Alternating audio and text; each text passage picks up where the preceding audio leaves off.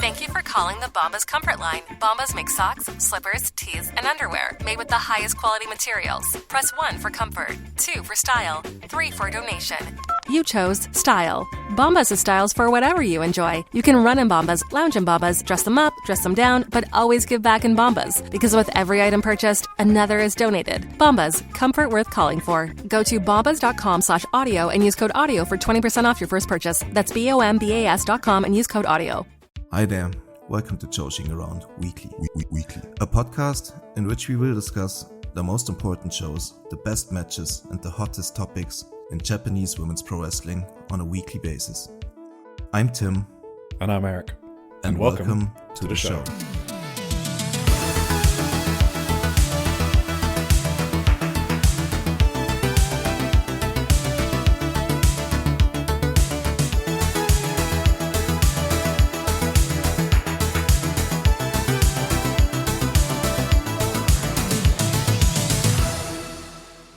Hello everyone, and welcome to episode 16 of Joshi'ing Around Weekly. We are part of the Social Suplex podcast network, a network dedicated to bring you the best coverage from all over the world, including Keeping It Strong Style, Trish and Sarah Wrestling Podcast, One Nation Radio, Tunnel Talk, All Things Elite, IMS AW Adventure, and Wrestling Art with Chris Things. It is also a network that releases the Social Suplex newsletter around once a month that gives you in-depth coverage from promotions all over the world, the best coverage in all of wrestling media. And you can find it on socialsuplex.com. And if you have any questions for our pod, feel free to join the Social Suplex Discord where you can find Eric and me. Today that was very natural. Well done, Tim. Thank you. Today is January 27th, and we have on our agenda a quick news section. We're going to talk about the FSM 50. We're going to talk about some ShuPro topics. After that, we're going to get into the STARDOM reviews of the Kurikan and the two Takara no Baba shows. After that, we got Marigold, TJPW, and then we enter the Indie Zone. Where Eric is going to lead us through Marvelous Diana and Actress Girls. After that, we're going to have our quick little previews, the match of the week, and that's it. Hell yeah. Hi, Eric. How are you doing? Hey, we're back to normal. I think this is our first quote-unquote normal episode since 9th of December. So that's a long time. And Has it been that long? It's been that long, because then we had the Omikaze podcast, and then we had our Christmas episodes, and then we had the Japan trip, and then we had the Japan episode trip, which was 4 hours and 24 minutes. But now we're back to normal. So, yes. like you said, just for any newer listeners, so we just talk about anything topical. I think we're going to try to do the ShuPro recap every single week. Then we have all our show reviews. So this is what a normal episode will look like. It will be under 3 hours. Yeah. I was thinking about this, right? I was thinking about like what we are doing here, and I think especially right now in this cold, dark, and terrible world we live in, I think we provide an important escape for people, from reality in a certain way. So that's why we have decided not to change a single thing about our podcast.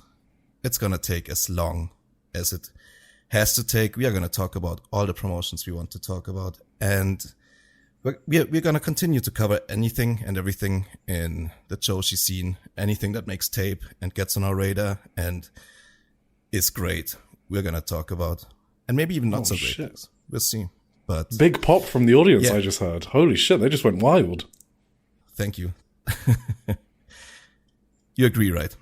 Oh, I mean, 100%. Like, I already said it elsewhere, but if someone wants me to compromise on my indie zone, they can get to fuck, okay? There's a reason we're covering all these promotions. It's because no one else does, and there's some really good shit in there, which we're going to talk about today. Like, I was not feeling good yesterday. I had a terrible day at work, terrible weekend as well, and Actress Girls literally made me so happy. So it would be immoral of me for me not to share the wonder of these promotions. So if we get there 4.5 hours in, we get there 4.5 hours in. Who gives a fuck? That is the way it is. Exactly. Right, so you didn't have a great weekend. You had one too. Yeah, I got drunk again. Yeah, you were drunk as fuck. I was at a birthday party. We all got that was wild. We were at an Irish pub, and there was a lot of beer involved. Well, while you were drunk, weren't you linking Tam stuff to our friends at Alice and Emmy? Yeah, I feel like you were. It was like you were drunk texting almost in a way. Oh man, Tam, come back. I don't know. Yeah. Yeah, I don't know. It was a wild weekend, and I didn't feel great on Sunday. I watched a couple of shows on Sunday. I hope my reviews will not be lacking of those shows, but they kind of like just passed by me in a way. So we're gonna see what that is gonna look like. How much I do remember, but yeah. Anyway, I think you got us covered either way. Right, yeah. Eric? Right, so are we going to jump into our first topic? Oh yeah, we can do that. So Eric, last week, right? Yeah. At the very end of our podcast, I had this long kind of statement I made about why I like Joshi and women's pro wrestling in general a lot. Why I think that is what makes it special to me personally. I remember that. Yeah, maybe like 2% of our listeners made it to that point as well. So those people are gonna know what I'm talking about. Anyway, so I heard there are some people in the wrestling media landscape that don't really share this viewpoint with me or with us. Oh fuck! Have you heard about that? Yeah, okay. This is gonna be the only topic where I'm a bit miffed and I'm not so happy. And then everything else will be my happy zone. But in order to get to the happy zone, we have to wade through the unhappy zone. That's kind of how it works. Yeah. Go on. Sorry, just quickly for maybe the news listeners. We like lists. We like lists on this podcast. We have discussed several lists in the past. We discussed the Resura Mag Top 100 Joshi. We discussed the Pro Wrestling Illustrated Top 250 Women's Wrestlers of the Year. And today we got another list to discuss. Eric. All right. What is it? Okay. Yeah. So it's the FSM 50, published by Voices Wrestling, but I think it's continued from another magazine, PS something. Sorry, I don't know the background. Probably should have had it up. Okay. So it's meant to be a list of the top 50 in-ring wrestlers in the world. That's the criteria. So it's got nothing to do with drawing, charisma or anything like that. Well, charisma matters if it makes a match better, but that's the only time it matters. Yes. But it's not like pro mobility and stuff like that. So I need a disclaimer before we get started. Lists are difficult to do. They're really hard to do without like one person arguing without people in general just arguing about one person being up or down on the list. But I like lists. We like lists, but I like lists for one reason only. And because I think it's a cool guide for like newer people who want to know what to check out, right? So like when I was getting into stuff, I was using Dave Meltzer's ratings. That's the only resource I knew. And that's how I got the first Stardom matches that I watched, which was Io and Mayu Iwatani. So, that worked out for me. So that's why it was useful. Well, you can argue about deflation all you want. It was a useful guide for a newer person like me. So in my opinion, that's the main utility of these lists. So I already mentioned the criteria, in-ring only. But when you limit a list to only judging the in-ring, there is still a massive room for subjectivity because, wrestling isn't a sport. I need to whisper it quietly. And I think that wrestling should probably be interacted with in the exact same way like theater and movies are. That's kind of how I think about wrestling. So, I mean, honestly, that makes it less subjective in a way, right? More subjective because drawing isn't subjective. But the in-ring is purely subjective. Exactly. It's even more subjective when you're limiting to in-ring. Yeah. No, I agree with that actually. Yeah. So I don't think, well, maybe we'll do it after, but generally I'm not here to argue that this person should be 2 places above that person. I don't find that conversation to be too thrilling, because of how hard lists are, and it's very easy to criticize that. So individual positions I less want to talk about. The main thing that kind of got me, that I think is legitimate criticism, is if you look at inclusions or exclusions of certain acts. Because that's the sort of thing that can't be battered away with, oh, it's a list, you can't criticize lists, it's too easy to criticize. No, I think it's like a legitimate criticism. So, Tim, can I take the mic for a bit? Yes, please. All right, okay. So the list is produced by a panel, okay? So if you're producing a list by a panel, the reason is because you want to try and produce the most balanced list possible. Otherwise, why do you have a panel, okay? So that's my major problem with this list. I should not be able to see a trend or a general pattern for which wrestlers appear on the list. So when I look at the FSM 50, there's an abundance of AEW, New Japan, CMLL, and Dragon Gate talent. Those 4 promotions do not hold a monopoly on in-ring excellence, okay? So the fact that only 15 wrestlers on the list do not represent those 4 promotions, I think is a genuine criticism of the diversity of the panel. And I think that there's a reason, like whether subconscious or not, why you don't see promotion breakdowns on these lists. Like, it's actually completely missing. They don't do that sort of analysis.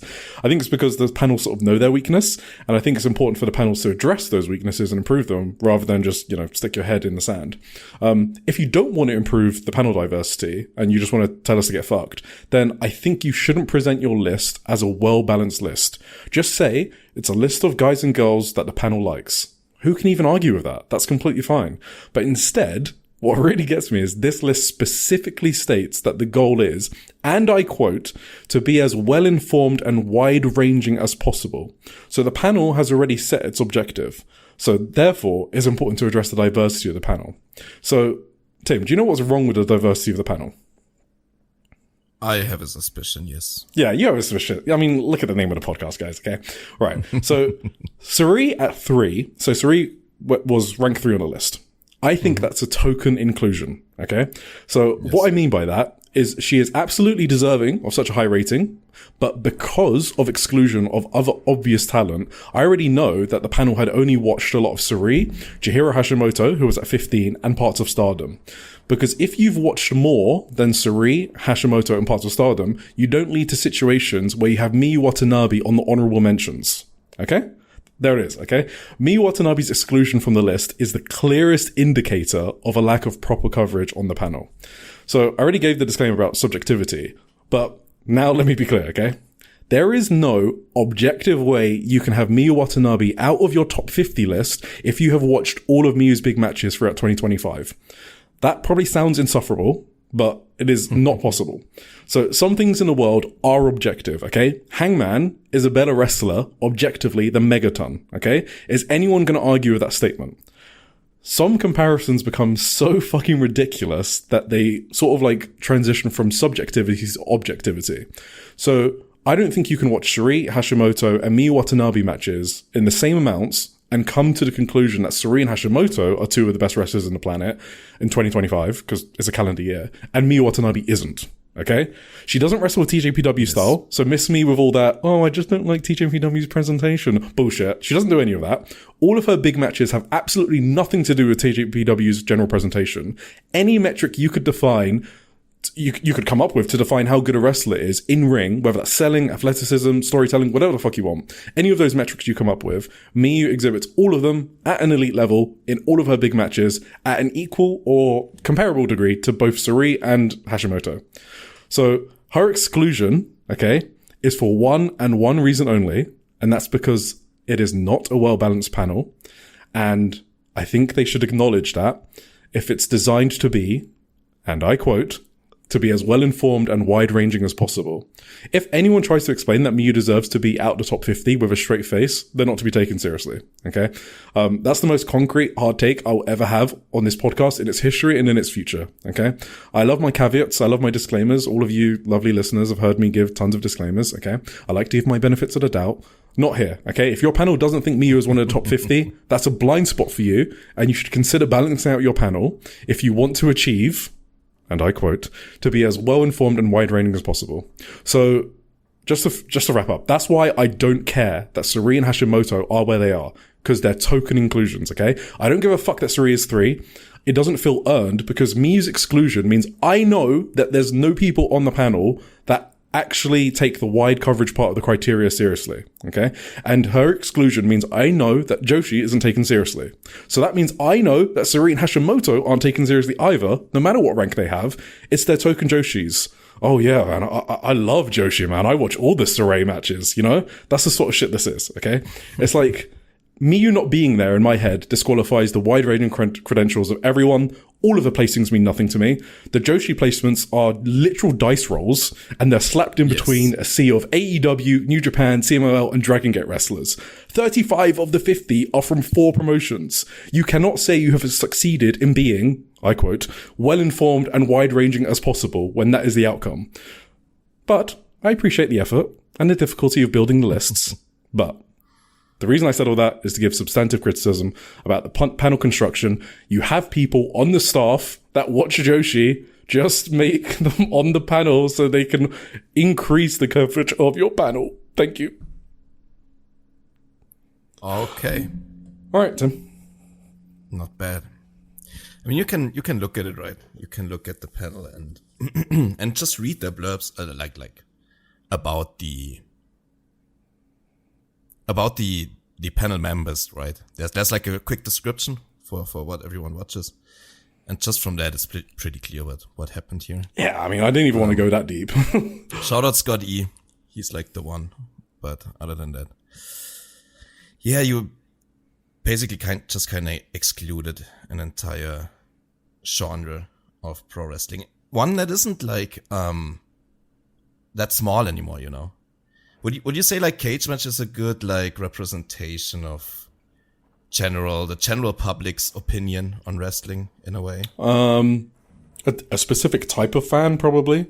Like it's the most common way to know what a general hardcore wrestling fan thinks, I guess. It's very flawed, but it's kind of the best thing we have in a way, you know. Yeah, I would agree with that. And if you just look at the best matches from 2025, there's a lot of Joshi representation on there now. So maybe it's time to just broaden that horizon into your panels and such, if you're making such grand announcements for your list. Another topic. So by certain exclusions, I thought maybe there was a rule like in the Pro Wrestling Illustrated one. They obviously excluded anyone that is retired. Do we have the list open? No, I don't. I probably should have. Okay. Wait, anyway. Yeah. Can you open it? I will, yeah. Quick. I got it. Can you press like Control F? Yeah, let me do that real quick. Control F. Yeah, what do you want me to type in Control F? T? Is it T? Yeah, okay. Is the next letter A? Yeah. Yes. M, maybe? Oh, I see. Tam Nakano is in the blurb for Saori Anno. That's interesting. Click more. Yeah. Let me click some more. Where else is she? There's a Tam inside Utami Hayashishita in my Uwatani's blurb. Mm-hmm. Click more. There's a Tam inside Kamitani. That is fucking crazy. What? That's insane. Click more. It's almost sorry. Yeah, let me click more. Yeah. Oh, Tam Nakano. Where is she? Oh, she got at least one vote. Yeah. So there was no rule for exclusions of retired wrestlers, obviously. If she got one vote, you can do the same thing with Meiko Satomura, by the way.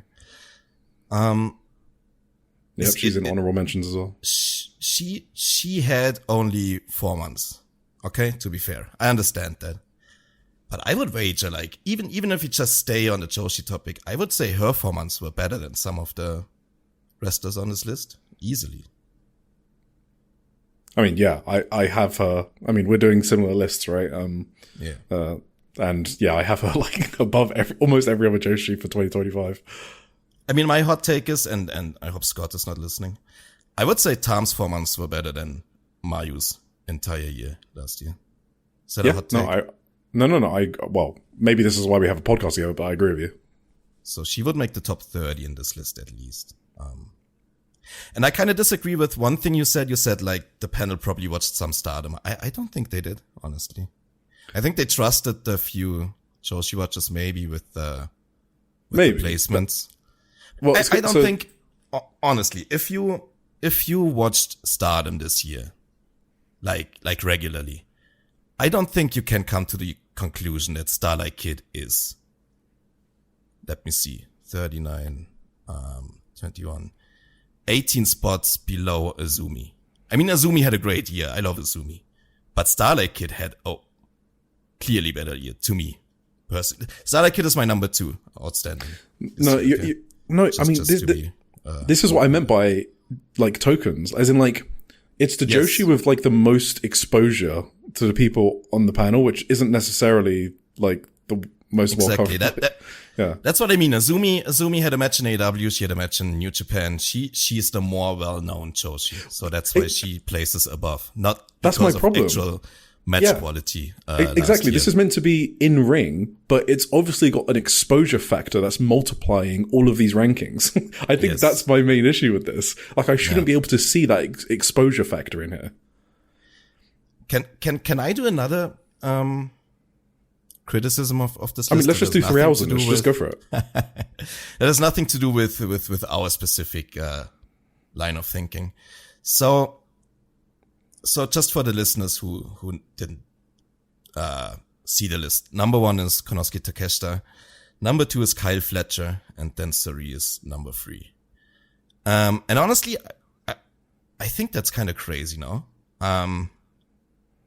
I think if you include things like maybe upside potential or whatever, and like maybe if you rate young age higher than older age or whatever, I can see Kyle Fletcher on a number 2. But I don't think, for comparison, Hangman Adam Page is number 12. That's 10 places below Kyle Fletcher.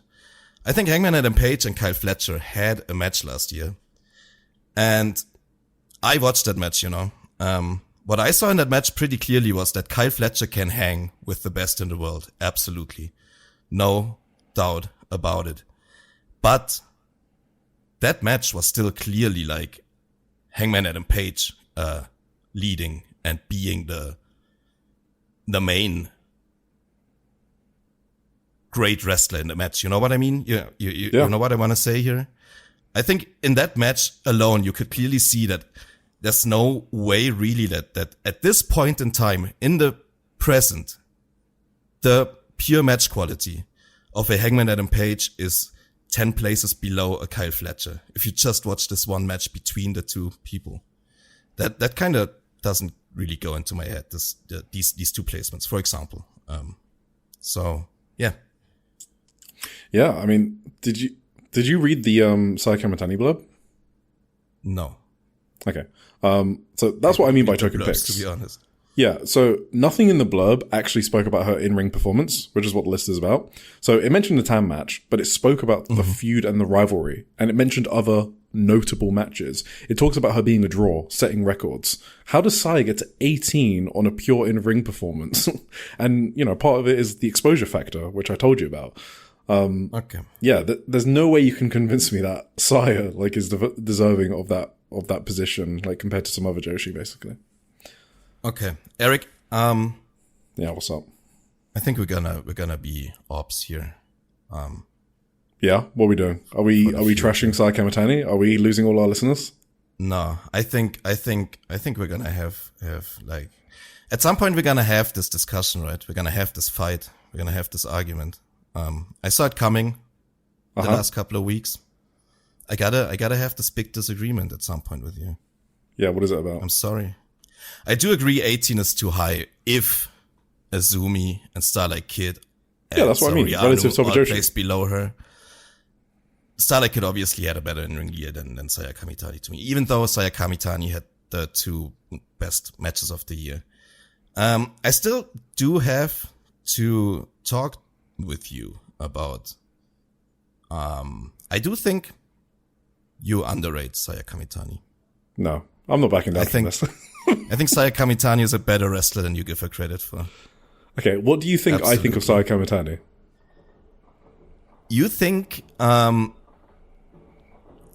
think she's not a good enough wrestler to deserve to be placed higher in the overall MVP award than some wrestlers that I disagree with that. Okay. I agree that Sari is a better wrestler than Saya Kamitani, but like if you take like their other achievements and do it like 50-50, then Saya Kamitani is not that much worse overall that she has to rank below Sari in an MVP voting to me. And Mystico also. I think Saya Kamitani is better than Mystico, for sure. I also think you think that she needs to lose the title ASAP, and I don't agree with that either. Okay, that's probably me being just a hater, I think, to be fair. That's probably exactly, not me. You're a hater. You're saying okay, thank you. No, but the non-hater thing is I do think that there are several Joshi that are better in ring than Saya Kamitani. Yes. And the reason I think that is because if you look at her singles matches in 2025, what is her best match without a world-class worker in it? Well, I mean, to be fair, she only has matches in Stardom. Just answer the question, bro. I mean, I didn't see her wave matches. No. The answer is her match with Sayaka Kurara, I think, in my opinion. I think that's her best match where she's expected to carry the load of the match and lead the match. And that was a great match. Yeah, but you're emotionally compromised, Tim, okay? She's your favorite. Sayaka Kurara is like your favorite wrestler. That match is like... It's like a notebook match. Brilliant, bro. Yeah, it's like notebook. Did you see the struggle, the fight?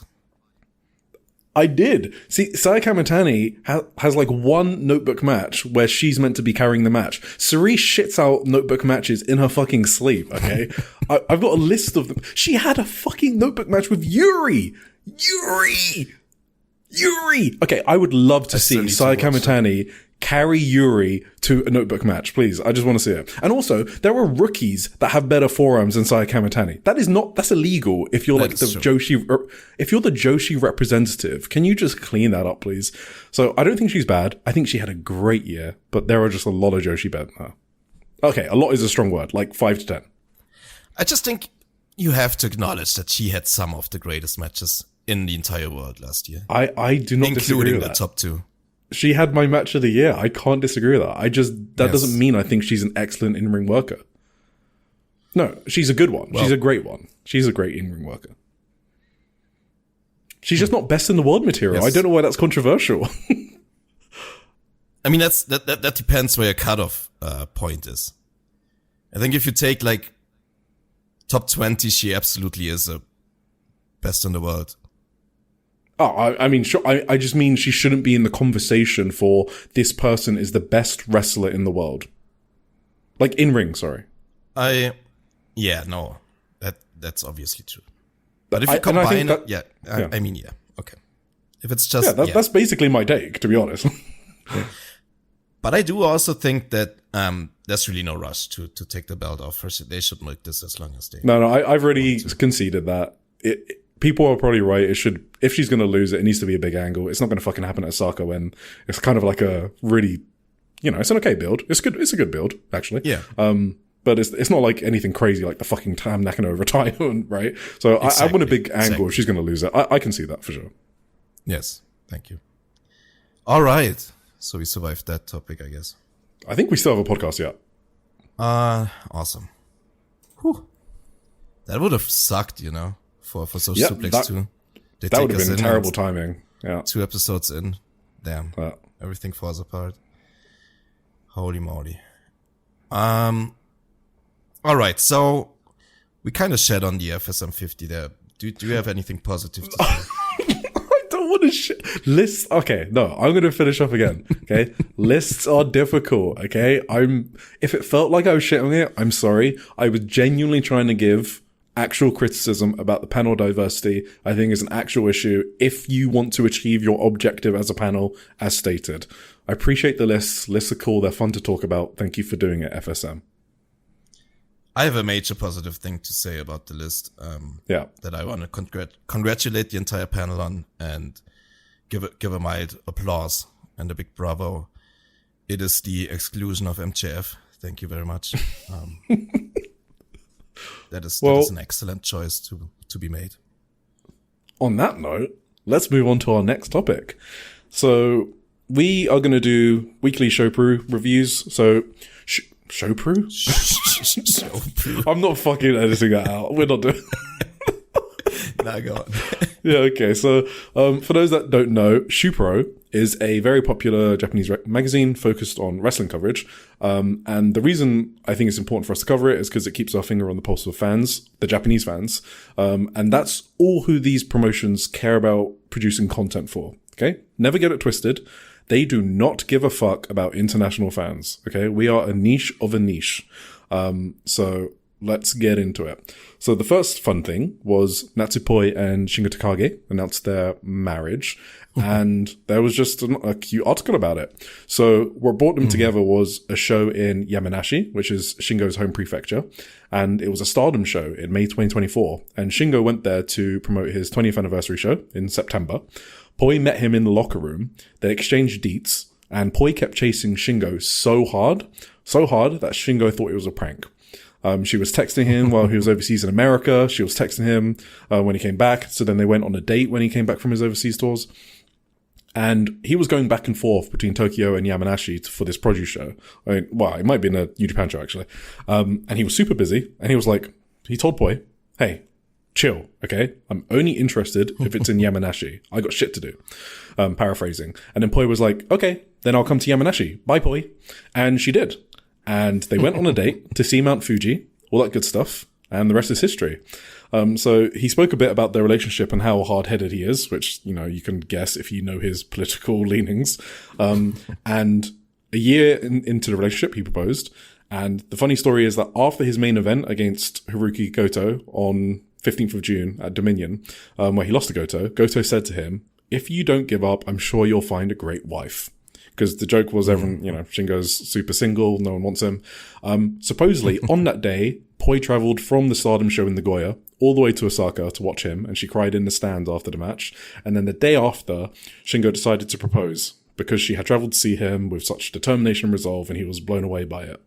And the final thing is, they said that the marriage has lit a fire underneath them, and they both want to go hard this year, so let's see.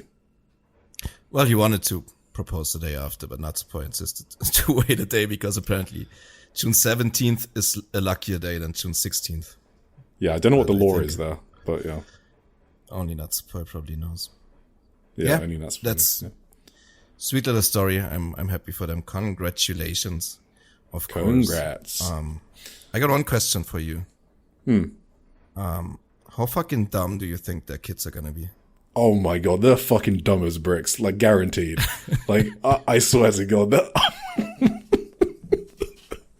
yeah, no, I mean, yeah, I don't fucking know. That would be fun to watch. I mean, they might be some dumb jock wrestlers though. They might produce some fucking great wrestlers. Yeah. Oh yeah, for sure.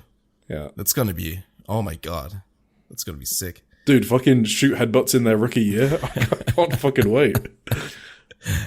Do you think this spells like at least a hiatus for Natsupoi in the near future, or maybe the end of her career pretty soon, or do you think they will keep working?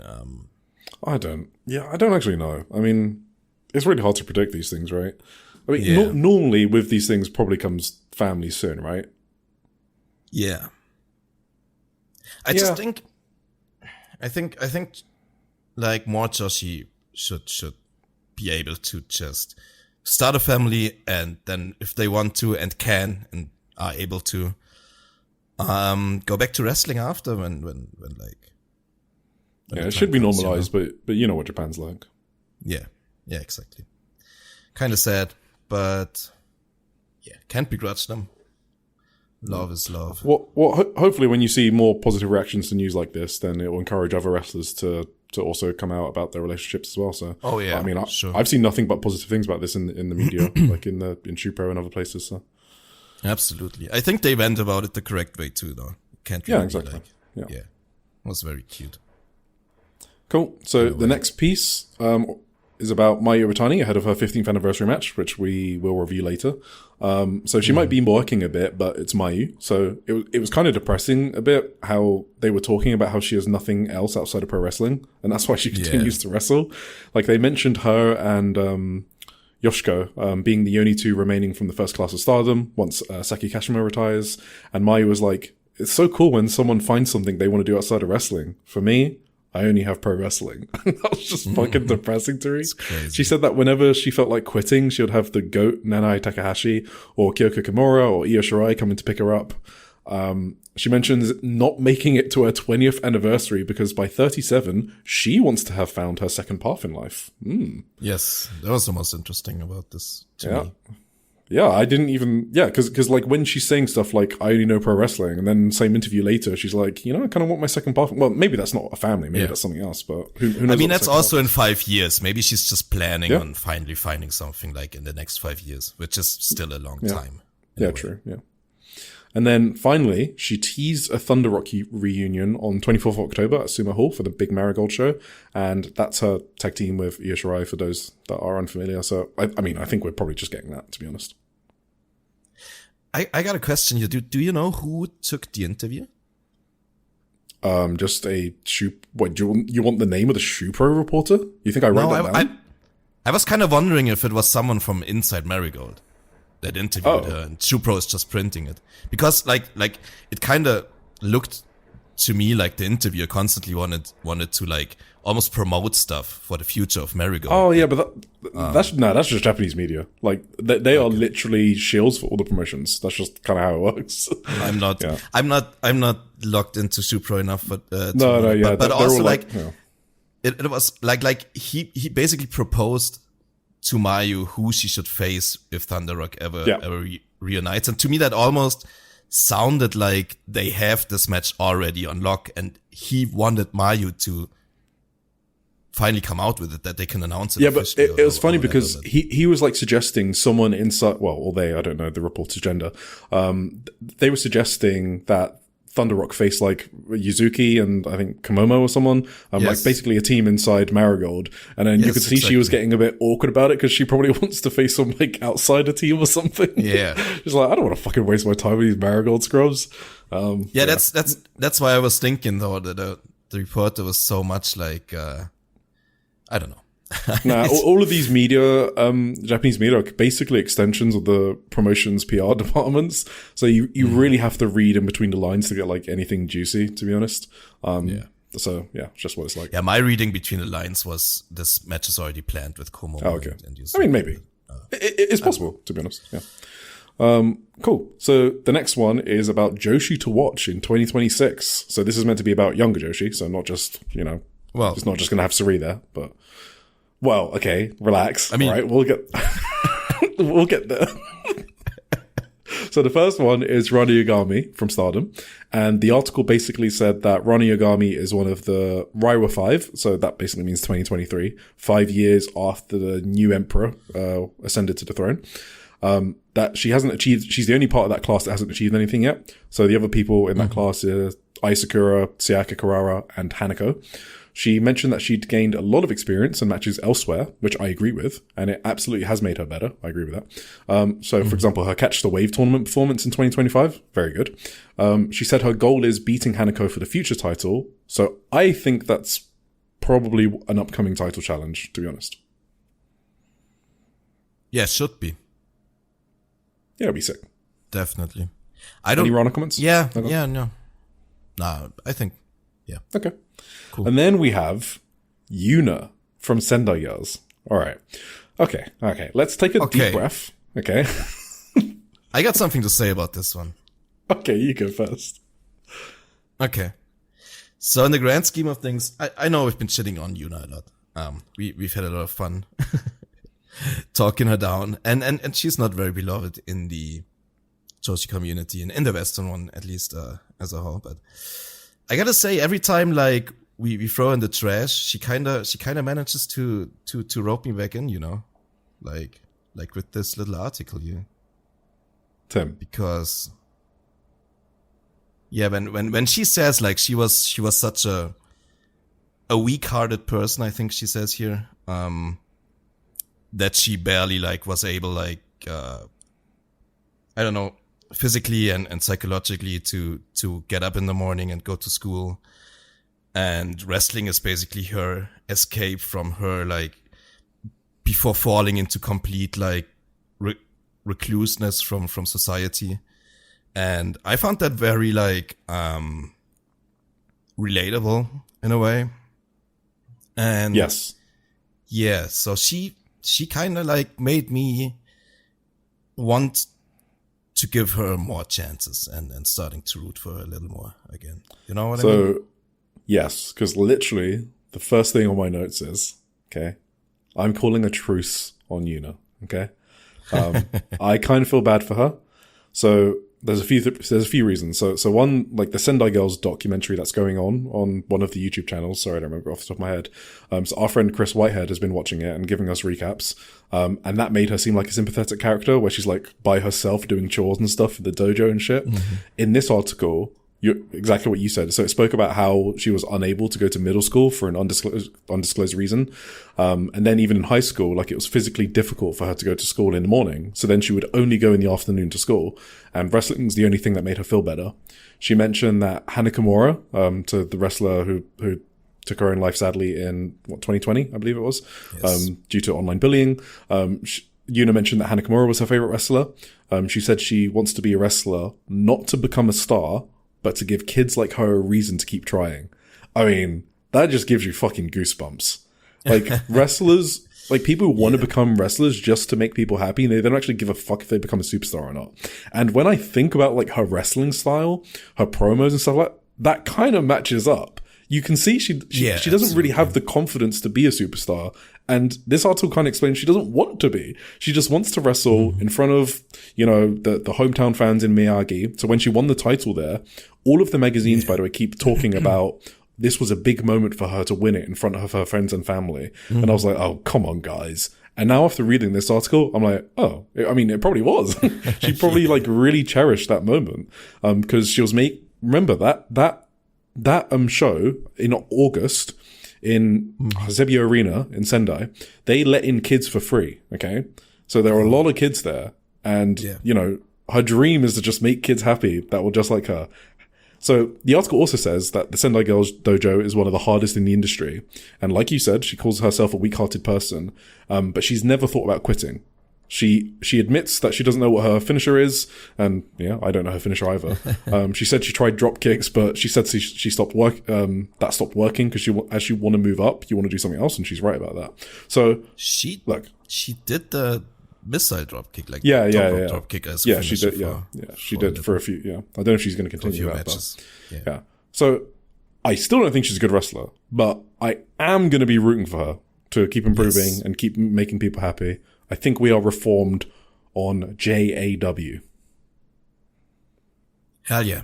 I agree. Oh, all right. Cool. Next one is Yuzuki. So Marigold. I mean, we speak about Yuzuki so much. So the only interesting like the thing, polar opposite from the Yuna piece for me. yeah, exactly. Yeah. So the only interesting thing in this article was Japanese media also call her rough around the edges. So I just want to mention that's not some Western only discourse. She mentions that she does get annoyed at the low attendances at Korakuen Hall, and she's posted about it on social media apparently. Actually, I'm not on social media, so I haven't seen her tweets, but apparently she's been doing that, which is kind of interesting. And that's it for Yuzuki. Any Yuzuki comments? Yeah, like I said, this is kind of like while Yuna was barely able to go to school, Yuzuki comes across like always, not only in this piece, but always comes across like this like, I don't know, star student, this like, teacher's pet, teacher's pet, like the perfect athletic ability, has everything pat down, but doesn't really connect with me on an emotional level like other wrestlers do. So that's why I'm always the low man on Yuzuki, I think. Yeah, that's completely fair. Yeah. Cool. And then we had Utsutakami. Normally the TJPW interviews and articles are not interesting for me in ShuPro because they're so TJPW coded. Okay. You know what I mean? I like they just this took, one. okay. Of course yeah. I mean, they talk about roses, flowers, you know, all that shit. I mean, you've heard it all before. Tim, do you have anything to say? I'm going to move on if you don't. Oh, I thought you were going to say, but this one was awesome. No, no, it was the same. Normally, I don't care about the Tokyo Joshi coverage. No, I still didn't. They just say all the same things. I know Uta's cute. I know she's adorable. I don't need to read like, yeah. I just think it was funny that they tell her that she's almost too much of a free spirit, that she's almost too much out there. Like, imagine that in pro wrestling, you know, telling that to a pro wrestler, like how fucking crazy must she be? But like she shares a locker room with like Pom Harajuku and I don't know, Maxine Paler and stuff. No. But Uta is too much of a free spirit. She's too out there for them apparently. No, I thought she came across really like lovable in this. Really, I mean Uta's awesome. Then we had Ai Huzan from Marvelous. This was a funny one because she's been wrestling for 4 years. And Chigusa Nagayo, Marvelous's owner, and Takumi Iroha, Marvelous's booker, they still book her like a rookie. She's like literally lower down the card than Senko Akatsuki, and she's maybe equal with Sora Yame, both of whom debuted 3 years after her. I really like Ai a lot. I wish she was booked a bit better, but then again, it's a small promotion, and Senko's the one getting the spotlight. So it was by far the most interesting article, though, because the article said those same things, which I was surprised by. So it spoke about how because Marvelous didn't really have anyone else coming through the ranks, that she had no choice but to do a lot of the rookie jobs, and she didn't have many seniors to lean on. She also speaks about feeling jealousy when Senka broke through the ranks. And another interesting thing is, in Japanese media, they don't characterize Senka's breakthrough as the Las Vegas match, obviously, which is what Western fans think is Senka's breakthrough. They see Senka's breakthrough as a singles match against Ai Huzan. And it was a special singles match. I don't remember the date. But Ai says that after the match, she was so spaced out that she tripped on some steps and fell headfirst while carrying Starbucks, but at least she saved the Starbucks. But she basically talked about how depressed she was after that match, that Senka was like, you know, breaking out. And she had been there for like 3 years, busting her ass off. But she also spoke about the match turning her around, because it's like she felt so jealous and bad after that match, but thankful that it happened as it like changed her mindset. And I do think she's definitely stepped up a gear, like in 2025. So I kind of agree with her inclusion on this list, even if at first it seems a bit weird because of how long she's been wrestling. Yeah. I thought this one was almost depressing, the way she talked about like when she lost to Senka and fucking fell down and whatever. Yeah, that then she lost again against Rina Yamashita, right? Yes, exactly. And yeah, like she basically talked about like her low point last year, which but cool article. Like also very endearing to exactly agreed. Huzan, if you read it. Let's go Ai Huzan. And then the last one is a bit interesting because I mean it's Mirai, who I guess is young. She's 26, but you know, she's kind of a known quantity. She's like a top star of the scene. She's like a veteran at this point. Yeah, she's like a top star of the scene. But I want to take a little victory lap because our segment on Mirai leaving Marigold, I think, was spot on. Oh, hell yeah. Because we mentioned Michinoku Pro being a convenient place for her just to take bookings and that she might not want to be a freelancer because she does want to do her own bookings. And we've seen that in practice now. And the article basically confirms that and says the same. So it says that Michinoku has made Mirai even easier to book, and Michinoku Pro at the point of contact. And that's kind of what we thought was happening when she left the Michinoku Pro. Mirai does mention that she needs to go hard with each booking because otherwise the bookings will stop. I do think that's kind of interesting to think about from a freelancer point of view, or like when you're trying to get more bookings, because each booking could be your last booking. She mentions that when she's stepping into new rings as well, that it's important to leave an impression because some fans might be seeing her for the first time. So that kind of explains why she went so hard with Hiroyu Matsumoto as well for the seedling title. She did say she wants to win 10 belts. So, because she wants to outdo great Sasuke, who's a Michinoku Pro guy, who had like 9 belts at one point. So yeah, she's going for all the titles. Yeah. Yeah. I do think, Mirai, I think someone like Mirai, she doesn't need to go insanely hard, but that's also kind of like her calling card. I think there are some wrestlers, freelancers out there who definitely don't go hard every match because they think they might, the bookings might stop. Like, you won't say that about like Yunagi Sayaka or someone like that. Yeah. And she gets constantly booked every week. For Mirai, she may, like, her following is through her hard style wrestling more than like for Unagi Sayaka, for example. But I think she's famous enough at this point and beloved enough at this point in the Joshi fandom that she's pretty safe for getting bookings in the future, even if she doesn't like destroy her body every week. Yep, agree. Cool. So that's the Joshi to watch article, and then there's just one final article. Not going to dwell on it too much. Maybe I just got a few points here. So it was a whole feature on Starlight Kid. So it wasn't an interview. So every single feature, their editor-in-chief writes up on a particular subject. So it might be like a promotions business during the year. So they've done like business reviews of DDT and Dragon Gate and a bunch of other stuff. Stardom had one. And they get some quotes from like Taro Okada in that one. And in this one, they do get some quotes from Starlight Kid, but mainly it's just an article. So as we mentioned earlier, Japanese media is very kayfabe heavy. So sometimes you can read in between lines, but they're not like trying to get scoops or insider info or anything like that. They're mainly just providing context for the things we see on screen.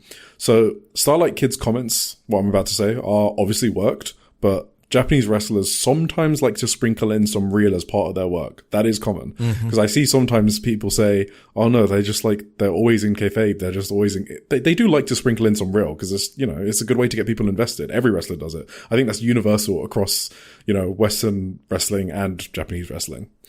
So. Yeah. You agree with that, right? Yes. Okay. So the first thing explored in the article is the idea that Starlight Kid was upstaged by Saya throughout 2025. So basically the company kept telling her that it was an era of two champions. Like her merch sales apparently were neck and neck with Saya Kamitani. This is Starlight Kid's words, not mine. But she kept on feeling that Saya kept on outshining her. So she thought about coming back. I do believe that actually. Yeah, no, I kind of think there's some truth in that, to be honest. Starlight Kid has always been a top merch seller in Stardom. That's like widely known. Like, yeah, and yeah, but she's probably also right that Saya did have like all. I mean, she's not mostly right. She's definitely right that Saya had all the spotlight. I mean, yeah, that's also true, of course. Yeah. But the merch specific point, I think that might be true. That's what I mean about like sprinkling some real in as part of their work, right? It's just something they do. So. She thought about coming back and getting her belt back from Konami, but she wants a Stardom Grand Slam. She's the closest to it. That includes the new blood belts because she did hold them. She only has the red belt left for that Grand Slam. So she said, even if she did go for the white belt again, with Saya on top, it would feel exactly the same as 2025. So that's kind of why so that's some justification for why she's not going back to face Konami, by the way, for all the people wondering. I think that kind of makes sense. Somewhat interesting is the label homegrown. So the article says that you don't often hear in Joshi wrestling about promotions talking about homegrown wrestlers because there's not many Joshi promotions that have huge, large contracted rosters, unlike on the men's side. So you can look at Big Japan's roster size for how small the company actually is in terms of like, what they draw in. 2AW, Michinoku Pro, these are like micro indies with like huge relative rosters. And Joshi doesn't really have that. Like Diana's got 10 people. Evo's got 4 people. Seedling's got 4 contracted wrestlers. Wave has got 3. So the label of homegrown is kind of like used less. And Starlight Kid spoke about her pride of being homegrown and never wanting to be an idol. She spoke about she always wanted to be a wrestler. I don't know if that's going to get fact checked by someone. In contrast to Saya Kamitani, who went through the idol route first. That whole thing was kind of the most interesting part for me. What Starlight Kid said there. Like she kind of threw shade at people who are like, she said she doesn't really like the system of Joshi being idols at the same time because like in smaller companies, a lot of the time they have to work like both. They have to work as idols to make money as well. Yeah. While wrestling during the day, idol at night basically. So that's kind of how some other promotions work. And Starlight Kid kind of threw some shade at that, I thought. She absolutely did. In the end, she sort of like walks it back and has a bit of a lighter take. Like, oh, maybe it's fine, if they try really hard, but you can tell like, yeah, you can tell her actual opinion. Yeah, that's all the meaty stuff at least. Nothing else too crazy. Yeah. All right. I thought this kind of like, what this also spelled out for me was kind of that, like Starlight Kid has to win the red belt at some point, right? I don't think it's going to be Osaka, but like this homegrown Grand Slam story, they're going to play this out, I think. So James on One Nation Radio said something like, I thought about the same thing. Yeah, that I completely agree with. Like this match is to like put her in the red belt system. I've never heard it worded so much better before. Like it's to like induct her into that system. So now you like believe her as like a red belt champion, and she'll win it on the second try or something. So. And I could see that what James said, that like maybe she goes for like the ultimate Grand Slam and does the 5-star as well. Maybe even this year wins the 5-star. That wouldn't surprise me at all, and it would be awesome too. I think it'd be a great story for her to get back to the red belt. Yeah. All right, that's our ShuPro recap. So we just got one piece of news from Taro Okada. So Stardom's president Taro. Oh, well, no, you go. Okay. Stardom's president, Taro Okada, will be in charge of the management strategy headquarters starting February the 1st, and they say it's part of New Japan trying to use strategic marketing in order to further expand its business.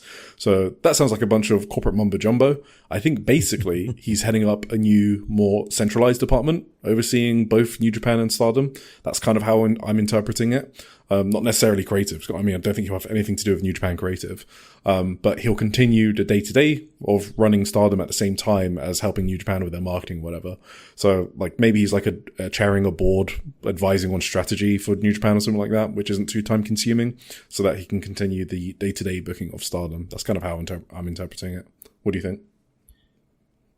Yeah, something like that. I think maybe that they're experimenting with like switching kind of like structures around in that division of Bushiroad, I guess. I guess they like his work a lot, which is not surprising, and they try to get his influence on New Japan as well, to help them out a bit, because you know how it is. Oh yeah, they need all the help they can get. They certainly do. Yes, I mean, we'll see. No, they're in the right direction right now. I mean, now that Evil is gone, maybe business creators. I don't know. That's true. Can you Ren fucking Narita as House of Torture leader? That's fucking death. Well, I listened to Keeping It Strong Style earlier today, and apparently ticket sales are doing just fine without Evil so far. Okay. Wow. I thought he was a mega draw. Unfortunate. All right. Should we get into these show reviews? All right, Tim. We don't fucking need a producer. We're gonna be on time. We got half an hour for these reviews. Okay. We're producing our own show live. Okay. Don't look at this file. This is like exactly how you planned it, right? No?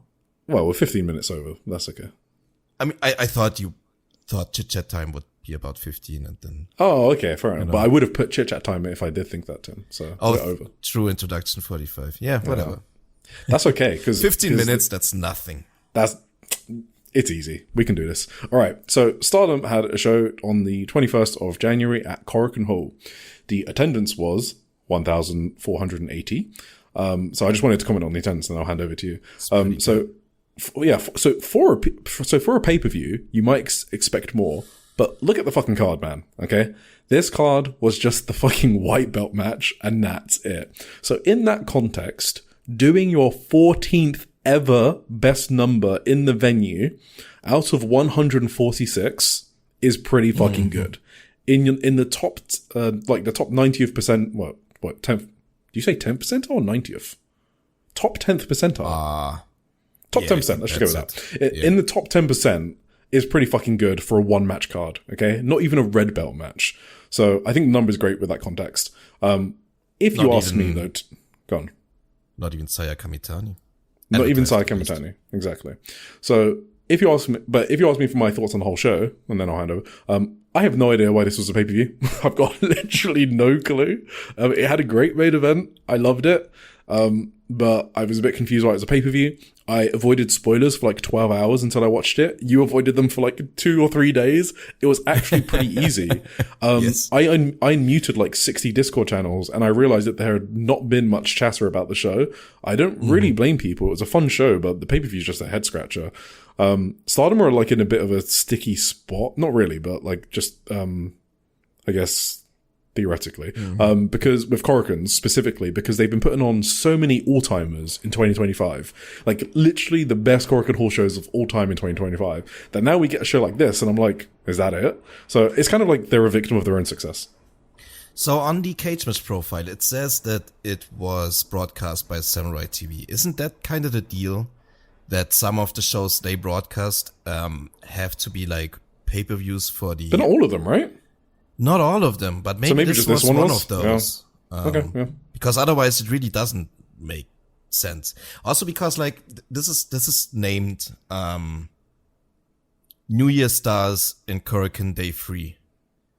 And they had Day 2 and Day 1 earlier. Those were the shows on the 10th and the 11th. And those weren't pay-per-views, right? Why would Day 3 just be a pay-per-view? I think maybe that was one of those TV station deals that they didn't have that much influence on. But like the card was in line with the other New Year Stars shows they had early in the month. So I don't know. That's just my assumption. I have no idea, honestly. Oh, I forgot. Sorry, really random. I forgot to mention that Starlight Kid was the cover of that ShuPro magazine thing that we were covering earlier. Because that is an interesting thing that we are going to track throughout the year, like who has the most ShuPro covers. Because that's important. Like, who's the most marketable? Like, they want to sell copies. And in 2025, Saya Kamitani had the most ShuPro covers, and she won the Tokyo Sports MVP. It's not directly correlated 1-to-1, but it's an interesting thing to track. And Starlight Kid was the cover of that one. Sorry, I'm so sorry. I had to get that in. Continue. No, all good. Okay, shall we go through this show then? Let's do it. Before it started, of course, we got more Starlight Kid. She wrote a book too. And she presented her ShuPro cover as well, I think. Before the show, she spoke for the audience, introduced her book. And of course, the evil harpy, Saya Kamitani, attacked out of nowhere. Everybody thought she was on paid leave, but she tricked everyone and beat the shit out of Starlight Kid for a bit. So, she returned to the house shows after this, so fair play to her. She didn't just like, she's actually healthy again. Let's say it like that. And yeah, I think it's good. I think it's a wise decision. If she was healthy early enough to get this build going for Osaka and not just do a no build pay-per-view match between like two of the biggest stars, or maybe the two biggest stars in the company. Yeah, that would. So they got at least like two weeks of build now, which is fine. Right. Anything about this little segment? Nope. All right. We open with a tag team match between God's Eye which is Ranagami and Shuri, against Fuwa-chan and Husky, who were opponents at Dream Queendom. Obviously Husky is Fuwa-chan's trainer, as we mentioned before, so it's no surprise that they started teaming up after the match. And this was just fucking Shuri having her liberties with Fuwa-chan for a bit, for roughly 10 minutes, and just beating the shit out of her. But you know what so in the last episode, like I mentioned that Fuwa-chan was given a lot of offense in her re-debut against Suzuki at Dream Kingdom. Yes. But we also said that her bumping was very good, regardless of like how much she was given. Seeing her against Yuri kind of just like reinforced to me that I do think her bumping is like genuinely good for a rookie of her experience. So it's not quite Anna Kanaya level, but she definitely did some really good shit in this match. And also Yuri's awesome, by the way. I think she sold really well too. I mean, I don't think she had really a choice. The way Shuri treated her, about expressing pain. That is true, yeah. I thought it was funny. Shuri in the end, like, she didn't give a fuck. like, I think she had her in a sharpshooter, and Fuwa got to the ropes, and the referee initiated the rope break, and Shuri just straight up pulled her away from the ropes and put her in another fucking, what was it then? In another submission hold where Fuwa tapped then, but like, she never broke the hold for the rope break. She just fucking, she wasn't done. She just wanted to inflict more pain immediately. It was kind of funny. I don't know if you saw it, Fuwa-chan after the match, like, tweeted out that she had evening plans, but she canceled all of them because I didn't see that. Because she was beaten to mush and couldn't go out with her friends afterwards. Which is also good. Good work. Anyway. Yeah. Did you I gotta fucking do it, okay? Do you know what I'm gonna say? Do you do you want to count her as a rookie? No. I mean, I think she's a good rookie. She'd probably end up good on our Joshi'ing around weekly rookie tier list. Maybe at the bottom are good until we see more. Okay. No, I want to talk about her forearms. They fucking suck. Okay. I'm sorry. Like, did you see the one she was giving Rana? And then, okay, so she was giving like a bunch of forearms to Rana that looked awful, and then Rana just destroyed her, and it popped me so hard. I'm not joking when I say this, because Rana has been on the indies the most out of like that group of like 2023, 2024 rookies. She's seen some shit, okay? Rana's fucking seen it all on the indies. And she's brought that back into her game in Stardom. And for some reason, the Stardom only bubble of wrestlers just cannot do forearms.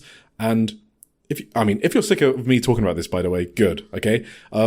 This is like if the top stars in AEW forgot to do a drop kick or a chop, okay? I can't not talk about this. It's the top of the industry, and a forearm is the first thing you learn in Joshi, okay? After bumping. So we talk all day about how amazing Stardom is, so it's only fair to provide some balance, okay? For its downsides. But yeah, you could clearly see it when it was Rana and Fo-chan going at it. Okay, yeah, makes sense. I mean, I give it time. She's gonna. Yeah, sure. Yeah, it'll be fun. It's like her second match or whatever. Yeah. Fourth anyway, match, but okay. Fourth match. Yeah, I mean, if you count the ones like 3 years ago. Yeah. I think it's fair to call it her re-debut. Count from this one on or whatever. I don't think she retained much from her first stint. Anyway, second match on the card. What was that? Ami Sourei and Olympia defeating Ani Kanaya and Yuna Mitsumori. I got nothing. No, Ani is so much fun to watch. Yeah, of course. She's great. Except the usual. It was a fun vibes match, but... Yeah, but I mean, Olympia, quickly, like, I do think Olympia has been the best out of the recent CMLL excursions. She's got some... So we'll actually talk about it more when we review her Diana matches. Yes. Actually, let's just leave it for that. Yeah. Let's leave it for Diana. I didn't think of the Diana matches. I thought you were going to say that Takada Nobaba match. Oh, maybe. One yeah. No. We can talk about it then as well. No, you're completely right. Yeah. Let's leave it for them. All right, next one. All right. After that, we had a 10-man tag match. It was Kikyo teaming with Mibida Loka, all of them, and they defeated Empress Nexus Venus, all of them. Which was obviously played into the big storyline going on of Empress Nexus Venus possibly imploding because Hanako is big mad, and actually Maika got pinned in this one, which kind of surprised me. I fucking popped so hard. Yeah, it was kind of great. That was like the sick Maika vs. Suzu sequence during this match. Hang on, who pinned her though? You don't remember? Wait. Was it Akira? No, it was fucking Itsuki Aoki. Itsuki Aoki, right. It popped me so hard. That was great. I mean, I am 100% convinced that Maika is going to win the red belt from Saya Kamitani, and then Itsuki is going to cash in on that fucking opportunity. Red belt Itsuki, baby. Oh, because of this pin? Yeah. Damn. Maybe. Who knows? No, I mean, I'm joking. Yeah. It was obviously like the result of a lot of miscommunication between Maika and Hanako, running into each other and stuff like that. So to protect Maika, I guess. But it's like, it's always a sick thing to see. Like Stardom does doesn't care. They're not afraid to pin their big stars. Yeah, exactly. In spots like this to build up a great match. We're gonna preview this match next week because the Osaka show isn't until like in 10 days or something. We are. But I want to talk about the post-match here, obviously. Oh yeah. But before that, is it still too early to do a quick check on Xena? Because before Christmas, we didn't talk about her because we wanted to give her more time. But she looks exactly the same as she did when she came back. I have not paid attention to Cena in this match whatsoever, to be honest. That's part of it, I feel like. she's just kind of there. Yeah. Anyway, that's kind of always what she's been. She always had Xena was... I feel like she was really over and doing, she was getting big pops with like her chops and she was doing crazy. She's the one that fucking came up with that. Okay, I'm not going to say came up. That's the one thing. Yeah, she popularized that power slam move, right? Or through the apron. So yeah, now she's just kind of there. Anyway, we can just keep tabs on it. Don't need to deep dive it. Maybe. All right. But of course after the match, yeah. So, because did you translate stuff? I got stuff here. Now you go through it. Okay. All right. I can talk about what happened on screen, which was like Micah accidentally lariated Hanako, leading to the lost. Hanako said, after what happened in, Takamatsu, which was more misfires on the 19th of January, she can't trust Micah anymore, and then she stormed off. I've got no idea why Hanako started running randomly when midway through storming off. It looks so weird. She was big mad. Yeah, it was, like she was so upset storming off, and then she took the time to like turn around and look at them, say something, and then she started sprinting. Whatever. So backstage, Micah explains how much she cares about them. She tells Hanako to spit it out. Hanako basically says, "What the fuck does EXV even mean?" I'm paraphrasing. Even mean? It's just your tag team with Mina Shirakawa. She then accused Micah of leaving Korakuen before the show started when she was out injured. So this was not staying to watch them. This was like when she was out injured. There was like a match and she didn't even stay for the match. So she brings up things from the past.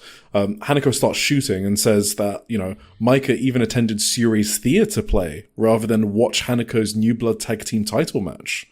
And then that's when they started brawling. So... Kind of. I don't know. I'm kind of into it. It's kind of interesting. Yeah.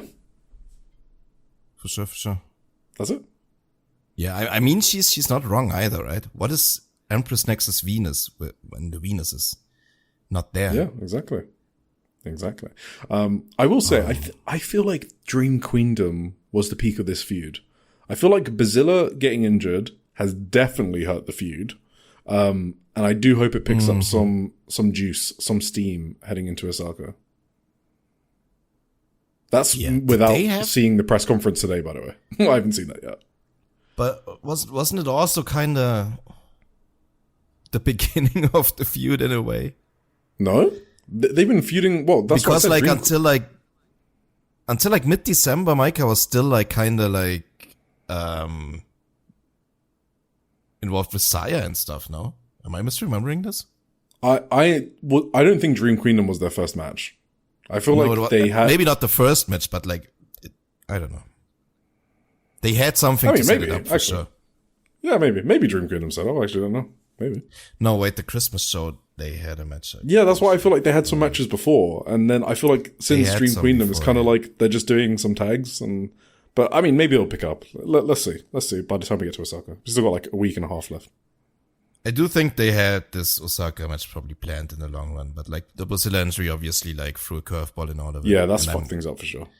We're gonna see how this is gonna work out. Maybe they're adding some stakes in the next few until Osaka. Like maybe someone has to leave the unit. Loser leaves steel cage match. No, I mean they got this huge match planned, this elimination style match, right? Have they announced? Sorry, I have not watched the press conference. Did they announce the rules? Honestly. Oh, okay. All right, let's just move on. They announced the rules, but as far as I know, they didn't announce any further stipulation, like the losing team has to break up or whatever. Okay. Which would make sense for whatever this is and how they're building it, but it hasn't been announced like that yet. I don't think. Well, there's no point speculating if they've done something we haven't seen. So. Yeah. All right. Anyway. Next one. After this, yeah. We had a freeway match between Saori Anou, Maki Ito, and Tomoka Inaba, which was just your fun little Maki Ito shenanigans match, I guess. Yeah. She was kind of, I don't know. She's funny. I like her, but yeah, we've spoken about her. She's good where she is. Yeah, she always kind of wants to befriend Saori, but then accidentally hits her with stunner and stuff. Dude, that bump on the stunner was fucking that hilarious. Was so fucking so funny. Yeah, but Saori anyway got the potato ring on Tomoka in the end for the win, which, yeah, that was fun. Fun little freeway. Not much to say. Or do you have big thoughts on this one, Eric? Yeah, did you notice the forearm battle between Tomoka and Maki Ito? Two non-Stardom products? I don't think so. All right, just saying. All right, we can move on. I don't pay that much attention to forearms like you do, Eric. You're crazy. How can you look not? for those in the future, maybe. Okay, we'll talk about it when we get to actress girls. I did pay attention to the actress girls ones. I mean, you have to pay attention to that. Exactly. To those ones, I guess. They make you pay attention to them. Okay. But wait, are you saying Maki Ito has great forearms or no? She had good ones here. She just did, yeah. They were making some thud, okay? That's how you know a forearm is good, when it makes a thud, okay? When you hear a thud. That's what I want to hear. Yeah. Not bad. Speaking of, since you're saying non-Stardom products, you're saying they don't teach the forearms correctly in Stardom, right? That's exactly what I'm suggesting. What did you make of this like column that was out there? Was that the same one Aya Sakura wrote about like the training being really weird, like when Rossi was still there, you know? And they had their protests like before they even learned how to like do the most basic shit. Yeah, so I translated the Ai Sakura blog for Kaze, who for some reason thinks Saya Kamitani is the best wrestler in the world, by the way. Like, Suri wants her hoodie back, bitch. Okay, but anyway, I translated that blog for him, and I didn't read it. But yeah, they did mention something like that, right? Yeah, something like that. Okay. I mostly just read what she wrote about the other wrestlers. I didn't really get into the whole training stuff, but it was kind of weird. Yeah. Apparently, yeah. They did some... I think the dojo wasn't the greatest, but I think now it has to be considered like... Because Suri took over, right? Yeah, essentially. But like just the products they produce now. Like, What the fuck does Alexa want?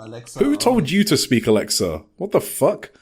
Wait your turn, machine. Oh the humans are speaking. What is this? Yeah, sorry, go on. 118. That was really rude from Alexa. Continue.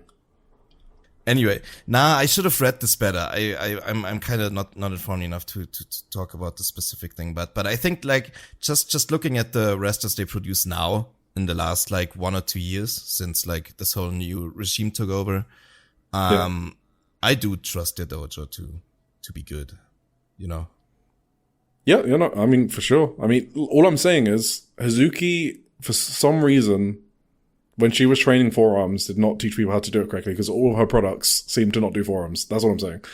Maybe it's fine now. And also, sorry, just correlate Rana Yagami going out to the indies and coming back and hitting hard. Okay, okay. Now I'm just getting annoyed. Let's move on.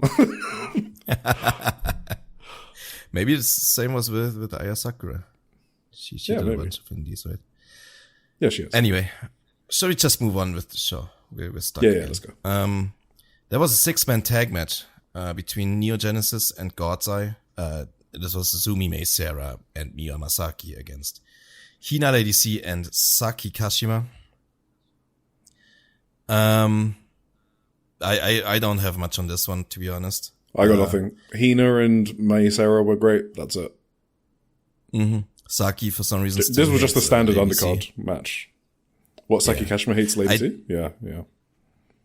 I do think there was some sus booking on this show.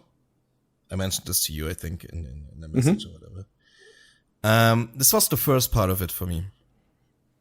Like, I did not expect Hina, of all people in this match, to take the pin here. But she did. May Sarah pinned her. Yeah. Like, of all those 3 God's Eye people, I would pin Hina the very last. Like, agree. There's no doubt in my mind. So I didn't quite get why that happened, but well, do you remember? Too bad for Hina, I guess. Yeah, do you remember her future match with Hanako? And we said on the pod, she better be fucking getting moved up. So exactly, that's what I'm saying.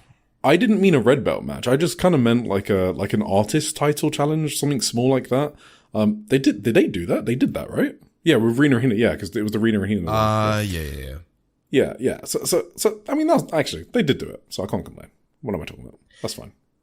I mean, obviously, like very obviously, she is higher in the hierarchy in the stable than like both her tag team partners in this one. Like, the way she's presented, usually. But in this one, apparently not. Isn't Lady C kind of like not?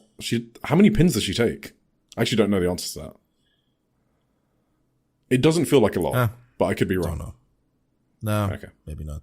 That's probably more because she's a giant than. Yeah, I think that's her gimmick. Yeah, they're just trying to protect her gimmick. Exactly. Anyway, cool. Do you have anything more on this? I barely have any notes. No. Nothing. Let's really not do a Joshi'ing around special. 8-man tag match was next. Stars. B. Priestley, Hanan, Momokogo, and Sayaida. They defeated Hate, Azusa Inaba, Fukigen Death, Natsuko and Ruaka in just about 10 minutes.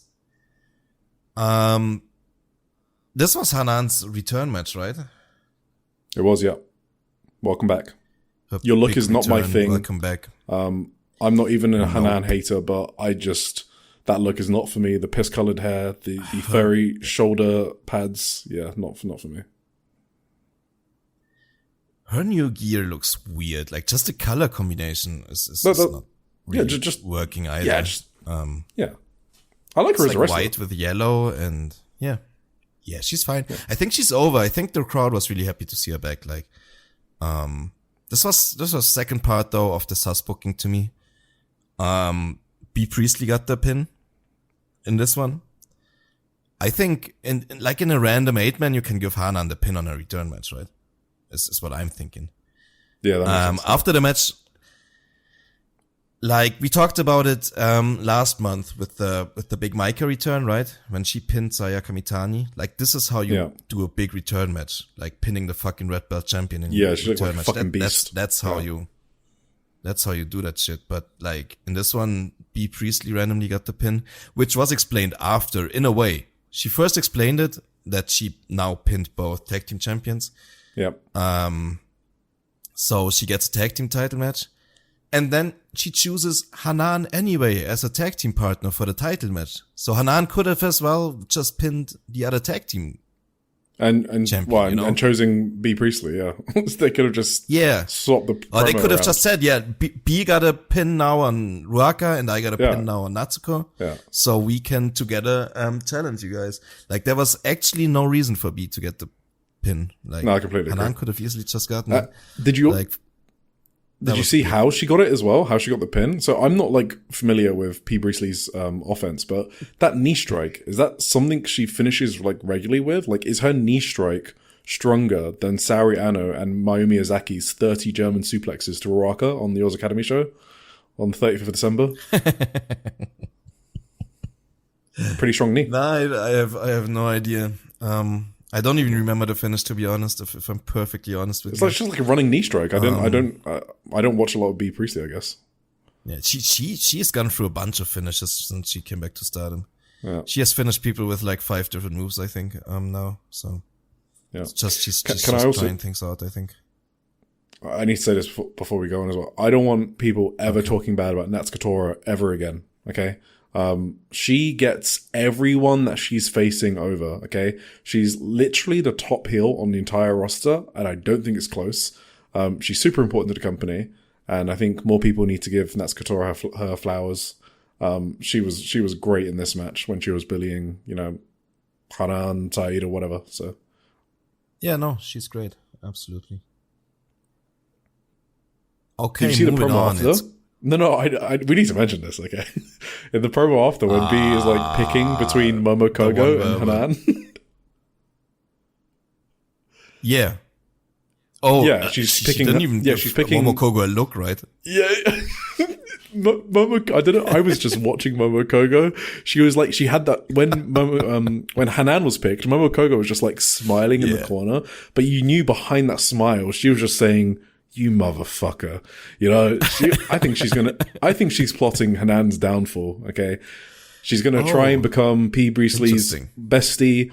Like, you know, she's just gonna she's gonna get in between them and try to take that spot, like murder Hanan and stage it.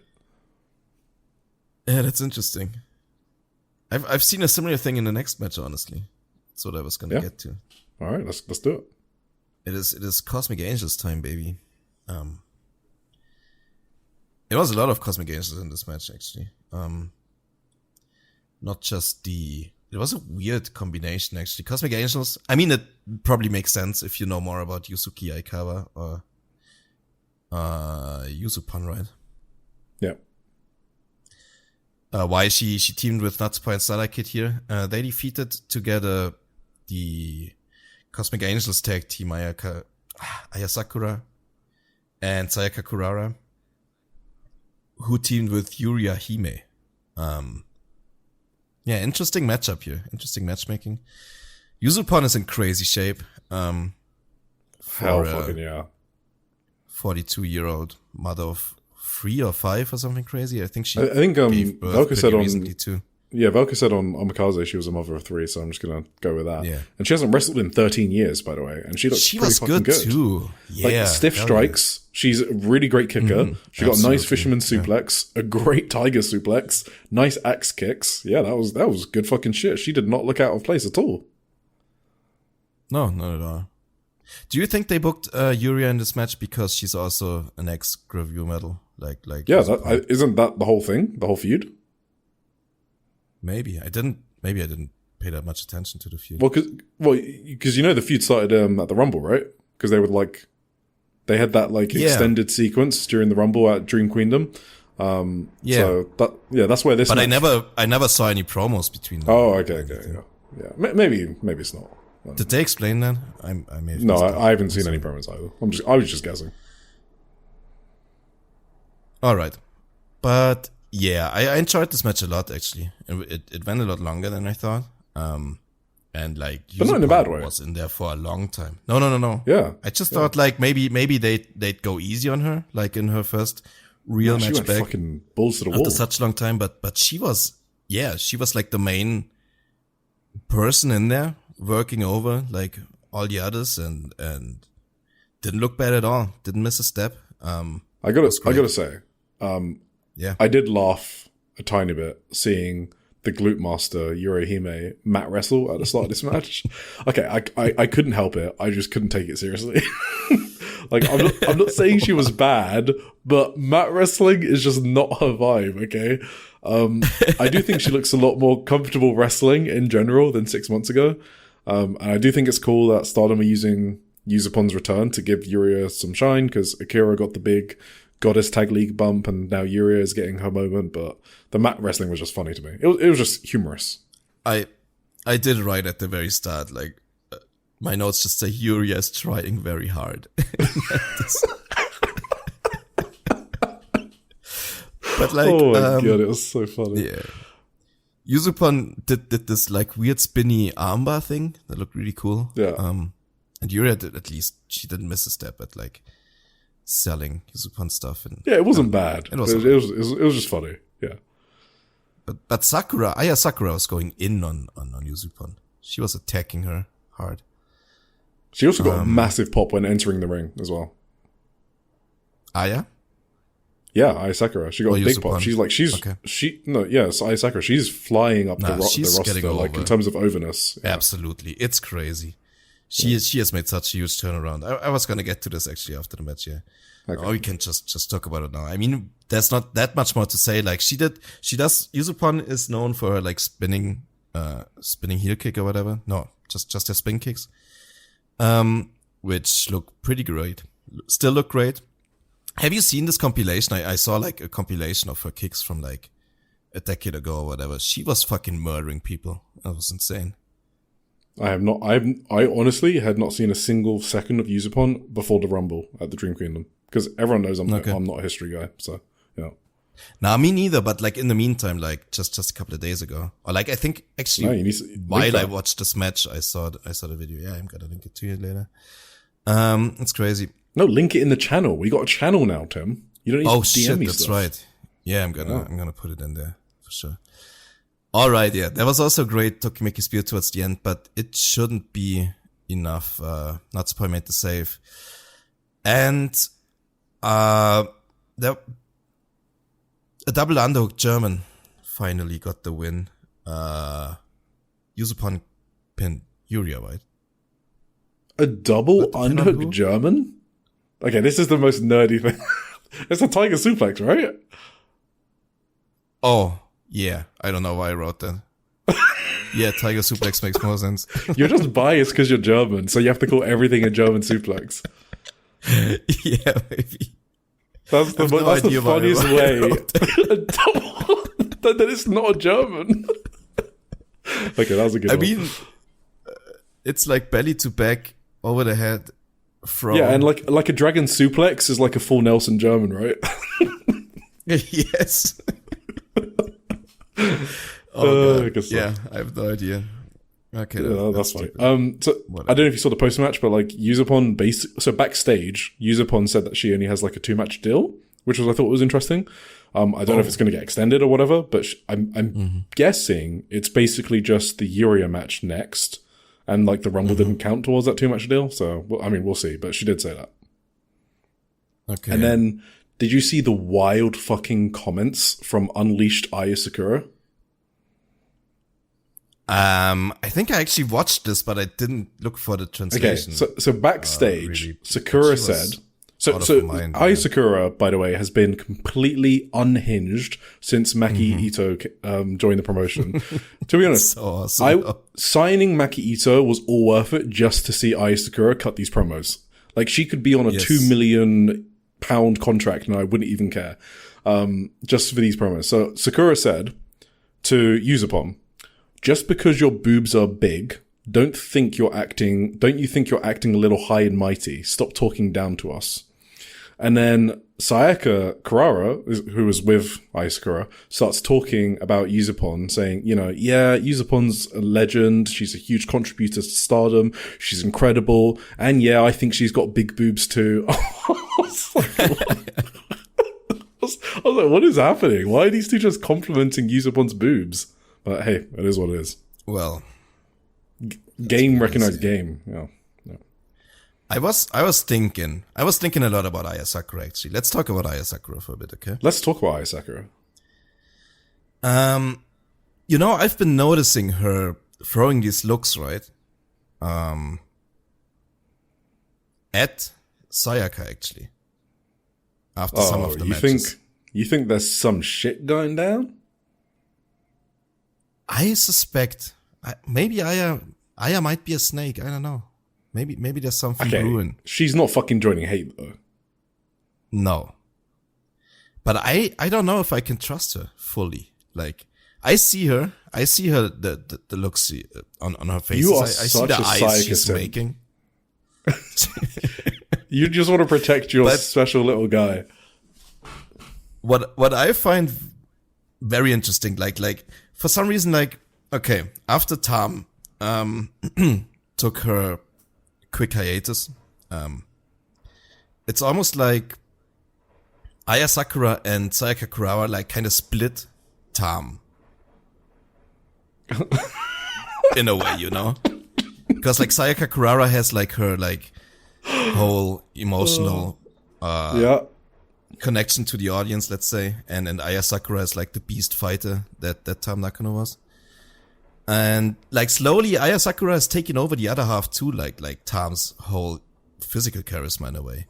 So, and now she did these ShuPro articles, where she writes about her, other wrestlers. Like, I don't know if you haven't read them, but they are like exactly how Tam, always wrote about other Stardom wrestlers. Like, it's exactly Tom's shtick. It's so crazy.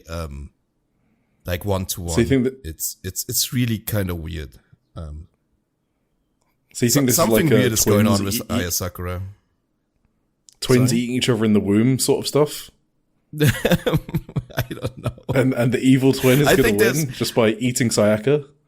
I think Tom just duplicated herself into Aya Sakura and Sayaka Kurara, and one is like evil and one is good. Maybe, I don't know. That was her but sacrifice. I think they're both like they're both carrying her like legacy into the future as two. Maybe once they retire, there's gonna be 4 and so on. You know? There's gonna be a Tam-demic. Okay, let's move on. Okay, good one. Pretty good thanks. one on the spot. Nice. Yeah. But yeah, I can't shake the feeling that something's brewing inside Aya. That's gonna be there's something weird going on. I mean, they would have a fucking 6 singles match. Now I'm just thinking about it. Can you imagine Aya Sakura as like a bully, like kicking the fuck out of Sayaka Kurara, throwing her around with German suplexes, fucking shoving her foot in Sayaka's face, like daring her to happen, man. I just fancy booked it. I need to see that singles match. You know what? Aya Sakura would work down as a heel. The line, I guess too. Sorry, she would work as a heel. I just thought about it. Aya Sakura, she would be a good heel. Yes. Yeah, absolutely.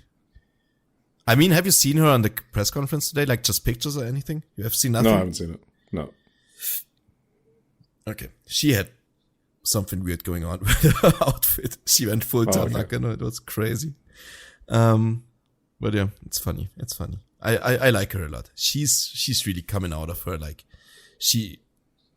the what do you call it? Shell? Turn up? No. Yeah, she's did coming you out just of say turn up? No, turn up. I don't know what I'm looking for. Doesn't matter. Okay. I'm gonna cut this. No, you can't just cut it when you I can't think of the right expression, man. It doesn't matter. It's coming out of Shell, right? Yeah, but I didn't really mean that. I meant more like the glow up. That's what I meant. She's having a glow up. Okay. Yeah, kinda. Whatever. Anyway, do you have any more thoughts on this one? No. Cool. Then we had our big main event. Obviously, it was Konami and Rina in the Wonder of Stardom title match. Obviously, this is a big match for both of them. Both have a lot of history with each other. And also, it was kind of in memory in memory of Hana Kimura, which was obviously a very close person to both of them. And I think you could see this in the match. There were a couple like Hana tribute spots too, which led to some anger online that I read. But in the end, Konami defeated Rina, choked her out. I kind of loved the finish. I thought the whole match was pretty great, actually. It was excellent. I think I'd say it's more than pretty great. Excellent. Yeah, it was just really great. Not pretty great. It was great. Absolutely. At the end, like at some point, Konami got busted open, got like a busted nose, which led to some. I thought the visuals towards the end were really sick in this match when like Konami with her bloody face was just choking out Rina. It was crazy. Do you want to go over your thoughts first? Yeah, sure. First of all, Rina is one of my favorite wrestlers right now. Okay. I was one of the few that bought a Rina towel at Dream Queendom and was, waving it all over in the air, and she acknowledged me. Yes, I know I got a lot of favorites. Okay. I like wrestling. Okay. Give me a break. But Rina is like definitely up there. Like maybe in my top 3 favorites in Stardom, like that level. I got happy watching her walk out to the ring, with so much fucking confidence. Her second white belt challenge by the age of 18. She was over huge with the crowd all match. I think she's going to be. I think she's going to be a star, and by that I mean she's going to be like main eventing, like in fight. You know, what she's main eventing now, but I mean like big shows. You know, like arena shows. I think she has the potential to do that in like a couple of years. Wait, didn't she fucking main event Path of Thunder against Starlight Kid, or did something else main event that? She did, right? In her hometown. That was the main event. Yes. Yeah, in Light Cube, which is, you know, it's like not a huge arena, but it's pretty big. Like 1,000 people or something. I don't remember the number. But yeah, no, she's one of my favorites. I thought it was great. So there were like loud arena chants, like after she fucked up Konami by throwing her through chairs. Oh yeah. One of our friends from the F4W board was there, so I was trying to look for him, but I couldn't. So yeah, lucky him for this match. Okay, I'm just gonna say one thing and I hand back to you. All right. I'm into Konami's work big time for the past year, okay? She looked like a fucking ruthless motherfucker working over Rena's left arm in this match. I thought the arm work was convincing. It was brutal. It was targeted.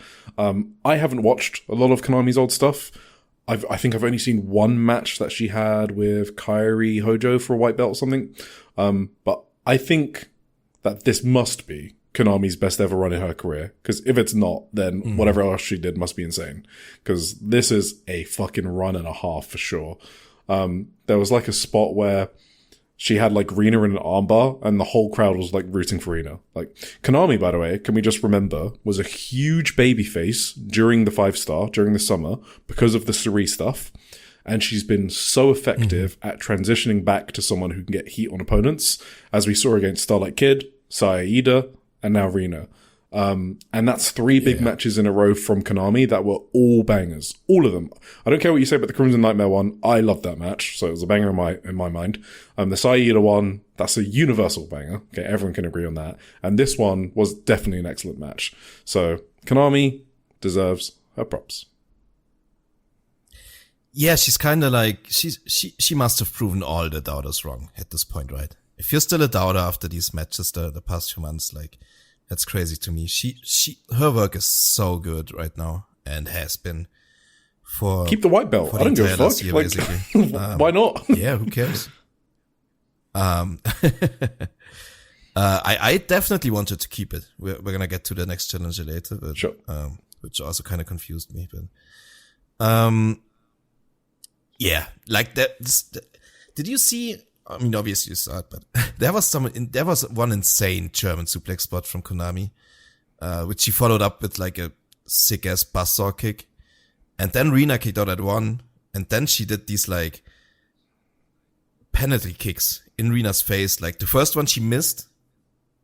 But she got Rena later with the second one. And these kicks Konami throws. Yes. Look so insane. I literally got that exact spot written down because it was like I called it a violent German suplex. That's the word that came to mind when I saw that. It was insane. I called it insane German. Yeah. And then Rena kicked out at 1. Yeah, like you said. And then Konami goes desperately for a kick, but I think Rena dodged it into like a nice near fall. That was a really good near fall that got the crowd. And then Konami hit the punt kick. Right. That's the dangerous one. Which I think that's the one that made Starlight Kid all bloody in the first match in March 2025. Yes. It was only a 2, which I'm not sure. I think I would have minded some bullshit to protect that punt. I don't know if that's just me.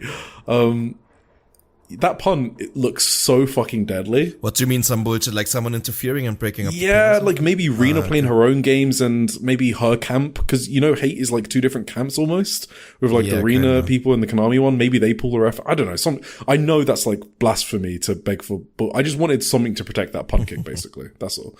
I mean, if Konami wins anyway, she could have also just won like that.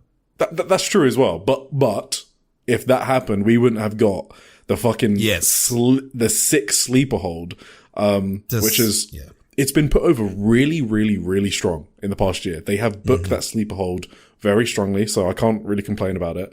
It's been a consistently told story. I think they're building it for some payoff. I feel like Hanan is going to power out of it or something. I don't know, but it does feel like it's going to have some end to the story. Yeah, I hope so. Yeah. Yeah. Oh, I was gonna get to this. Sorry. Yeah, okay. If you're going to get to that before the next challenges, there's some other spots in this match. Okay, so you know I've been talking about forearms this whole episode, all right? I have to admit when I'm being fucking dumb or stupid. Rina is a Stardom product. Her forearms are fucking awesome. Maybe that's why I like her so much, okay? Like, she was blasting Konami with fucking forearms. She slapped her around the face. She was smacking the shit out of Konami. She does them really good, like, on the ground, right? Like, ground and pound style. Yeah. Yeah, it's sick. I love Rina. And Konami's head kick from the top rope is one of my favorite spots. That is it's like, what is it? A triangle kick? I don't know if it's a Mikarata triangle kick or if it's like a diving kick to the head. You mean the spin, the top rope spinning kick? Yeah, yeah. It's like a spinning kick from the top rope. It is absolutely is awesome. I love it. It's awesome. So sick. And yeah, I do you want to talk about the Hana also Kimura that like sliding kick she does? Oh yeah. Oh yeah, the sliding kicks. Yeah. Yeah, exactly. The Hana Kimura tribute was basically the package pile driver. Rina did. Obviously, Rina lost the match, so that wasn't the finish. Some people were angry about that, saying if she uses the package pile driver, she should win with it. I wasn't that taken aback by it because in my mind, she didn't use it for the first time. I was of the opinion that she used it in that Starlight Kid match and also didn't get the pin from that. But maybe I'm misremembering this. Maybe she just went for it a couple of times and Starlight Kid got out of it. I don't remember either. I only remember that she went for it in the Starlight Kid match for sure.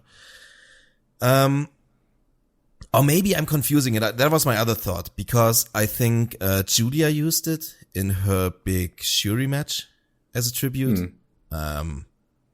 Maybe I'm thinking of that Hana tribute. I'm might misremembering this one. Either way, she didn't get the pin with the package pile driver. I heard this is like not the full combo that Hana did. She usually followed it up with the Kudo driver, right?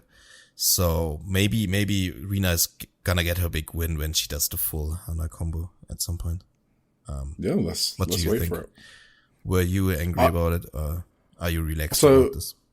Well, obviously I wasn't around for Hana Kimura's run, but thank you to our friends at the Stardom Fantasy League group because they filled me in on Hana Kimura lore, and which moves Rina has teased and hasn't teased before. So it helped me get into this match even more, and I was surprised that they kicked out the Tiger Lily, but that was just from what I've been told, I guess. So I didn't have like a personal emotional attachment to it. But yeah, I don't mind. It is what it is. If she follows it up with the full combo, then yeah, let's do it. Yes. Yeah, full disclosure, my Stardom watching time started post Hana Kimura as well. But I was very aware of the Hana Kimura story when it happened. And it took me really badly too. I read up on Hana Kimura and all that, why that happened, essentially. And I never really went back to watch her matches because I just can't do that. Yep. I've only seen one match of hers from, with Kagetsu, I believe, it was like a 5-star. Yes. Yeah, that match is very good. Should we talk about I've seen 5-on-5, I think, too, yeah. Oh yeah. No, just saying. I saw only 8-man or 10-man with I think a couple of 8-man or 10-mans, but she never did her full finishing combos in these matches, so I can't really. I'm not a lore master on Hana Kimura either. This is what I'm saying. So we'll see where it leads. But I wasn't that upset about it. Sorry, what were you gonna say? Yeah, let's talk about the I guess the next steps for the white belt.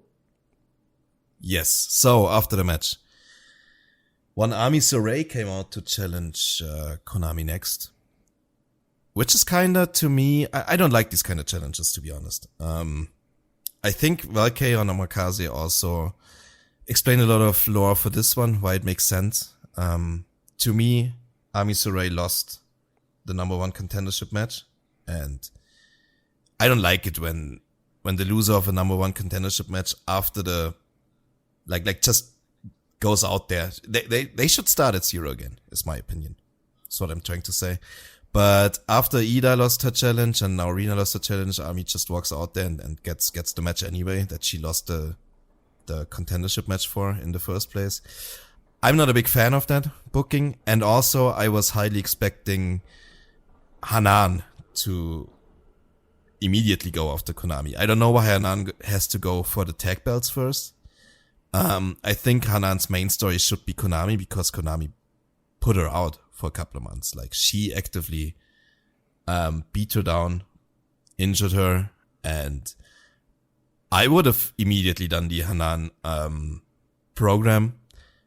If they want to do Hanan and Konami at All-Star Grand Queendom, that's fine, but you can do that for 4 months, a program like this. Like with such severe, Yeah, but they need a white belt match for Osaka, because that's a 5,500 arena, capacity arena. So they need a white belt match. And you're not going to put Hanan, Konami. What, you want to put Hanan, Konami in Osaka and Yokohama? I mean, maybe. Okay. If it makes for a good story. I mean, I think Ami is fine as like a 2-week challenger. Yeah, maybe you're right. Yeah, just because obviously the goal is, even Sayaka Matani spoke about it. Yokohama is like where they're putting all their eggs in one basket. Osaka, they're probably just, if they get like 4,000, 5,000, that's pretty fucking success. I mean, that's amazing if they get that much. So you probably, if you can do that without blowing your biggest matchups 2 months before your biggest show, probably in company history. Okay, after the Tam Nakano one, because it'd be crazy if they outdo it, to be honest, but they want it to be their biggest in history, right? Because they're aiming for the Dome. So the goal is your biggest show every year gets bigger and bigger, right? If you're aiming for a Tokyo Dome.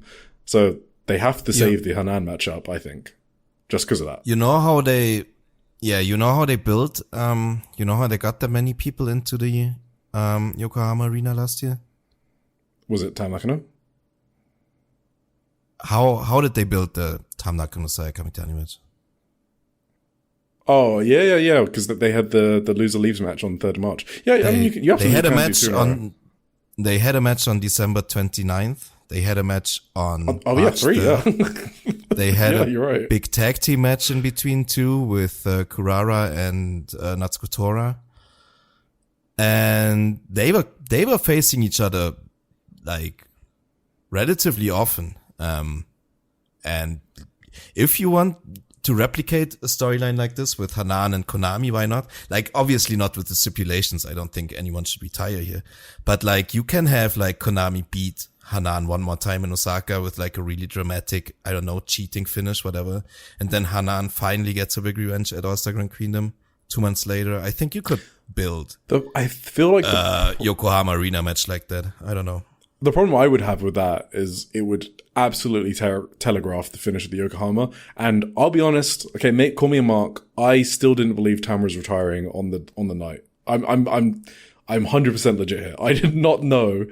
I kind of figured Saya was winning, but I didn't know 100%. If they did what you just said, I would 100% know Hanan's winning. That's all. Yeah, maybe. I think what you say is, but you can do multiple matches. It just depends how you do it, and I wouldn't know how they do that. But they're more creative than I am, so that's fine. Okay.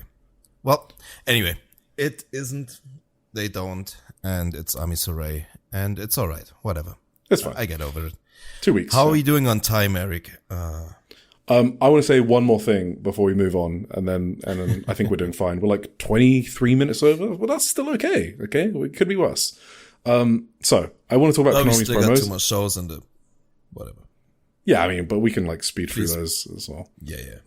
So sure. Konami's promos, I really like them, and I've been waiting to say it for a while. So Konami's cadence and the content of her promos. She's awesome, I think. Well, it's even funny to me because it kind of makes her come off like a Pokemon trainer. I don't know if you.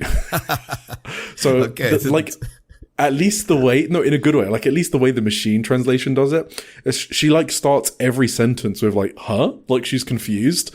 And like her sentences are like, huh, guess you've gotten strong, Rina. You know, it's like fucking anime shit.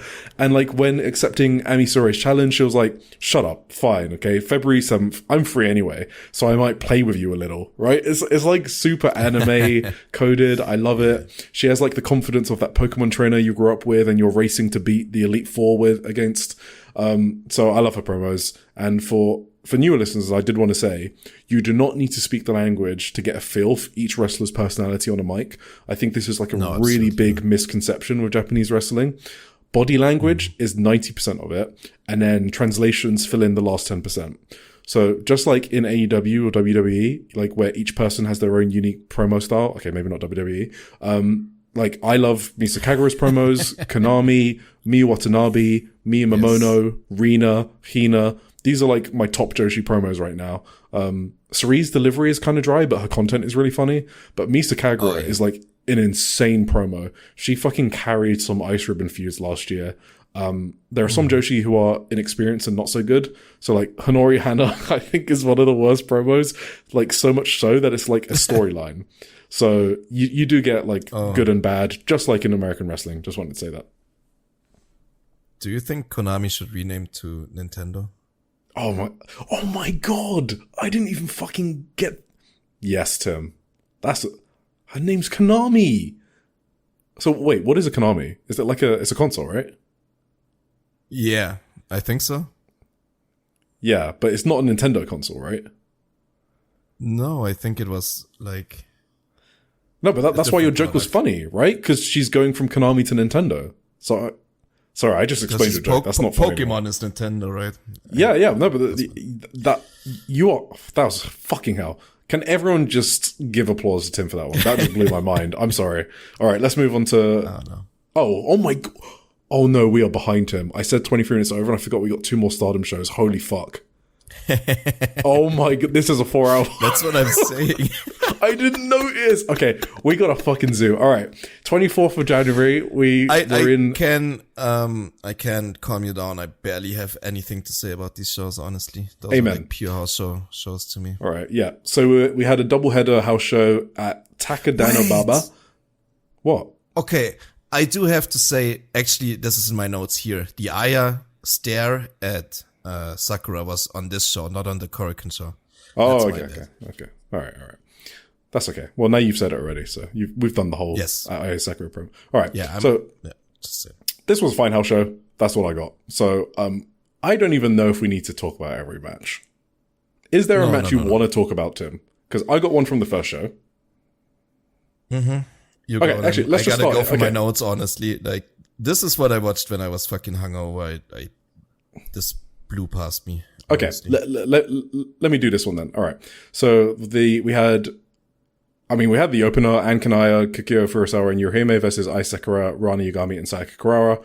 I got nothing on this. Fun opener, 2025 class versus 2024. Anything, Tim? Mm-hmm. No, it was fun. Cool. Then we had Azusa Inaba and Rina versus Hazuki and Maki Ito versus Momokogo and Saya Aida. I thought the chops in the corner were funny. It was like Hazuki, Maki Ito, Azusa, and Rina squished in the corner. And as Saya Aida was like raining chops in the first person, they kept like switching around. But Hazuki was at the back of the squish, so she kept on cheering Ida on. So I thought that was kind of funny. And I think the bit with Maki Ito, by the way, is that she keeps on misfiring on her teammates, right? Because she can't make any friends? Yeah, absolutely. Okay, fine. Yes. Right. She wants to make friends in like every unit, but she keeps like misfiring and draw the ire of everyone, so nobody accepts her except Kikyo Furusawa. Except Kikyo. This match was weird because it took me like the longest time to figure out what this match even was. It was a 2v2v2. I thought for the longest time it was a 5-way.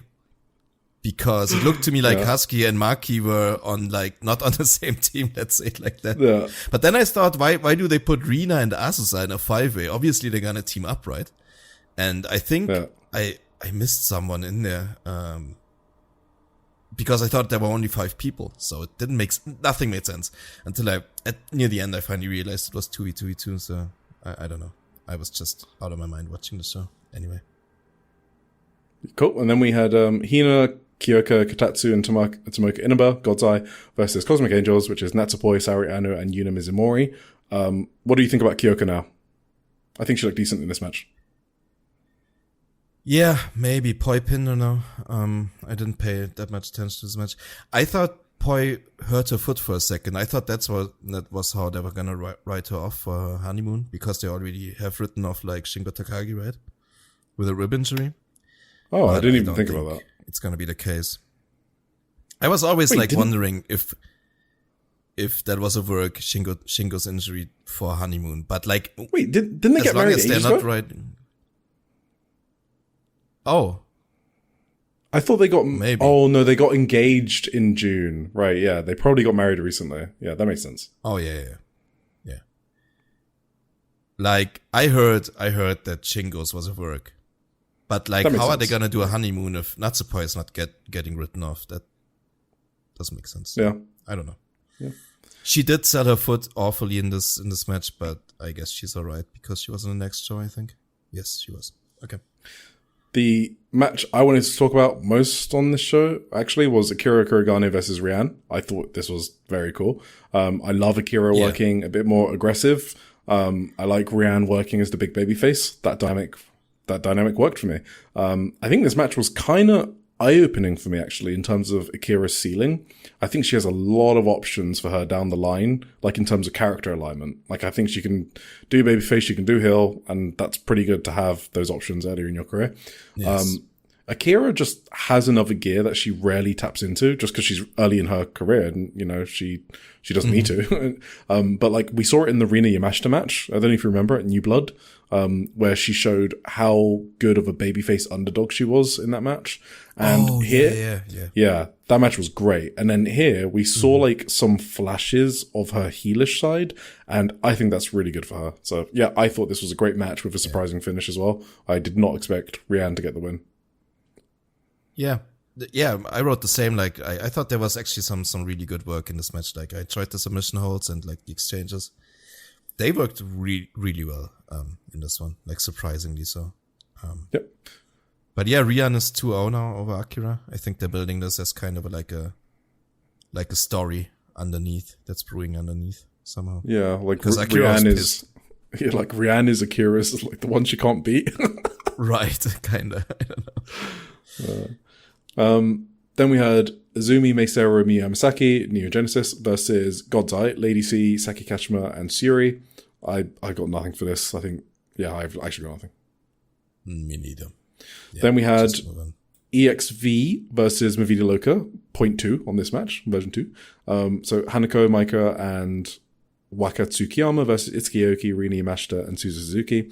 So Suzu was no-selling Waka's offense, exactly as she should. Love it. And yes. Suzu and Maika have been killing each other in all of these previews. Yeah, I was gonna say that in the Hurricane, I forgot. Or I was like, we switched topics or whatever. Yeah, they had an awesome sequence in the Hurricane and once again here. Like, Suzu Germaning Maika is so sick. Like, I don't know. Yeah. It's awesome, yeah. Cool. Yeah, I thought this was good shit. Yes. I was live for their Red Belt match.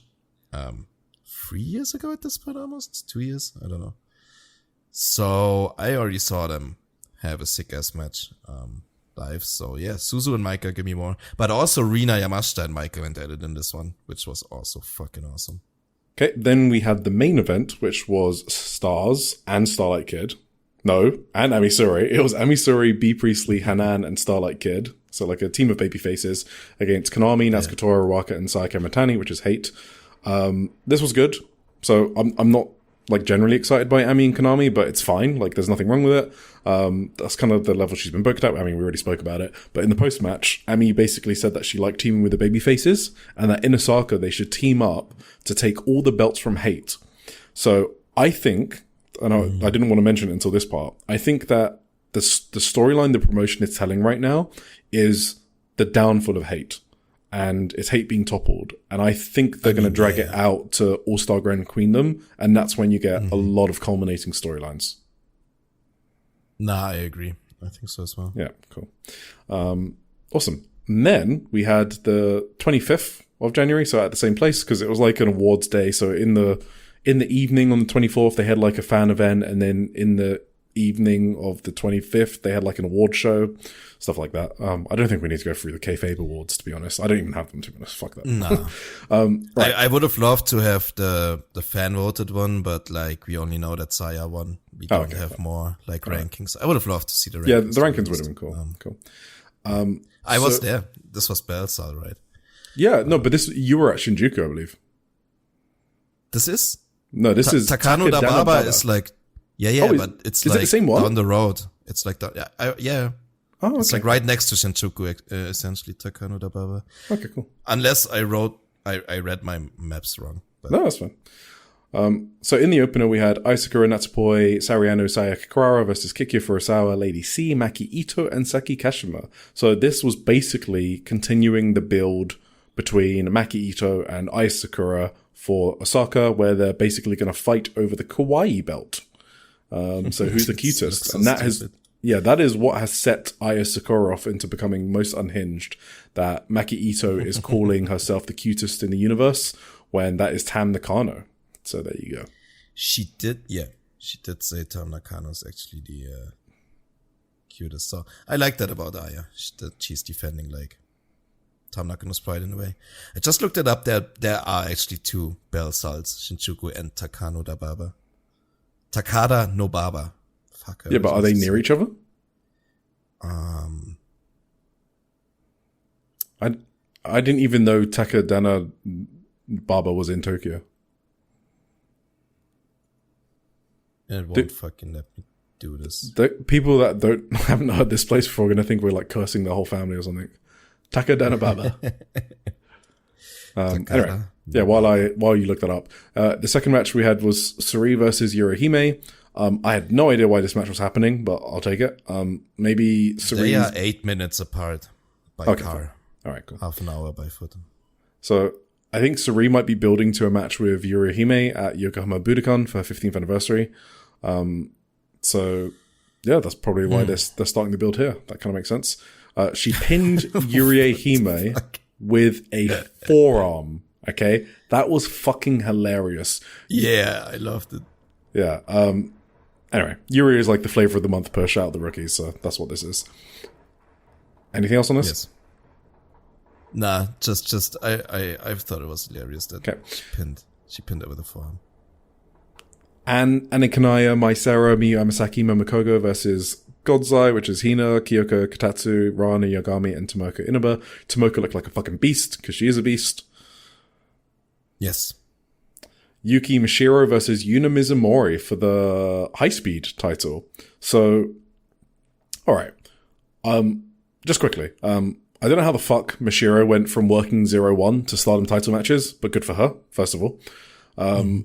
Secondly, she has a sick crucifix driver. Had to point that out. Thirdly, I like the finish. So I like that they're building up Yuna Mizumori's pin, especially if she's going to be a high-speed champion. That kind of makes sense to build up those near falls during her title reign.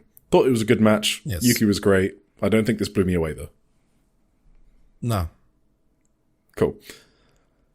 Then we had more Movida Loca versus EXV. It was Akira Itsuki, Rina Yamashita Suzuki versus Hanako Maika, Rian Wakatsugama. You know the lineups by now. Rian throwing Rina Yamashita by the hair got a huge pop, which I thought was hilarious. Hanako's big boot is very good. Need to call that out. She's just a good wrestler now, guys. Hanako is good.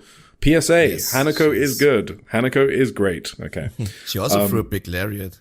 Yes. A great looking one. It's good stuff. Akira and Hanako had some heat going on. And Akira got a suplex on Hanako, which got a huge pop. The crowd were really hot for this EXL and Movida Loca match, which made me rethink my takes from Korakuen, where it kind of seemed like it was cooling down. This actually did kind of like bring it up a tiny bit. So I did like these two house shows and what they did here with the feuds. Yes. So then we had a really, really excellent match for the CMLL women's title. Wait, Japan women's title? Sort of like that. the fake CMLL belt that Hazuki holds, but I don't care because it's a good excuse for her to have bangers. So I don't care what the belt's called. It's good. She faced Olympia in a singles match. So Hazuki is like already building a most outstanding case for like 2026. Okay. I have one small criticism of these matches, and it's that they mostly have the same layout. So I'm okay with it. But now when I see her diving senton, I'm like, oh, that's an easy kick out. You know, like I have like less suspense for her near falls because I know that they're going to do a lot of kickouts. So there are diminishing returns to that style. You can still do it because like obviously in AEW, they've mastered the lots of kickout style and you still have the crowd that bite on all the near falls in AEW, right? So it's obviously possible. But you just have to be smart about how you do it. So that's my only slight criticism. But this one still hit for me for sure. I was kind of not that big on this match, honestly. Really? Yeah, I think Olympia does a lot of things that... Okay, there are some shit spots, yeah. Yeah, that I don't like, honestly. We're going to agree on that. The skim the cat spot she did multiple times.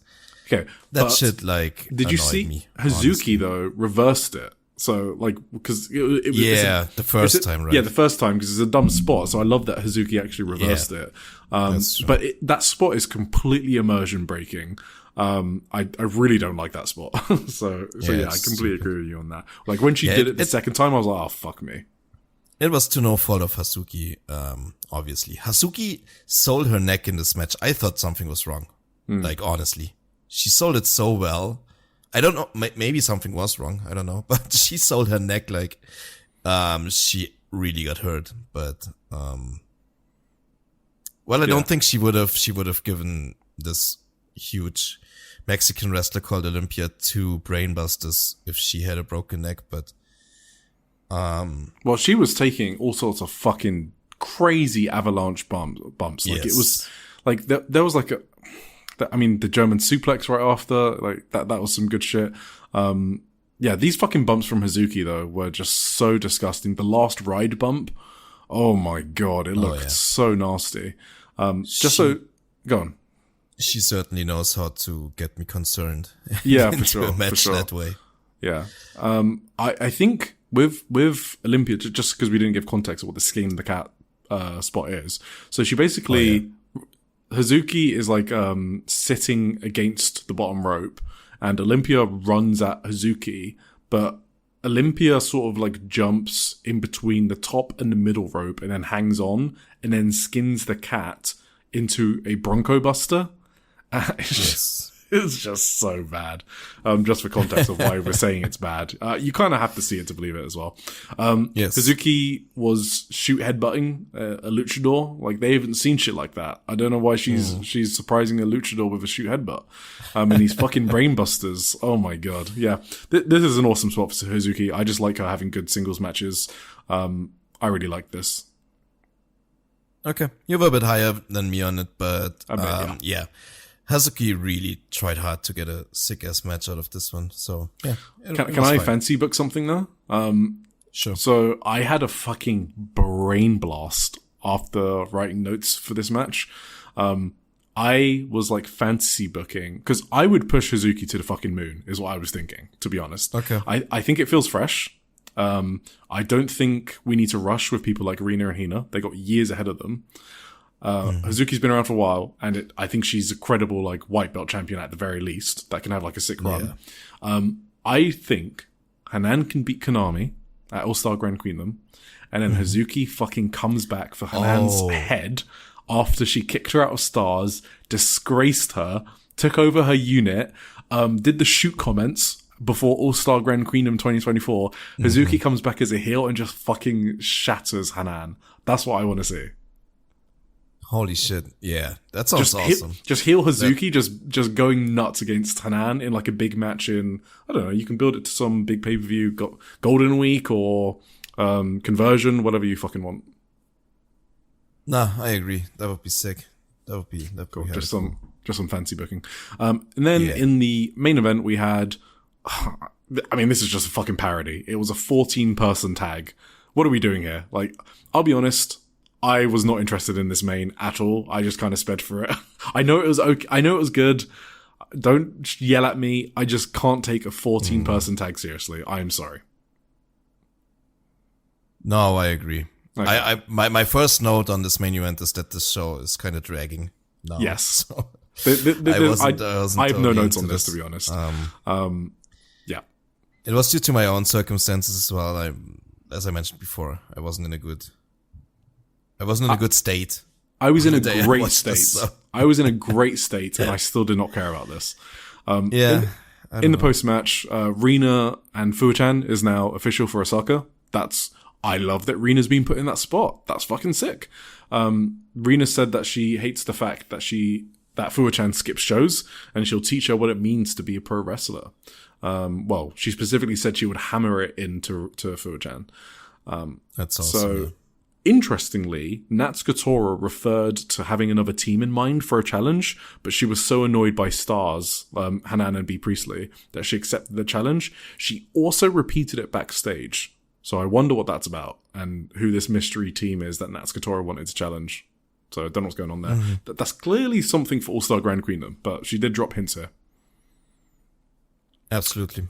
Alrighty. We have 3 upcoming shows for Stardom. We got the 31st of January, Korakuen Hall. Again, it's one of the few times that promotions running Korakuen Hall 4 times in the same month. Mm-hmm. There's no... Maybe there's a card, and I haven't seen it because I haven't looked at any news because I literally switched on my PC as soon as I came back from work to record this. So maybe there's a card. I haven't seen it for the 31st. I haven't seen anything. No. Cool. And then on the 3rd of February and the 4th of February, there is a New Blood Tokyo Square doubleheader. So New Blood 28 and New Blood 29, but also no card as of recording. Let's move on to Marigold. So Marigold had a Korakuen Hall show on the 24th of January. So I'll just give my thoughts quickly. I don't know if you've noticed him, but Marigold's Korakuens feel kind of cold to me now. It kind of feels like they don't put much effort into building the shows. They're not New Japan. They're not Stardom.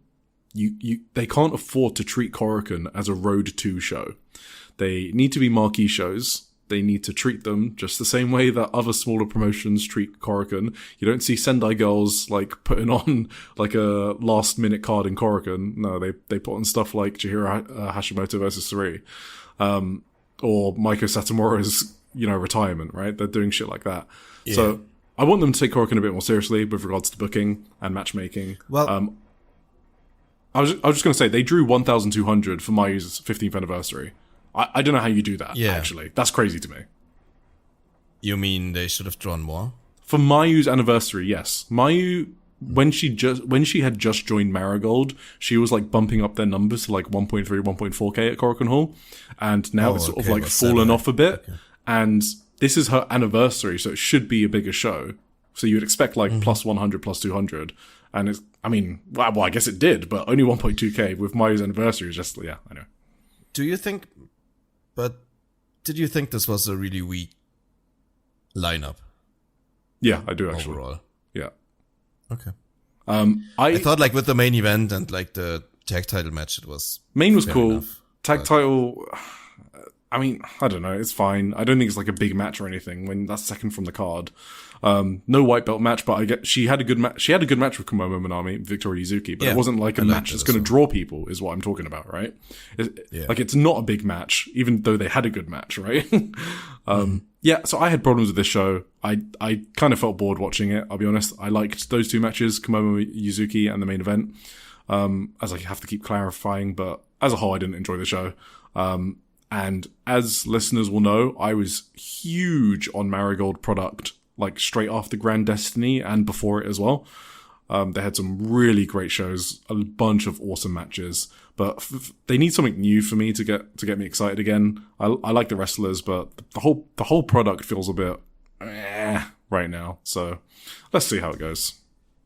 I think my overall thought on the show is that like this show showed more than ever how big the gap is, or like the dichotomy is between like the great wrestlers in Marigold and some really, really not great wrestlers on the roster. And that's that's sad to me, because the story of 2025 was about how the undercard was getting a lot better, and it genuinely was. But this card kind of feels like... I thought so too, yeah. It kind of feels like an early 2025, late 2024 Korakuen Hall for Marigold. I guess that's how I feel about it. Yeah. Yeah, right. But it's also like you're pushing people like Shoko Koshino, right, over others. And yeah, but to be fair, she was in the opener. So yeah, on this one she was in the opener, yeah. But like in general, yeah, sure. like they really do have some people on the roster that are just not cutting it for me. Honestly, I got to be honest here. Like Yuka Yamazaki in the opener was shocking, I thought. Right, so I'm a Yuka Yamazaki fan, right? I've spoken about her a lot. So it was Hummingbird versus Shoko Koshino versus Yuka Yamazaki in the opener. They originally had Nagisa Tachibana in a tag match. So I guess she got withdrawn because she got ill. And boy, did they wish that didn't happen, because Marigold freeways are a fucking disaster. It doesn't matter who is in them. It like reduces the skill level of every person in that match by like 100%. It is ridiculous how many bad three-ways Marigold have put on in their history. It is insane. This was a really bad match. There were so many mistimings, mistakes, poorly executed moves. Literally almost every move they tried failed. I'm exaggerating a bit, but that's what it felt like. Yuka Yamazaki's 619 she did in this match was like Dom Mysterio level. Oh my god, you said it yourself. Shoko Koshino's Tornado DTT was a tragedy. Okay, I just there was some other move where you could just drop Shoko Koshino. There was no crowd heat. Yeah, not good vibes. I like Yuka. I like Yuka. So. I was about to apologize for the comments I was gonna make. No, I just rip it, bro. It's okay. No.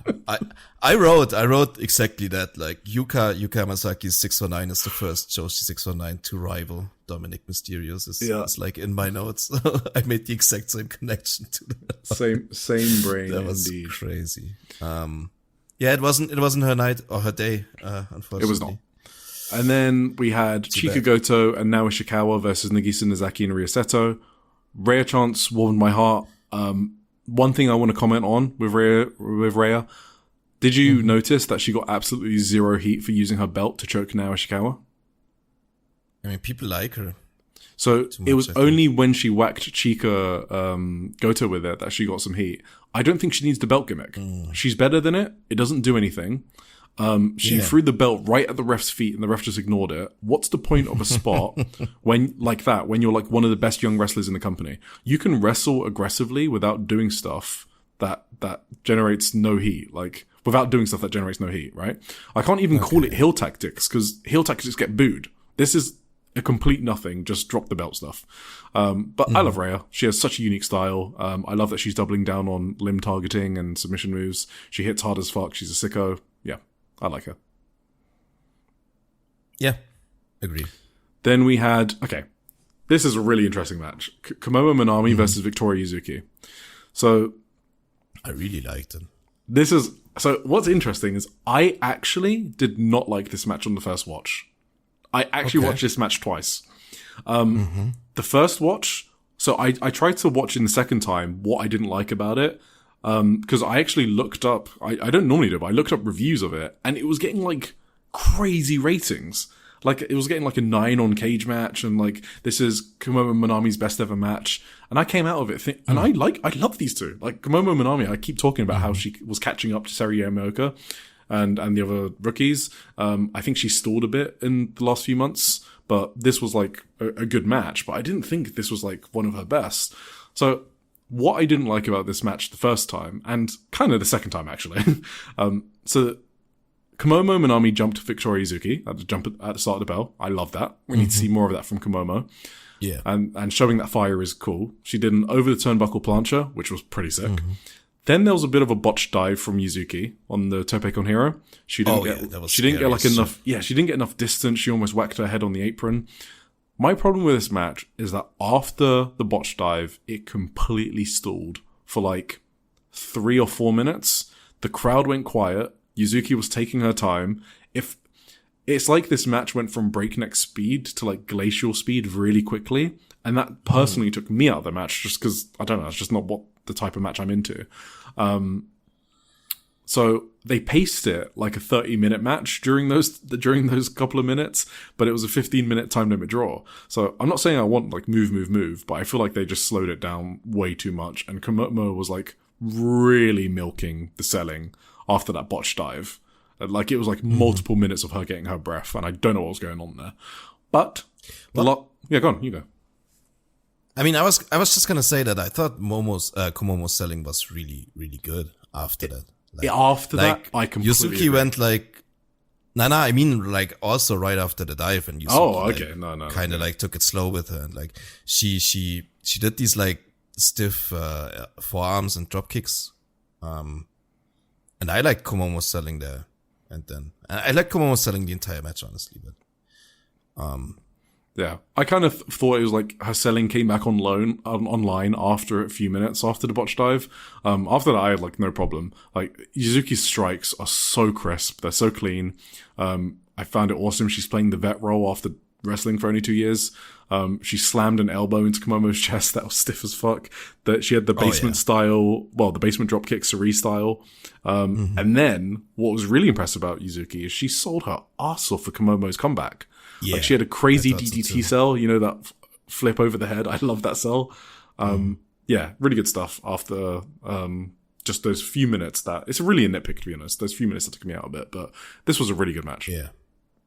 Komomo does this like double arm submission thing.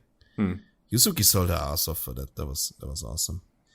One thing I learned about Marigold, I don't know if you saw that yet or came across it yet, but I think Komomo has some of the weirder fan base in like fandom in general. Oh, I haven't come across that. Yeah, she has some super fans who are like really into her, so she's always gonna get high ratings for that. That was just my comment for the thing you mentioned earlier that this match probably was overrated for a bit. I think it's like I'm looking at it now. It's at 7.9 now. Oh, that's perfect. That's fine. It went down from the 9. So when I looked at it, it was a 9, and I don't normally leave cage match comments, and I actually felt I had a moral obligation to do so. So I commented on a lot of the matches on this card because it was getting like 9s across the board, and I was like, okay, this is like getting brigaded or something. Like, it dropped a little from then. Okay, awesome. I think these ratings are actually fair that they are at now. So awesome. Maybe more people watched the show and commented. Thank you for those on people. it. Yeah. But now I really like Komomo. I like this match a lot, and I like her selling a lot, and even Yuzuki selling, which I'm usually not a big fan of. But great, I gotta agree with you. She sold great in this one. And yeah, I didn't have the same issues as you with the start of the match, so fair enough. I'm really positive on this one. Cool. And then we had I also want to say this was a time limit draw. It was. I don't know if you mentioned it already, but this is one of the time limit draws I think would be a good one, which would be one that I'm all here for if there weren't so many, you know? If there weren't like 3 time limit draws on every Marigold show, one like this would really hit better than it does now. But that's whatever. Agreed. So Marigold are introducing new 3D Trios championships. Because why not? With their 15 people roster. So Erina Yamanaka, Mai Sakurai, and Natsumi Shizuki, who's back, versus Koki, Amare, Megaton, and Miku Aono.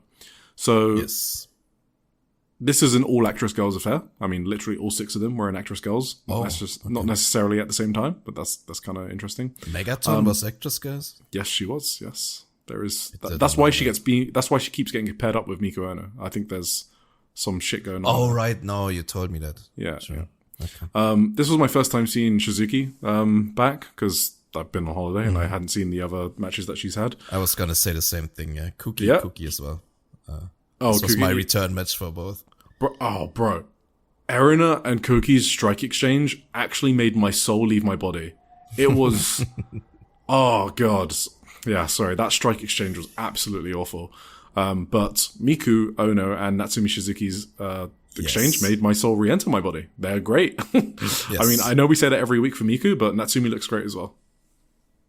No, I absolutely agree. I've always thought Shosuke looked great whenever I saw her in the early Marigold days.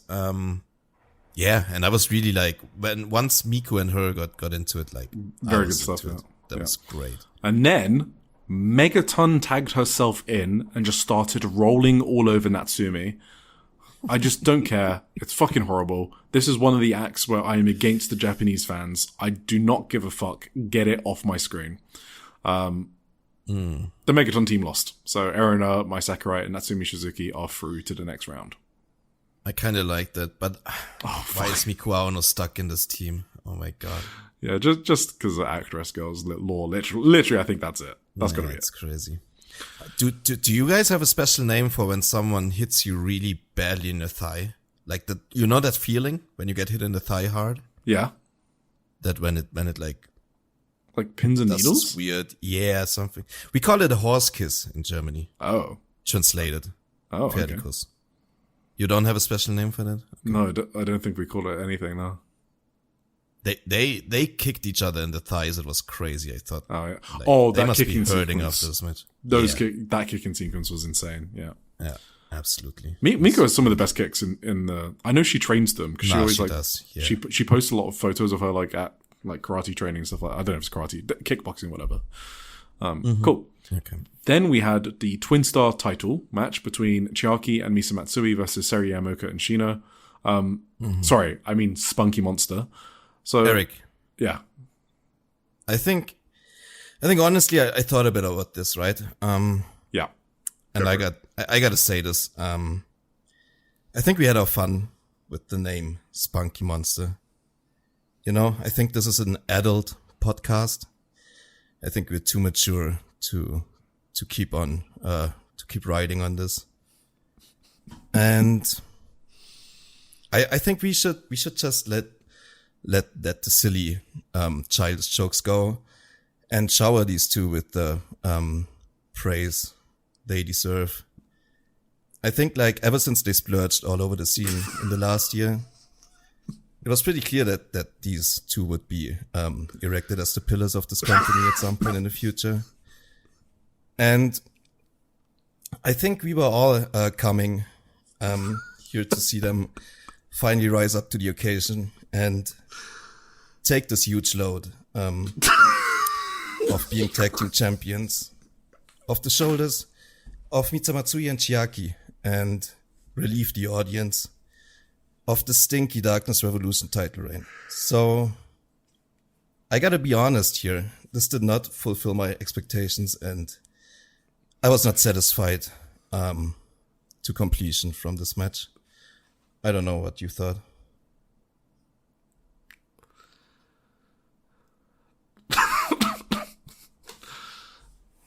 No, hey, Tim, I couldn't have put it any better myself. You are a man of many words. You're a Shakespeare at this. Well said. That's why I have a podcast with you. Cool. What do you think about that color scheme? Your thoughts? The blue and yellow. Yeah. I think it's an improvement. I think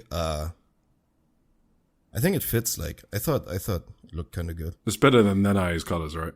Yes, that's what I meant. It's an improvement. That is exactly what you meant. Yeah, I've read your mind. I like their matching as well. So this match absolutely did not fulfill me as well to completion. Like by no way, shape, or form. I was left blue balled for sure. I thought there was like a cool spot where Misa was like pinning Shino, and she gets up at the last second. So Seri almost blasts Shino. So it was like they were teasing some dissension, but it was really well done, and it made it seem improvised. So like the way Misa did it was like, oh, that was like perfectly executed. So I just want to give props for them just for executing that spot. I figured out why I hate Chiaki with all my soul. It's the tongue. She's like a fucking parcel mouth. A big part. Do you know what parcel mouth is? It's the people that speak parcel tongue in Harry Potter. You know, the Slytherin descendants. Okay. Yeah, where they got their fucking tongues out all the time. That's what it reminds me of. I hate it. It's really off-putting. I'm not getting worked. She just emotes way too much. Makes me feel like I'm watching NXT. I don't like it. She breaks my immersion. she I don't use the word very often, but she's a fucking top tier geek. Like 100%. I hate watching her, which is why I normally skip all her matches, but I wanted to see Spunky Monster rise to the occasion. So kind of a mistake. I didn't think this match was much. It was basically like practice for Shino. Like, she did pretty good. Her uppercut, Shino, yeah. Her uppercut was pretty bad though. She needs some work on that, but everything else was her Uranagi variation, very sick. Was Sari, did she get hurt on the dive to the outside or something? Oh, I don't know. I didn't note that down. It looked kind of weird, like she, like Chiaki and Misa Matsui, like, dodged it. But then wasn't anybody left to catch, really. And she, like, Shino was out there as well, but, like, it looked like a rough landing for her. I wasn't sure if she had, like, problems with the thickness of the ropes or something, but, it was... But, like, basically, Sari was out for the rest of the match after the dive, and then it was only Shino in there. But I thought Shino did pretty well. Okay, I wasn't expecting that one. I thought you were done. And you just kept going. You just kept not. I do think alright, sorry. Shino worked pretty okay with Chiaki, I thought. There were some stiff shots to Chiaki's chest.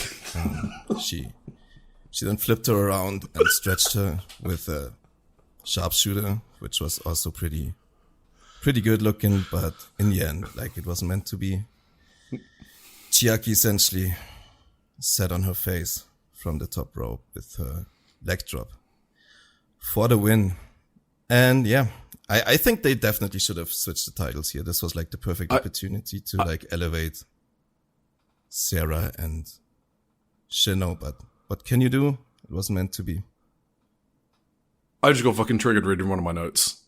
You missed literally the worst spot in the entire existence of pro wrestling. She fucking lifted Shino's... lifted her up. Yeah. Chiaki, the dumb fuck, lifted Shino's head in a title match. No way. So she could cheat and then beat her up some more. Okay, she's a heel. You know, that kind of makes sense. So she lifted her head up. She got the chair. The ref was getting distracted. She hits Shino over the head. Oh, okay. She just wants to send a statement, right? Because she's a heel. So she's actually going to pin her now. And then Shino fucking kicked out. So, what was the point of the spot? Was that what you wrote in your notes? Because I almost got a screenshot this. I literally wrote Chiaki dumbfuck pulling Shino up at 2. We both call her dumbfuck at the exact same spot. That's so funny. There's no way. Did you actually write dumbfuck? I wrote dumbfuck. Oh my god, we've got one brain cell between us, and it's all dedicated to calling Chiaki a dumbfuck. Oh god.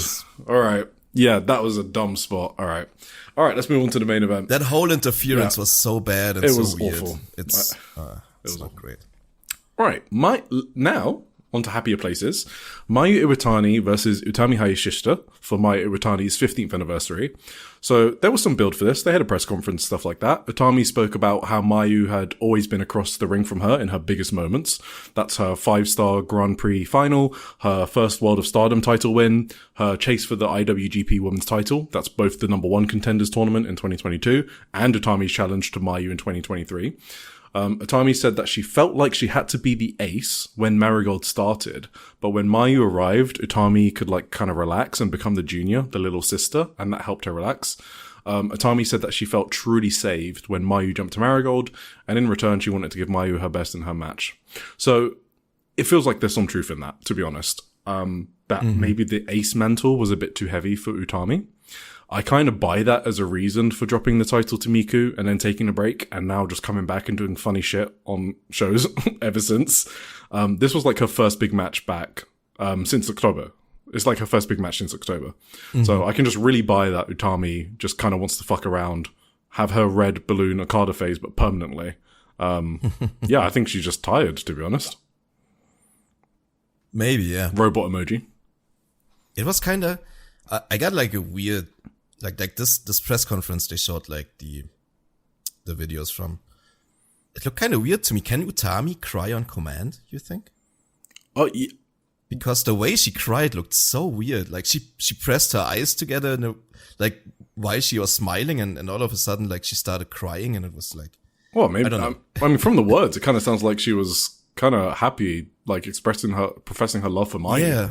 Because I saw some people say that there's like no link between Utami and Mayu, and it just doesn't sound like that. It sounds like Utami like really loves Mayu. I mean, maybe it's not both ways, but Utami really loves Mayu, and kind of sounds like there was some truth in those words. So, yeah. All right. Then there was a cute anniversary ceremony for Mayu Utani, including exchanging some slaps with Nanae Takahashi. There were some impersonation comedians that Mayu has collabed with. I did not know she's into impersonation comedy, but there we go. And then there were some Stardom first-year colleagues like Yoko Bito, Miho Wakizawa, Nanae, obviously, and Takumi Iroha. So that was cool. This was a good match. Yeah. Okay, so just summary of the match. Like, it felt like a preview of an so maybe I'll differ with you on this one. For me, this felt like a preview of an epic match that they could have, but I don't think this is a must-see match in itself unless you are a big fan of both of them. So I would say, like, for people that use the terminology notebook, I think it's definitely that. But notebook for me means you should watch this match if you like the wrestlers and or the promotion. So I wouldn't say this match was awesome or excellent or something you need to go out your way for if you don't care about these two. It was great, and watch it if you like Mayu or Utami. That's kind of what I feel about. You saw me say that I would put it in my notebook. Oh, maybe. Yeah, maybe that's where I got that from. But actually, no. I wasn't talking directly to you, sorry. I put that in some Discord channel that okay. I probably read that subconsciously. Yeah, low notebook, like 4 stars, like something like that. Yeah, okay, fine. I do agree. Like, obviously, it was pretty short. It was about 15 minutes. Yes, 14:48. Below, under 15 minutes. Obviously that's, like you said, it's like a preview for a really epic match. Exactly. Yeah. But I thought they worked really well. Like, obviously those two are like great workers. Obviously they're gonna work really well. But I think they gelled well in this match. I don't know if I like the, what's the tournament called? Dreamstar match. Oh, I like this. I like the Dreamstar one more because it had more drama. Dreamstar is better. And suspense in it, yeah. True. But I think they did some sick shit in this anyway, and everything looked great. And one thing I didn't like is that, like, I think Mayu's double jump Poison Rana should be like her big super finish. Yeah, I was bummed out by that. It shouldn't be like a transition move that gets kicked out of or whatever. I think she should only do that when she finishes matches with it, honestly. You know what? I was surprised by that because I think Mayu protects that move. That's what I thought because I was watching her match with Takumi on the 3rd, so you haven't seen that one yet, 3rd of January. There's a really, really sick spot in that match that I didn't talk about last episode, where Mayu basically slips when she's going for the spring... What do you call it? Does it have a name? Double jump Poison Rana. Okay, I don't know. Sure, double jump Poison Rana. She slips on it. I fucking watched that spot back like 4 times, because I swear to God it was on purpose. Like, the way she slipped made it look like she deliberately missed the top rope and she landed as safely as she could while slipping. Like, I think she made that look like a botch in that match. People can call me crazy. So that's when I thought, oh, she really wants to protect this move. That kind of makes sense. Like, she wants to finish it. So when I saw this, I was like, wait, what? So, You remember in the Shuri match? She slipped as well. Yes. But that was an accident, I'm very sure. That feels like a real botch. Yeah, maybe she thought about that and learned from it, or like maybe. But then why would she do it here if she was use that to? Yeah, that's true.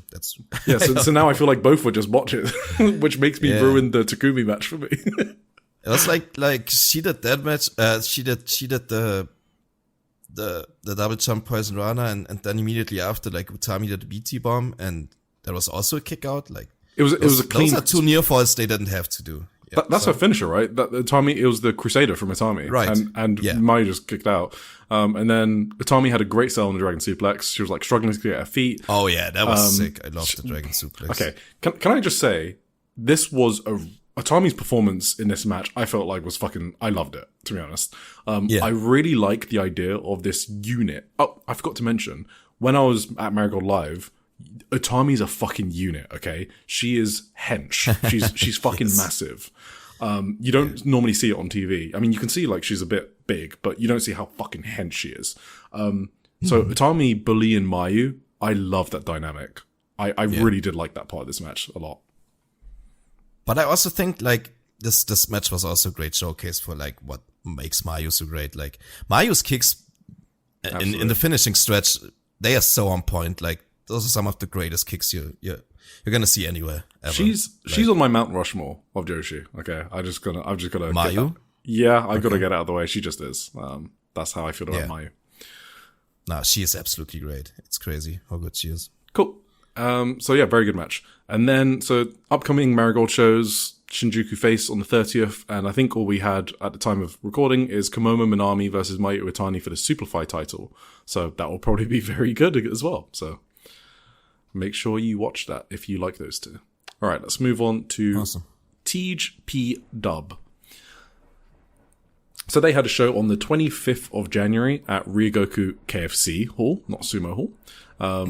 And it's basically progressing the tag team tournament that they have going on. So we sort of like briefly recapped it in the last episode. I think this was the quarterfinals. So I'm not going to talk about the undercard. So for the tag team matches, so we had Haru Kazushira and Yuki Aino. Their team name is Raging Fire Spring Thunder !Prism Greed. I believe that's the full name. And they were against Mizuki and Uta Takami, who I don't believe have a name, but what are we calling them, Tim? I don't know, Goblin Monsters. Goblin Monsters, let's go with that. So they were against Goblin Monsters, Mizuki and Uta Takami, and Goblin Monsters won. So Hell yeah. They beat Uta. Uta Takami, yes, they beat Prism Greed. So I thought it was just a decent match. I think the finish was the most interesting part by far. You gotta trust us when we say it. So the pop for the finish was fucking crazy. Oh yeah. Okay? It was the most... was going wild. It was the most non-TJPW like pop you'll ever hear. I was even shocked. The way it happened was, Haru Kazushira was going for like a bridging pin, but Uta rolled out of it. But Haru was still continuing the bridging pin. The bridging motion, and then like mid-bridge, she gets drop kicked by Mizuki, and then Uta gets a flash pin. I don't think I'll ever see a finish like that again. Very unique. Crowd going crazy. That's crazy. It's literally worth going to the VOD and just seeing the finish. Seriously. Yeah. The finish itself is Notebook. I thought there were a couple of things in this match. I think Mizuki is becoming a... You love Mizuki. Like, special little guy for me. Like, she makes me so happy. This team, Mizuki and Uta, they're perfect together, I think. They're like, I kind of love that team. I don't know. But Mizuki did so many cool, unique stuff, things in this match that you don't usually see. Like, I don't know how to describe it. Like, Well, give us one. Well, for example, she did a crossface on Yuki Aino. But while getting in position for the drop, for the crossface, she drop kicked Kazushiro. Like, okay, that's fine. I don't even know how to describe it. Like, it looked so like such a crazy combination of moves, like a drop kick into crossface on the other person somehow. There was one point where like, I think Aino was trying to do like this flipping side slam on Mizuki. And she, like, really smoothly turned it into a roll-up on Aino, which was also, like, in a way that I've never seen before like that. Like, she's so smooth in, like, the weirdest maneuvers and, like, the most unique things you're ever gonna see. And she literally has I think it's the best bridge in wrestling. Is that even controversial? Maybe, yeah. Like, her bridge is fucking crazy. So Saori Anu always Saori as well, yeah, spoke of herself as the most beautiful bridge in wrestling. That's like, that was like her. I think Mizuki's is crazy. I wouldn't say catchphrase, but like that's always what was her like calling card before she really like got big in Stardom. That's like she said she wants to show the world the most beautiful bridge in wrestling. Those are the three that come up: Mizuki, Saori Ano, and Sakura Mizushima in Actress Girls as well. She has a crazy bridge. Yeah, those are the three that come to my head. I will probably agree. I just wanted to mention that Saori said that about herself, but maybe Mizuki's is better, yeah. You might have a point there. Yeah, you got anything else on this? Mizuki's your little special guy? You got anything else? Uta Takami's theme is fucking weird. Yes. Like, it played after the win. Like, on the entrance, obviously Mizuki's plays because she's the biggest star, but after Uta gets the pin, I think that's the first time maybe that I ever heard Uta's theme, and it's strange. Maybe terrible. But maybe it fits her. I don't know. Cool. Then we had Daisy Monkey, Arisu Endo, and Suzume versus Kiss Kick Slash, which is Kaya Toribami and Miyu Yamashita. So Daisy Monkey are through. I just want to say, I am stunned. AEW did not jump on Miyu Yamashita. I think she is literally perfect for even just putting on bangers on Collision or being a credible title threat. We talked about this before, right? Well, it just needs to be said again. You don't need to super push Miyu Yamashita. It seemed like she wanted an international move because she was not because before not receiving offers, she was like testing the waters overseas for a bit. It just seemed like a no-brainer to me. But I am so happy she stayed. She just brings these TJPW shows to life for me. Like, she's my favorite. Well, apart from you, Watanabe, she's my second favorite on the roster. I love Miyu Yamashita. I thought this was the best worked match on the show. Like, as a standard sort of pro wrestling match, I guess. Yeah. Just work rate, I guess. Yeah, I can agree with that. Sure, Suzumi was in there. Sure. Yeah, I mean, there's 3 awesome wrestlers and 1 good one, which is Kaya Toribami, right? She's still kind of improving, but the other 3 are undoubtedly some of the best workers in the promotion, right? It's those 3 and Miyu Watanabe and Mizuki are probably at the top of that list, right? That's true.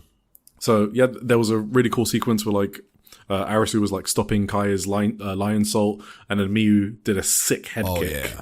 And then Suzume came out of nowhere with a ringer bell cutter. Just really good stuff. Good match. Absolutely. I think it's still like the aftershock of Thunder Rosa sandbagging Miyu Yamashita, why she never got a call back from AW, honestly. Yeah. But let's not dwell on that. I agree. It was a really fun match. I liked it a lot. Toribami surprised me in this match, kind of. She's good. I think she... Yeah. Okay, I'm not saying she's like Yuzuki, but I just mean, like, if she cleaned up a lot of the botches, she would be a lot better, you know what I mean? Like, I know that's like a simple statement, as in, like, she's just a few botches away from being really good, I guess is what I'm trying to say. I just for years now, I always knew her as, like, this fucking complete nothing undercard wrestler in TJPW that I never took seriously, but I gotta watch out for her. She was really surprising in this match. Agreed. Then we had Pompela, which is Max the Impaler, and Pom Harajuku versus Daydream, which is Miyu Watanabe and Rika Tatsumi. So Pompela are through. So Daydream have this gimmick where they use Sasumatas. So funny, I kind of wrote Satsumas first because I couldn't remember the name of the weapon. But apparently that's a fruit. I mean, I wouldn't know that that's a fruit, but apparently it is. But yeah, Daydream use Sasamutas. What? No, it's Sasumata. I've written this down 3 different ways. Know. You mean the pole things, right? Yeah, the pole thing. So the giant poles to catch criminals with. Just Google it, okay? Sasumata. But you actually catch criminals with them? Yeah, that's what they're used for. That's why they do. That's the whole gimmick. They're trying. So they used it like against Hyper Misao, for example, in the tag team match at SummerSlam Princess. Yeah, I think SummerSlam Princess. How do you catch criminals with these things? What? Well, you hold them down. So that's what the police use to, like, hold people down on the ground. What? Okay. You, like, push them to the ground. But do you remember? So I feel like the bow thing is way too large. You can't just wiggle out of there, especially like Japanese. Oh, maybe. People who are on average a bit. I mean, I think it's meant to be used to, like, push people. Maybe not, like, pin them down. That's probably wrong. It's probably used to, like, push people around, right? So I mean, there was a cool spot in this match where, like, Pom was getting swung around by Miyu Watanabe while holding onto the Sasumata. I thought that's fucking awesome. Pompela did a move later, which was Pom, like, doing a head scissors onto Max, who then did a cannonball onto Miyu Watanabe. That was very cool. I like Pompela. I think they are a cool team. And I thought there was a cool finish with Max rocket launching Pom onto Rika and then Max doing the Vader bomb. So good stuff. There was a spot where Pom, like, successfully snapmared Miyu And Pom herself couldn't believe that she just fucking successfully snapped that deal. Yeah, my hate for Pom is a gimmick. I actually like her. I don't mind Pom. It made me laugh a lot. Yeah, I just thought the ref should have immediately disqualified Miyu Yamashita and Rika Tatsumi. Miyu Watanabe. What did I say? You said Miyu Yamashita. Do not ever get Miyu Watanabe's name ever again. I'm sorry. Yeah, it's okay. Miyu Watanabe and Rika. And because then, how are they allowed to just oh yeah, it makes no fucking sense. As big as poles? I don't fucking know. It makes no sense. It's TJPW. Then in the main event we had I'm just calling them Kyoto Tag Team because that's why they're tagging. Mifu Ishida versus Yuki Arai versus Uber Eats, which is the champions, the Princess Tag Team champions, Wakana Yuhara and Yuki Kamifuku. So Uber Eats are through. This was fucking rough. Surprised me, honestly. This felt like a rookie match. And aside from Mifu Ishida, who was the best part of the entire match, watching this match after watching the Miyu Yamashita Daisy Monkey match was like, it was like fucking whiplash, okay? I would take 500 billion gajillion Kiraku Kiyome matches, like Happy Misao and Shoko Nakajima matches over this. Yeah. Mifu Ishida has turned me around. So when I saw her do her first German suplex in TJPW live on that 5th January show. I think that's the case because there was like a TJPW super fan sitting next to me who was a very nice international fan. He knew all of the chants, the slogans. It was kind of crazy. He was I remember him. Yeah. So I after Mifu Ishida did that German suplex, I turned to him and I was like, bro, was that Mifu Ishida's first German suplex in TJPW? And he was like, yeah, I think so. That was sick, wasn't it? I was like, yeah, that was sick. Fucking hell. I love, she went from almost the bottom of the roster above Wakana and Kamiyu to leapfrogging a whole lot of people, just with that one German men are disgusting. They only want one thing, and it's fucking German suplexes. Hell yeah. Yuki Arai's hot tag was fucking hilarious.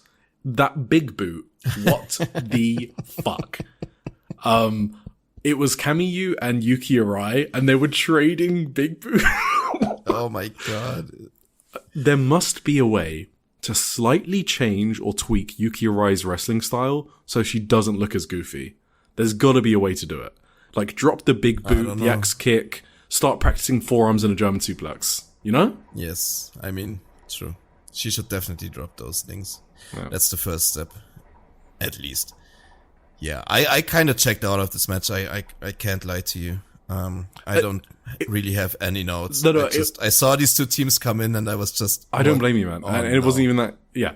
Then Mifu... And then they're doing the cheerleader gimmick, that's Mifu Ishida's gimmick, right? It is a gimmick, but she's been pretty... Yuki Arai is also doing it, of course, because... Yeah. I don't know. It was But then Mifu Ishida did a hot tag and she actually did a better big boot than Kamifuku or Yuki Arai, but it's Mifu Ishida. Maybe she was the best. Yeah, Wakana lifted Yuki Kamifuku up for a super big boot, and I just spat out laughing. I just spat out laughing at that. I remember that one. Yeah, that's so goofy. Holy shit. Anyway, Wakana won, submitting Mifu Ishida with a banana pillow. So that means she has now pinned or submitted all of her 2023 classmates in a tag match since becoming champion. So all of them were either title matches, except this one, which was obviously a tournament match. But she is now beating her entire 2023 classmates. Good job, Wakana. You're the best. Great job. Have you turned around on her yet? Fuck no. Then we have on the 31st of January, we have a Shinjuku Face Show, which is the semifinals. So we got Daisy Monkey versus the Goblin Monsters. Then the other semifinal is Pompela versus Uber Eats. Predictions? Oh my god. I mean, Pompela has to win, right? We can't put the champions in the finals. That would be goofy. Yeah, but then if Pompela wins... I mean, Stardom just did that. Yeah, but exactly. If Pompela wins, then they're going to get a title shot, right? And then they don't need to win the tournament. Oh, that's true too. Which is fine. Yeah, I mean, they have two defenses then. Yeah, you could just... Yeah, Uber Eats can just go through the entire roster. Pompela loses then to Mizuki and Tatakami. You might as well just tag, put Miyu Watanabe and Suzume together and just have Uber Eats go over them as well. I don't see why not. Nah, in all honesty, I think I would have Daisy Monkey win the tournament, actually. I mean... I think they should ride the wave of Suzume. I felt it in their match that the crowd is really, like, into Suzume now. Yeah, but isn't it like they've been there, done that? It's kind of true, yeah. But... I think they should just go with Goblin Monsters. Yeah, that's my second choice. That's what I said first. Yeah, okay. All right. I love Goblin Monsters, so of course, why not? Elevate Uta Takami, sure. Hell yeah. All right, how are we doing? Next, what do we have, Tim? Indie Zone. The Indie Zone.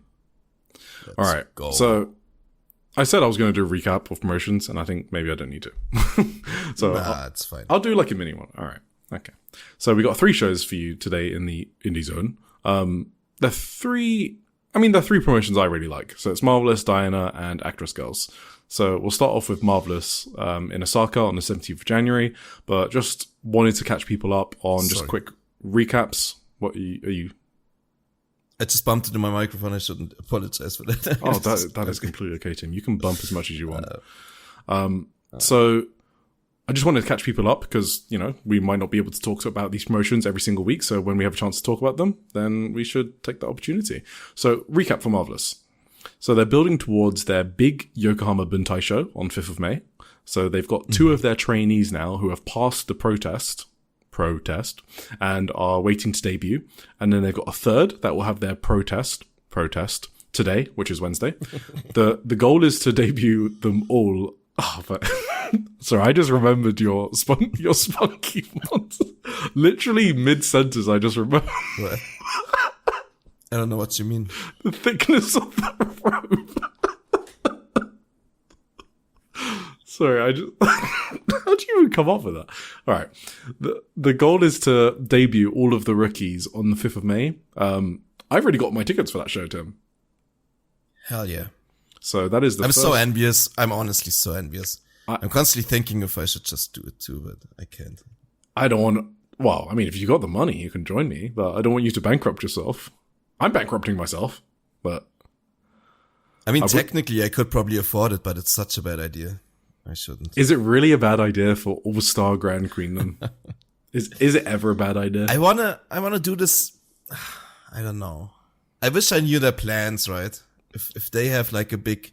If they go through with the Dome show, I wanna be there for that. And I can't like do... Okay, that's fair enough. Do it next year as well. I mean, you should 100% wait for the Dome if you have to pick one, right? So... Yes. That's like a no-brainer.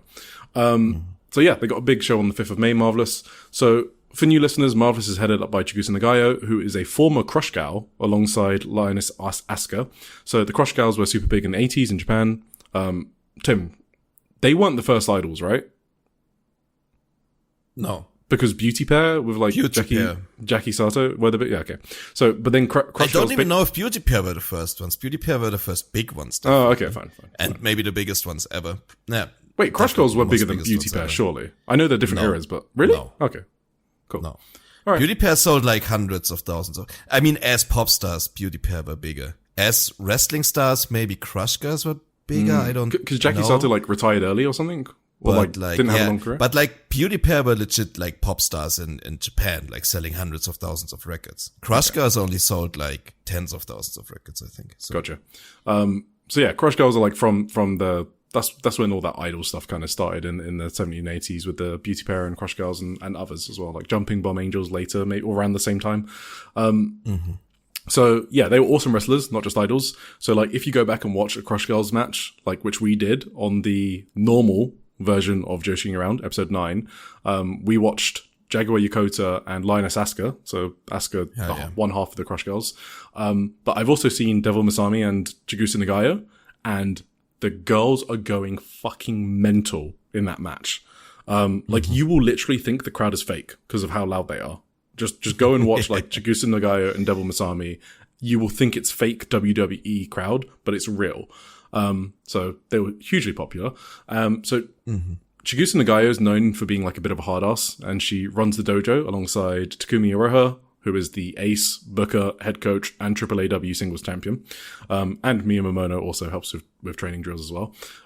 She was the tag champ until recently as well, Takumi Iroha. So, but yeah, it's their 10th anniversary, big show in May. We're on the road to Yokohama Buntai. So let's get into the show. So as a disclaimer, the non-Shinkiba shows for Marvelous are the house shows. It is very common that you won't even see a non-Shinkiba show pop up on Cage Match, because even ShuPro doesn't report on them, and that's where Cage Match gets the results from. So anywhere out of Tokyo, you're lucky to see the results for it. So the only real way to know what happened is by watching the shows on Wrestle Universe a month later, or listen to Joshi'ing Around weekly, or read newsletters like Social Suplex, where we cover them, because they're like my first love in Joshi Indies. They're the first Joshi Indie I started watching because of Senko Akatsuki. Which I'll talk about later. But yeah, it was a house show, so there's not much to go over. Go on. Try to find a stream without commentary track. Try to find a stream without commentary track, because Chigusa Nagayo is also very loud, and she finds certain matches very funny, which we'll talk about. So the first match with this is also disclaimer: I did not watch this show. Yeah, we're just gonna speed for a bit. Yeah. So they were in Azalea Taisho Hall in Osaka, and I love that I can now recognize buildings because I've been there and I can imagine my way around it. Like, I remember buying like 2 fried chickens from the Lawsons across the street because I was hungry after DDT. Yes, I love that. So very cool memories. So the opener was Aihuzan and Miyu Momono versus Amale and Sorayame. So Sorayame's been doing this gimmick where she kicks people in the shin. Chigusa Nagayo thinks it's hilarious. It fits Soroyame's gimmick. I will say that. Like, her favorite thing to do is sleep, she said in magazines, whereas Senka's favorite thing to do is watch wrestling. So she's like the opposite of Senka, even though they're both like rookies at around the same class. She's not as athletic as Senka, and she struggles with doing moves. So of course she gets a shin kicking gimmick. Tim, what do you think about Miyu Momono?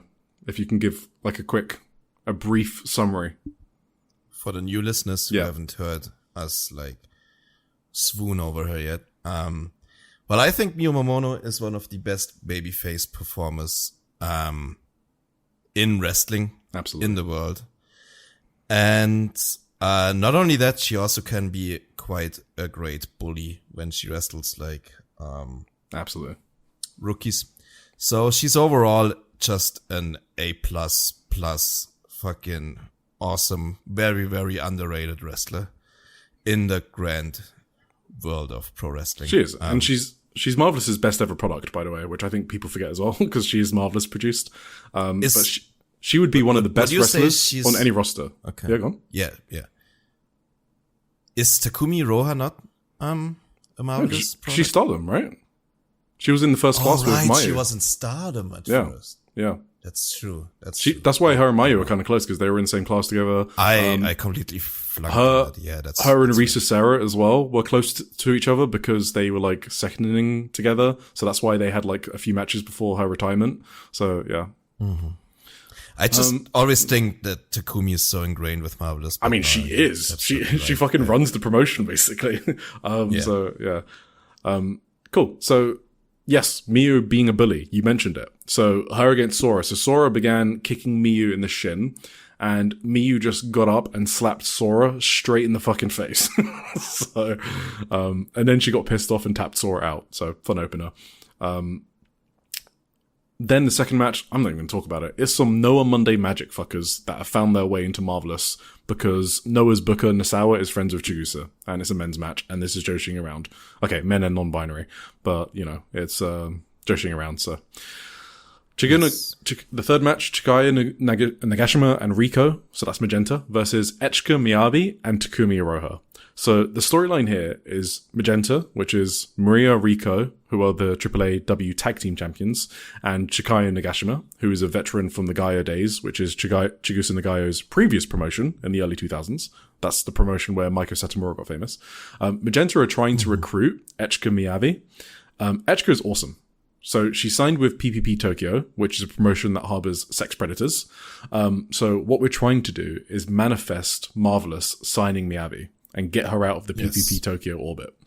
Miyabi is a big motherfucker. She a big ass motherfucker. Okay.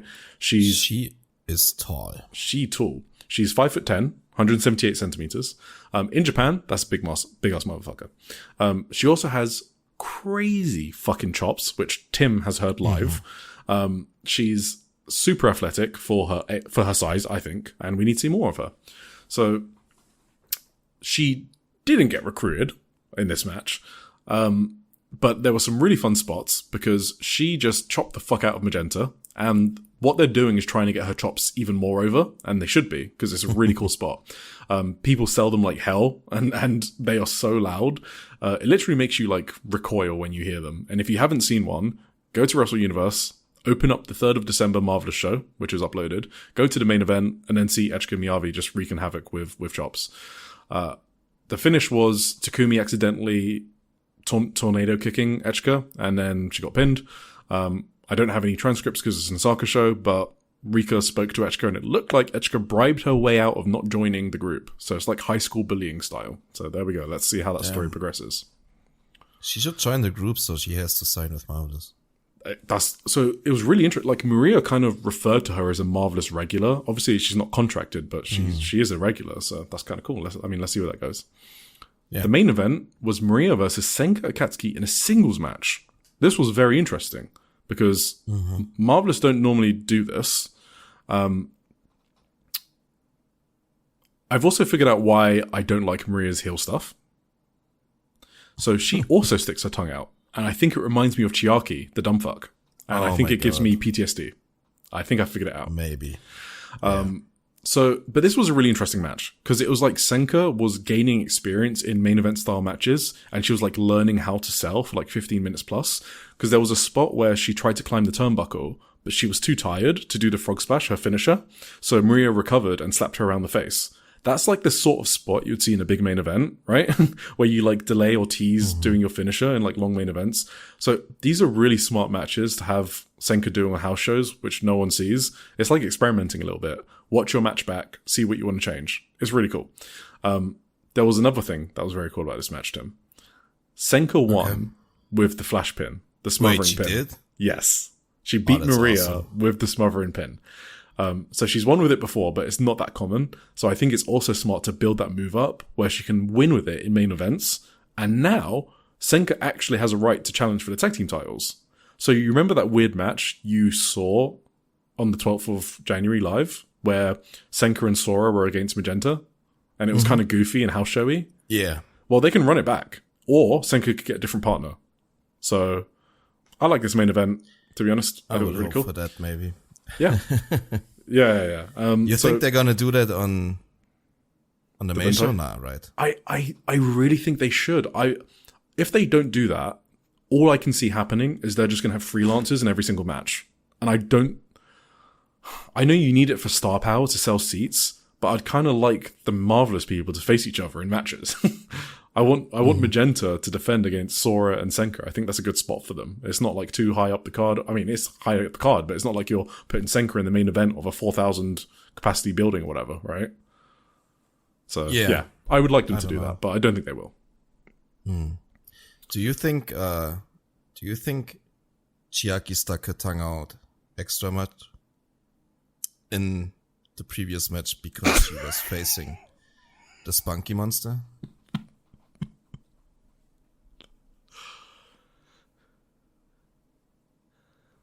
Then we have Diana. So, Tim, did you watch all this? No, I'm so angry. Oh my god.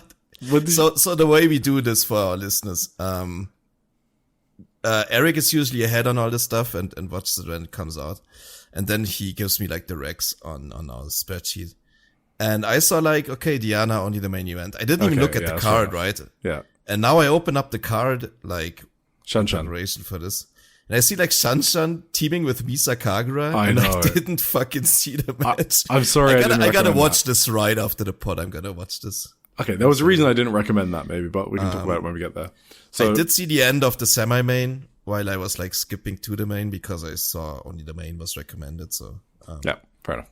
I also kind of want to see that match in full maybe because I really like Miran and I want to see how she teamed with Olympia, how that worked out. But anyway, cool. Let's go for this. So, quick Dyna recap, because we didn't talk about them at all in the last show. So, they've got their 15th anniversary in 2026. They started a unit war in July 2025. Just like Stardom. interestingly enough. Yes, actually, yeah. Wow, I didn't even... Yeah, they started in the same year. And so they started a unit war in 2025, July, and they finished all the recruitment and stuff by December 2025. So it was kind of like a slow burn to see who would join which faction, which was really cool. So they got 3 factions: Grace of Royalty, which is led by Haruka Umisaki, their ace. And it's also got Mochi Natsumi, Misa Kagura, Moran, and Shan-chan. That's my team. Then we have Tradition and Inherited, which is led by Nanami Hatano, and that's got Kyoko Inoue, Rina Amakura, Mizuki Kato, and Hiragi Kurumi. And then finally, we've got the Hill Stable, which is Invader or Innovator, which is led by Ayako Sato, and it's also got Debbie Kaito, Himiko, Hanako Nakamori, Akari, and Kumu, who's Taiwanese and Shan-chan's rival, basically. We'll talk about Shan-chan in a bit. So I've got one criticism for the build, which is at the end of the December show, they simply announced these title matches with no buzz or storyline. So all of the titles were vacated basically at the end of 2025 to start the 15th anniversary on a new level playing field. But then they just announced these matches with no storyline, which was kind of weird. Like you could have just done a few promos to, see who would fight for the title. So I have no idea why Debbie Kaito was facing Nanami for the title. I mean, I'm not complaining, but it's just kind of weird because Debbie had just lost the title challenge to Haruka Umisaki before Umisaki vacated the title. So, and it was also weird that Haruka Umisaki and Unagi Sayaka earned the tag team title shot.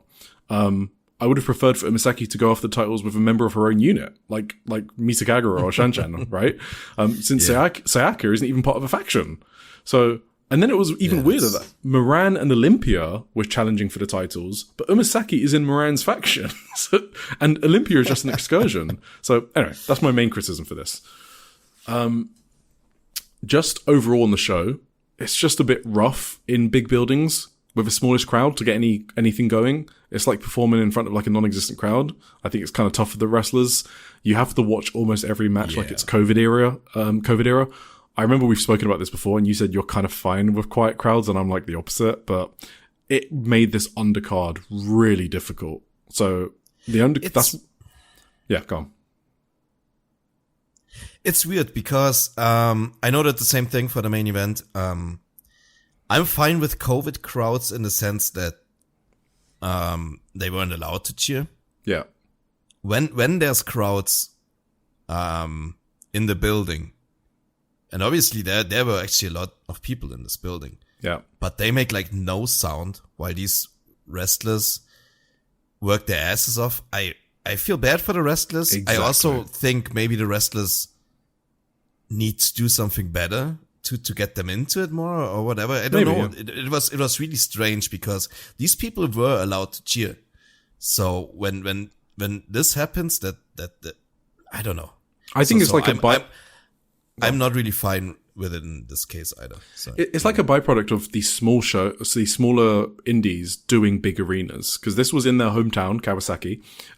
600 people. That's a pretty good number. It's the same number that Seed announces. But you can just tell there's people that don't really follow the product day to day. Their normal shows are in Post the Amistad, which has 60 people or something like that. I don't know. So yeah, it just means that there's a lot of unenthusiastic people in the crowd. But whatever. So that did affect the undercard for me. That's why I didn't recommend some of the matches to you.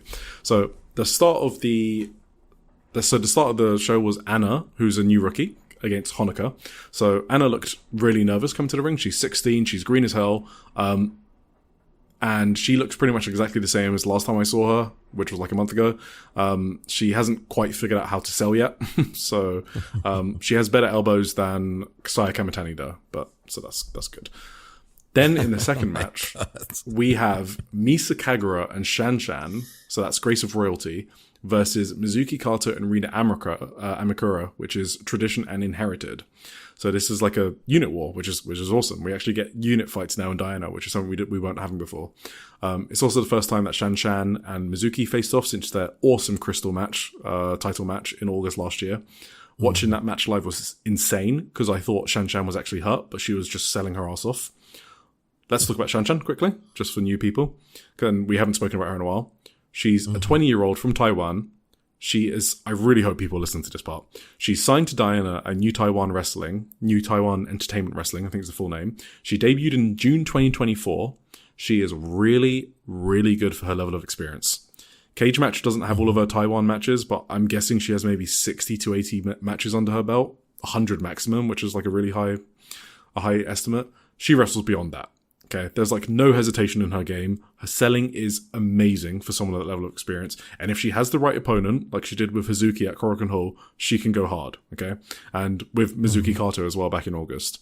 So, what do you think of Shan-chan? I know you didn't see her in this card, but in general. Nah, like I was immediately convinced of her, like from the first moment. Basically, I saw her wrestle. Was that the Mizuki Kato match, I think? No, I think it was the Hazuki match you first saw her. Maybe. Oh, right. That was Hazuki. Yeah. She's great. She's absolutely got it. She gets it, I think. She's got it and she gets it. That's good. Yes. More people need to talk about her. She's got like no footprint because she's only in Diana and New Taiwan wrestling. So, yeah, more people talk about Shan-chan being one of the best rookies in the scene, to be honest. Yes. I thought she was really good in this match. I was locked in on her performance. Misa Kagura didn't do much, but I didn't really recommend it because the crowd was just totally dead and it was really hard for them to get anything going, basically. So, okay. But you can watch it after anyway if you want to. So, then we had a really fun match, which was a 3-way tag team. It was Hanako. That also looks really fun. Yeah. Okay, sorry. You might want to watch this one as well. I mean, it was just fun. Mm-hmm. So it was Invader and Innovator, which is the heel team. So Hanako Nakamori and Himiko versus a seed team, which is a seedling, which is Honori Hana and Yuki Funa. They're kind of, I don't want to call Honori Hana a rookie, but fuck it. The rookies from Seedling versus Makoto and Veni, which is La Fresa de Egoistas. So Diana and Seedling are working together more and more, which is cool to see because they're literally based both in Kawasaki, so why wouldn't they?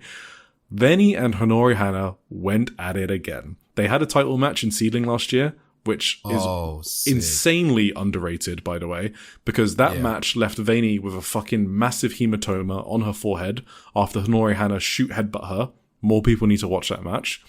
Veni went hard on Himiko as well, who is 52 and only been wrestling for 2 years. What? Veni just doesn't... Yeah, she started wrestling at 50, Himiko. She's 52 now. She's actually good, which is insane. And Veni just... I don't know, she just didn't care about the senior citizen. She was just beating the fuck out of Himiko. It was just insane. Veni's moonsault, do you know the one she does where she basically tells all of her wrestlers backstage before the show not to catch her? She did it again. And to the outside, the one. Yeah. Listen, I don't want to be Brian Alvarez, but that moonsault is going to fucking destroy her ankles, okay? She did not land cleanly here as she normally does. I thought she snapped her ankle. This one was scary, okay?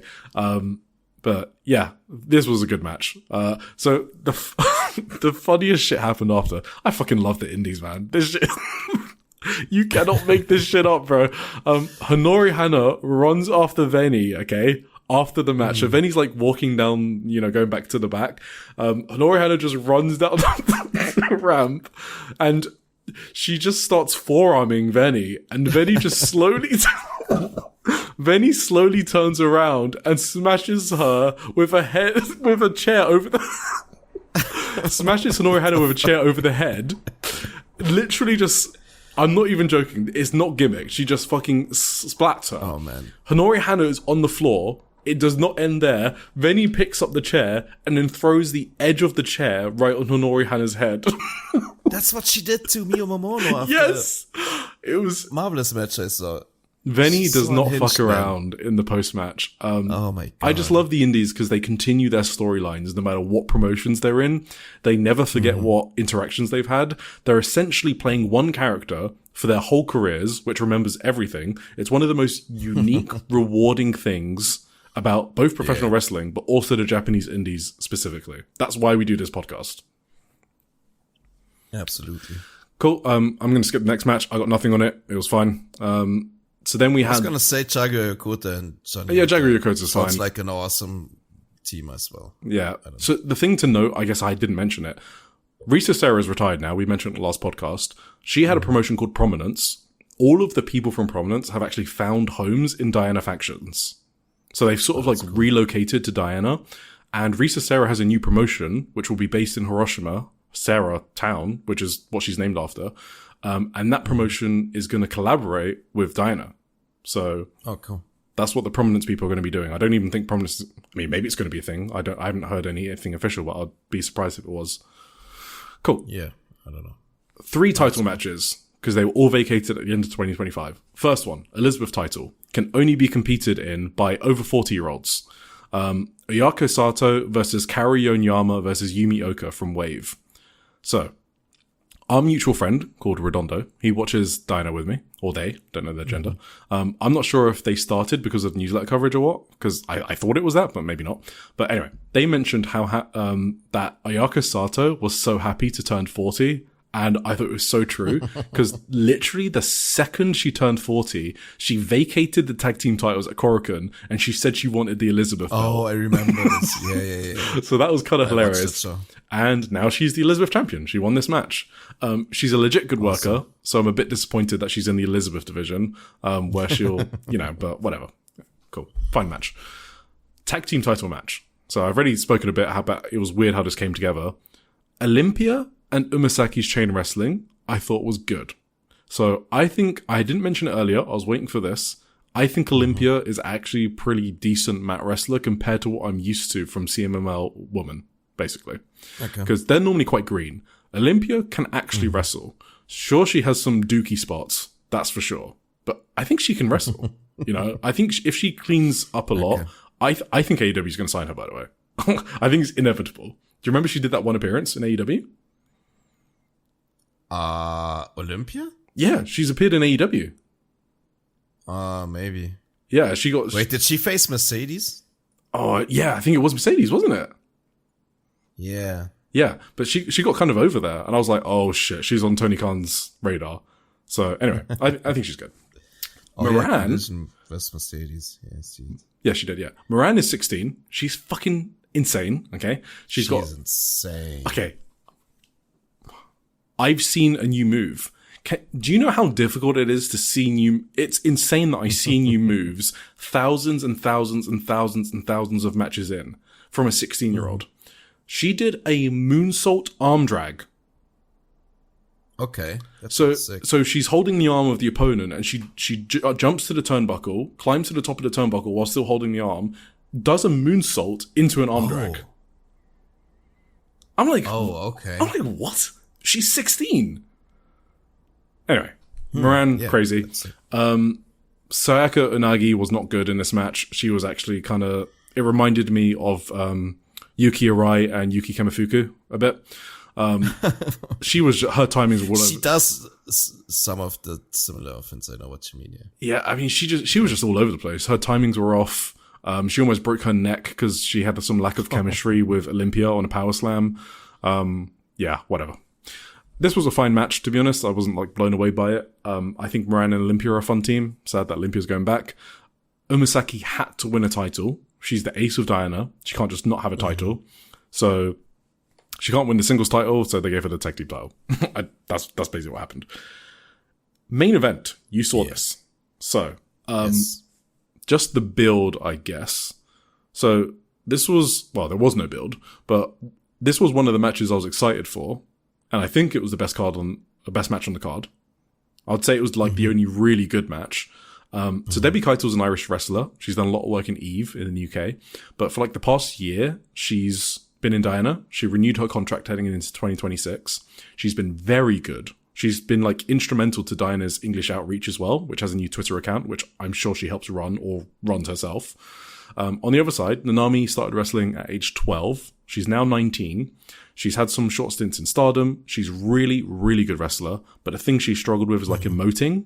It's really rare to see Nanami smile, I've noticed. I've seen her smile in Ice Ribbon maybe, because, who can't smile in Ice Ribbon? But she's got one emotion basically, which is kill people mode. And I think it kind of works for me, but I can see why it doesn't work for others. She's never won the title in 7 years. So because of the lack of build of this match, I do not think Nanami should have won, and she didn't. So Debbie Keitel won the title. I think Nanami's first win should be a big thing because it's been 7 years. So I want her to beat Haruka Umasaki at Korakuen Hall or some shit like that. Okay, yeah. Makes sense. All right. I mean, you saw this match, so do you want to take us away? Yeah. So I said this last time, I think, when we talked about Nanami. But I'm very impressed by her, like, development, I'd say, from when she was like 16 or whatever. Just like size-wise, aura-wise, like she grew absolutely. up into a very like strong-looking wrestler. And I agree with what you say, like her like killer mode, like the way she led the match to start, or like the way she almost dominated Debbie Keitel at the start when they went to the outside. Like so she has this aura that's pretty impressive actually, especially for how I knew Nanami like a couple of years ago. Like I think she has a very like dictating presence in a way. That's absolutely agree. That works very well for her, I think. I fake spoiled myself on this match. Because I thought I read on Twitter that Debbie Keitel lost because she has to go back or whatever. Fake spoil. That's the best type of spoil. Yeah. So I thought like I spoiled myself when I opened Twitter randomly before I watched this. But yeah, I read it wrong or whatever, which doesn't make sense because I knew that Debbie Keitel just came back. So why would she leave already again? Exactly. Yeah. Maybe it was an old tweet I saw. That well, because she lost the last title match literally in December to Haruka Umisaki. Yeah, I don't know. For some reason, I was convinced Debbie Keitel was going to lose. She didn't. I know you guys love Debbie Keitel. I do have a little critique here. Oh no.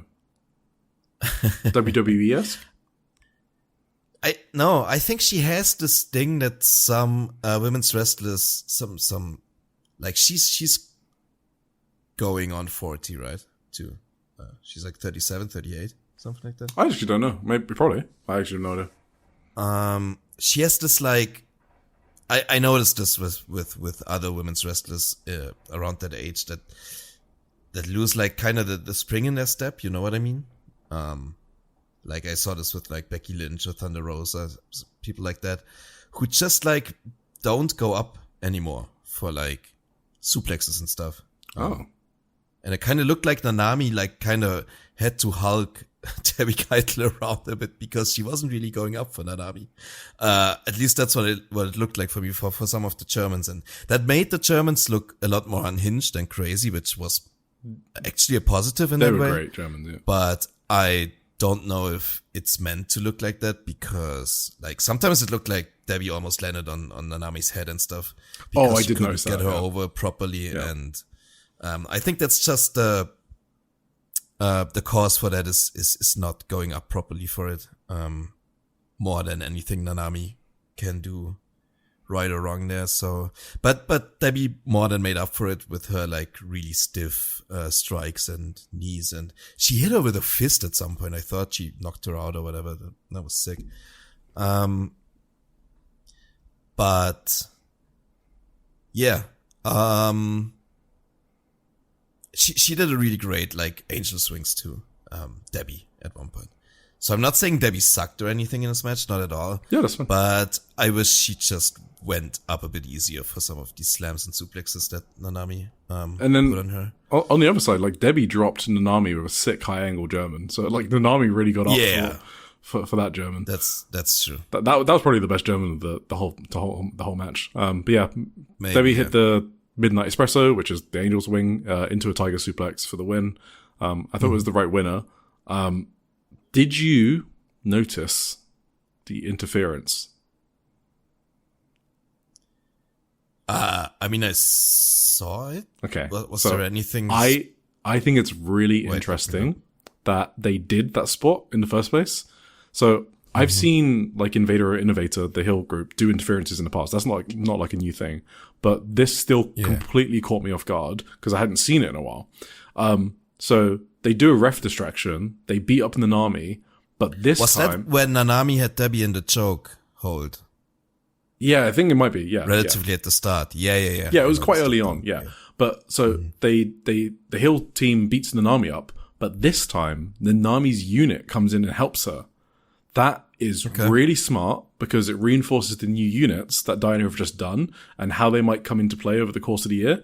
It was totally fine. It took like 15 seconds to just say, hey, we have units now. You can't cheat the way you used to cheat the past 6 months. So this was like one of the best interference spots like in a long time that I've seen. Just really smart, like storytelling. Yeah. And it didn't take away from the match. Just really clever to do. So that's the only thing I want to highlight. Cool. But yeah, Debbie Keitel is the new WWD champion. Yep. Awesome. Let's move on to Actress Girls. So first of all, I'm not going to do a whole, because Actress Girls takes way too long to talk about, okay? Because they're a really weird promotion. Just know them as the promotion that makes me really happy, and I'll talk about why in a bit. But first, some news. This is from a show that hasn't aired, so it's spoilers, I guess. Warning. So, I mean, you should see, most people will know this, but Natsuki is retiring from Actress Girls and acting on the 2nd of May. I'm going to try to be there for that show. No matter what, I'm going to try and get tickets. I hope it doesn't sell out instantly. So I'm going to the Korakuen Hall show on the 30th of April, and I'm going to try to go to this show, which will be Natsuki's last AWG show. I don't know if it's going to be a real retirement or not, because they usually use terminology like this for like graduating, because they don't consider themselves as pro wrestling. Long story. They think themselves more as like theater or like acting. So that's why they don't really collaborate a lot with other pro wrestling promotions, because they're not pro wrestling. That's why they don't get covered by ShuPro as well, because they're not wrestling. They say it themselves. So I don't know if it's a real retirement. I'm going to assume it is, but I'm hoping it's not. Natsuki she was my first Actress Girls favorite. She was like my first love when I started watching Actress Girls almost a year ago. She's an actress who began ballet at age 4. She's won like some international ballet tournaments as well when she was quite young. She still does dancing on the side. She joined Actress Girls in 2020. She took part of a parody of Dump Matsumoto's drama Queen of Villains. And that's where she kind of gained some buzz as well, by playing the role of Chikusa Nagayo in that parody of the documentary, which I thought was interesting. So she's been rumored to join Stardom for a while. So obviously, like I heard it on the Actress Stage podcast by Velke and Sondra, who cover Actress Girls extensively. I think they're on a bit of a break, but I'm sure they'll come back soon. It made sense to me at the time when I heard that, because of how she was being booked. She started off 2025 as the Actress Girls champion. Then she dropped to the next generation, which was Marina Saihara. And the most of the year, Natsuki just spent getting Nagisa Shiitsuki over, which she did amazingly. So now Nagisa is the secondary champion in the promotion. Really smart elevation.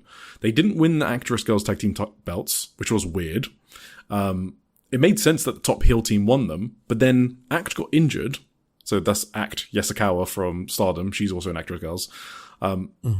Even when Act was injured and they made interim titles, Midsummer Seabreeze, which is Natsuki and Nagisa, they still didn't win the titles. I was like, oh, something weird is happening here. So I'm not surprised at the announcement, but I'm hoping it's not a real retirement. And I'm hoping she just goes to Stardom. That's kind of what I'm hoping for. But there's some like... I do hope the same, yeah. She is a really great... I don't think it's a stretch to say she's the best worker in Actress Girls. I think it's between her and Mari, basically, is my top two workers. Yeah, from what I saw today, definitely. All right. So I'm going to skip the undercard, because no one cares. And we're going to jump to the top two matches, because that's what you saw. So, I have one question. Yes. So before that, so we're reviewing the 18th of January Actress Girls show from Osaka. What's your question? Yes. So I watched Mari and Chi Aoba. Okay, right, all right. We can do the top three then. Yeah. What is going on with the announcer guy? I can't believe that's the match you watched. Oh my god. I like Mari. I saw the Mari singers match. It was pretty short. Okay, all right. So I thought let's fucking watch the Mari match. Okay. Why not? I have enough time, I thought. For also, if people want to watch Actress Girls, they're on actressgirls.net. You can just search for it. It's literally the most accessible indie promotion. There's no excuses. It's like 1,000 yen. Does that sound right? Yeah, 1,000 yen a month. That's it. You get access to everything. There's no weird other stuff, pay-per-views or anything like that. So there's no excuses like, oh, it's too hard, blah, blah, blah. The only thing is maybe transcripts, and just tag me and I'll let you know how, or tag Velke or whatever. I don't care. All right. Chi Aoba and Mari. I was so excited for this match, okay? Really? Chiyoba is really good wrestler. She's been stuck in openers for like a couple of years, probably. Mari is one of the best. As we said, she's also responsible for doing a lot of the training of the wrestlers. She's been there since 2016. Chiyoba has just been progressing through the ranks out of 2025. This match fucking had it all. It was chaos, okay? It was one of those actress girls matches that are a total mess that it starts to become fun to watch. That's how I sort of see these type of matches. So Asako Miya is the ring announcer. She's actually on the roster. She's the one that has only won twice in 400 matches. Oh. So she's the total comedy gimmick. She's like compare like Megaton of Marigold, but good, like actually good, as in like very funny. Just total comedy gimmick, but hilarious. I don't know if she was pretty funny. Listen, I don't know if she's bad at wrestling or if it's a bit. She's that good. She's stumped me. Okay. She's really, really funny. So she's got her own faction called Asako Army. She just kind of assumes that everyone's in it, even if they're not. Just because she's got like a huge ego despite only winning 2 matches. She's like one of those characters, like delusional. She refers to herself as the executive producer of Actress Girls and stuff like that. Actress Girls take turns to do ring announcing, so different members of the roster do it. So today it just happened to be her. Chiyoba is in her faction. So actually in her faction this time. So she's just hyping up Chi against Mari, who's in the Hills unit. So at one point, Asako Miya just goes on the apron with the microphone and starts yelling bitch. I think it was bitch. She literally just goes, I think so, yeah. Bitch. It's like, I was like, excuse me? So random. I think she's talking to Mari, trying to throw Mari off her game. I think that's the story. Yeah, absolutely. Yes. I don't have transcripts because Asako also isn't covered by Battle News, who do the transcripts normally because it's too far out. The reporter only goes to the Shinkiba shows. But I assume she was just yelling bitch to Mari. Total shenanigans. After the match, because Mari wins, Mari just chases Chiyoba, and you could just hear Asako Miya just screaming at the top of her lungs with the mic. Just chaos. It was fun. It was really fun. Yeah. I was kind of wondering, like, by her presentation and by the way this match started, I almost thought Chiyoba was a rookie. You said she's a couple of years in though. No, she's and then like as the match progressed, like she got a lot of the match. Like you're like, oh shit, she's good. So I kind of realized, I realized she's good, and I realized she's probably not a rookie. I thought this was gonna be like a Mari, like a semi-squash or whatever, but it wasn't at all. It was like close to 50-50 actually. How much Chiyoba got here. And then there was the weird like announcer gimmick. Yeah. I thought it was fun, to be honest. I thought it was fun. I like this. So if you're not sold on Chiyoba, the concept of her is she really likes ice cream. That's why she's dressed in like ice cream colors, and why she goes to the ring holding an ice cream plushie. Oh, okay. And her finisher, if you're not sold on her from that, her finisher is called Dessert is ice with Chi on top, comma, if you please, exclamation mark. That is her finisher name. You told me about that before. You can't shorten it. That is her entire finisher name. That's it. Really. All right. At the very start of the match, like Mari was choking Chi in the ropes. Yeah. It sounded like Chi was gonna die. And then like they held up posters, and the announcer girl like read out like, so I think future she was announcing future cards while Chi was getting choked. I think was what was happening. I think that's what I wrote down as well. Yeah, that is what. Yeah, that's what it looked like. I didn't write that many notes because I didn't think you watched this, but yes, that is what happened. No, that was crazy. Yeah, really fun match. Yeah. I mean, Actress Girls has like genuinely entertaining comedy matches on the undercard, so it's one of the reasons I like it. But then they got some fucking bangers, okay? And the top 2 matches, guys, I'm so excited, okay? I'm 4 hours in, and it's like I just had a fucking coffee. These 2 matches, I've been wasting all podcasts. I don't even have a lot to say about them, to be honest. I just love the people in them, and okay, first one. Marino Nishimura and Riko Fukunaga versus Midsummer Seabreeze, which we spoke about earlier, which is Natsuki and Nagisa Shitsuki. So, Midsummer Seabreeze, one of the best tag teams in the scene. They're against the rookie, Marino, who is in her 3rd match. She debuted in December, And Riko Fukunaga is the Actress Girls champion. So she beat Marino on the 20th of December. The best thing about this match, if there's one thing I can describe Actress Girls as, is it's a rookie promotion. They just fucking put them in, they just throw them in the deep water and say, good luck, don't fucking drown. Okay? They will beat the fuck out of them. They will just put them in main events. They'll have Anri challenge for the title like 2 months into her career or whatever it was. Yukina Uhara is a rookie and she's the current Actress Girls Tag Team Champion. This is the promotion to watch if you like rookies. If you like following the development of rookies, you have to watch Actress Girls. I'm not making that up. So, in this match, Marino, in her third fucking match, Natsuki is kicking the absolute fuck out of her. It was so fucking good.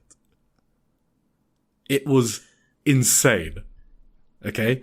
I don't even know how to it was just the most thudding kicks, like Mayu Iwatani type kicks. Like Natsuki is that good of a kicker, by the way. You should clip that. I'm gonna. You're right. I should absolutely click. The first kick. You know, like the sit down kicks. Yeah. To the back. Nishimura's reaction to the first kick was one of the funniest things I've ever seen. It's like, oh fuck, is this what wrestling's like? Because we forgot to mention, Actress Girls, their entire pipeline is idols, okay? It's run by a guy called Sakaguchi, who's like an alchemist who turns idols into wrestlers. We're not joking, guys. He's a fucking genius at it, okay? He just recruits these idols and they just become good wrestlers. So I don't know her background. I do know her background. She's from Venus, which is a theater group, right? So she's an actor. She's basically an actor. But that Venus group is a theater group focused on they're doing a play about becoming a professional wrestling organization. Well, they finished it now. So she's from that group. So she knows about pro wrestling, but she's an actor. And now she's getting kicked to fuck by Natsuki. And you can see it in real time. Her face going like, oh. Yeah. But it was so great. You know what the best thing is, Tim? She doesn't fucking back down. Okay. Third match in, we got another Joshi in the scene, by the way, with good forearms. By the way, she's got great forearms. Yes. They go back and forth. Her and the rookie and Natsuki go back and forth. The former Actress Girls champion, retiring in May. Later on, right? Yeah, later on in the match. This is because go on, you go. Because like after this spot, Natsuki basically like turns her to all four sides and then kicks her in the back. Oh, yep. So to show the entire audience, I guess. She's welcoming and her. When she was done, Nishimura ran into the corner to tag Fukunaga. Yeah. It was so funny. She fucking couldn't tag out quicker. But later in the match, like she fought back, so that was good. Yeah, it was just very funny, the opening. I thought you'd like welcoming this to Nishimura. Yeah. That's what I wanted to show you, because I wanted to this is what Actress Girls rookies are like, fresh out of the oven, right? Stiff forearms, really good emoting, right? From Marino. Yes. Nishimura, like when she was getting kicked, like just really good selling, great body language. That's just what you get when you're recruiting actors. Look, I think this idol to wrestling pipeline thing is fucking genius. I just do.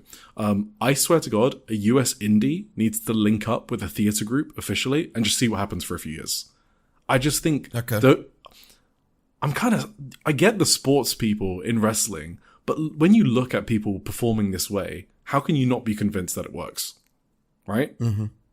And it's not like they're meek and timid and shy. No, she was like fucking beating the fuck out of Natsuki with forearms. Like, she didn't give a fuck. Yeah. The next match, we're going to talk about another rookie who's a fucking psycho.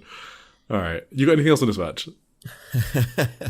Nah, I mean, later on, Natsuki, like, I said earlier in a Marigold match about like the horse kiss, you know, when you kick someone in the thigh really hard. Natsuki kicked. I don't know if it was Fukunaga or Nishimura. She kicked one of them in the leg so fucking hard. Like, that hurt watching. That must be rough. Yep, absolutely. Rico and Fukunaga and Natsuki, and they, then she did a nice high kick for the win, which was... that high kick was sick, yeah. Nice finisher. Cool. Spoiler warning. Mute if you care about future Actress Girl shows. 2, 1. So... Tim, do you care? No. So the next challenger for... Is it breaking news or... No. But the next challenger for Rika Fukunaga's title is Natsuki. So because before her retirement, she wants one last one title match. So that's just happening in a few weeks. So like in February or something, like 8th of February or something like that. So this was kind of like a preview to that as well that I wanted to mention. Right. So the main event. Okay. Oh God, guys. This is it. This is what we've been waiting for. This has been the Spunky Monster climax. This is it. I've been waiting so long. I love wrestling. I love wrestling. Oh my God. Cool. Kana Yafuku and Sakura Mizushima versus Marina Saihara and Yukina Uehara in the main event. So Marina Saihara and Yukina Uehara are tag team champions. Interim, but who cares? Kana Yafuku is a 20-year-old rookie. She literally debuted a few months ago. And Sakura Mizushima is, you knew that, right? No. Did you not? You watched the 10th January show where she destroyed Ayano with forearms in the mounted position? I forget names. Really but you remember that clip. Girls especially. Yeah. Yeah, that's her. She's a rookie. Was that Kana Yafuku? That was her, and she's a rookie. Okay. Yeah. And she teamed up with Sakura Mizushima. So this was an Eric-coded match, okay? Kana Yafuku is becoming one of my favorites in my favorite rookies, just full stop, okay? I spoke briefly with Velker about this. She's awesome. She has deserved the Kana name, okay? So we're referring to Asuka, the WWE wrestler who was actually Sicko before she was in WWE. Like, literally the hardest hitter in the Joshi scene, like when she was on the indies, right? So before this, I was calling Kana Yafuku, because it felt weird to call her Kana. Now she's fucking Kana, okay? She does not give a fuck how hard she hits. Her and Marina Saihara, who's the former champion, were going at it. And the thing I loved about this match, it was like Marina Saihara was teaching her junior a lesson. Because they're part of the same unit, which is Actress 5. It's like the hero babyface faction. And Kana Yafuku just joined it as like the 5th member. They're like Power Rangers. She's got her own color, yellow. Yellow. And it was like Marina was like, bitch, I'm the one that throws the forearms this place, okay? I fucking live for this shit, Tim. Okay? You know that LeBron meme where he's like, I lived for this shit? Instead, it's me and rookies. And I love them being fucking sickos. I'm going to post the clips of Kana Yafuku from the 10th of January show and the exchange here as well. I just need to show more people. What did you think about this? I'm just going to keep on rambling. So need to talk. Yeah. Okay. So first of all, to the topic of like me not remembering anything. For some reason, this is specific for Actress Girls. I cannot for the life of me like remember who is who. There's too many names. Like every time I watch Actress Girls, it's like a new promotion for me for some reason. Yeah, like but for other companies, I do relatively fine with. Isn't it because it's a bubble though? Like you don't see them anywhere exactly. else. Right? It's like this own thing. It's like this completely secluded promotion from everything else. So that's probably the reason why I have such a hard time with remembering who was who on the last show I watched, for example. Like this is only my third or fourth time watching Actress Girls. So yeah, excuse my noobness for this one. I immediately recognized why this was your favorite match or an Eric coded match by the forearm exchanges that it started off with. I can only like agree about Kana Yafuku. She really stood out to me as like not just like her strikes or whatever. I just like her energy as a whole, like her whole like absolutely. I don't know, persona or the way selling. She's smiling. Herself. Yeah, exactly. Her expressiveness. I wrote down here. I think her ground and pound could improve. Her forearms standing are great, but she did some very light offense in the ground and pound later. Anyway, that didn't matter. Shut the fuck up, Tim. Sorry, God. Sakura Mitsushima, I think, died Oh, yeah. in this match. She died, yeah. Do you want to tell people what happened? Well, Marino decided to drop her right on a dome, on like a German.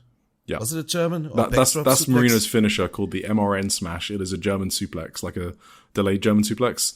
Yes. Dropped on her head completely. Like, we're not exaggerating, guys. saw. Like, literally on her head. It looked very, very scary, but I don't know. I think she came back into the ring after the match, so maybe.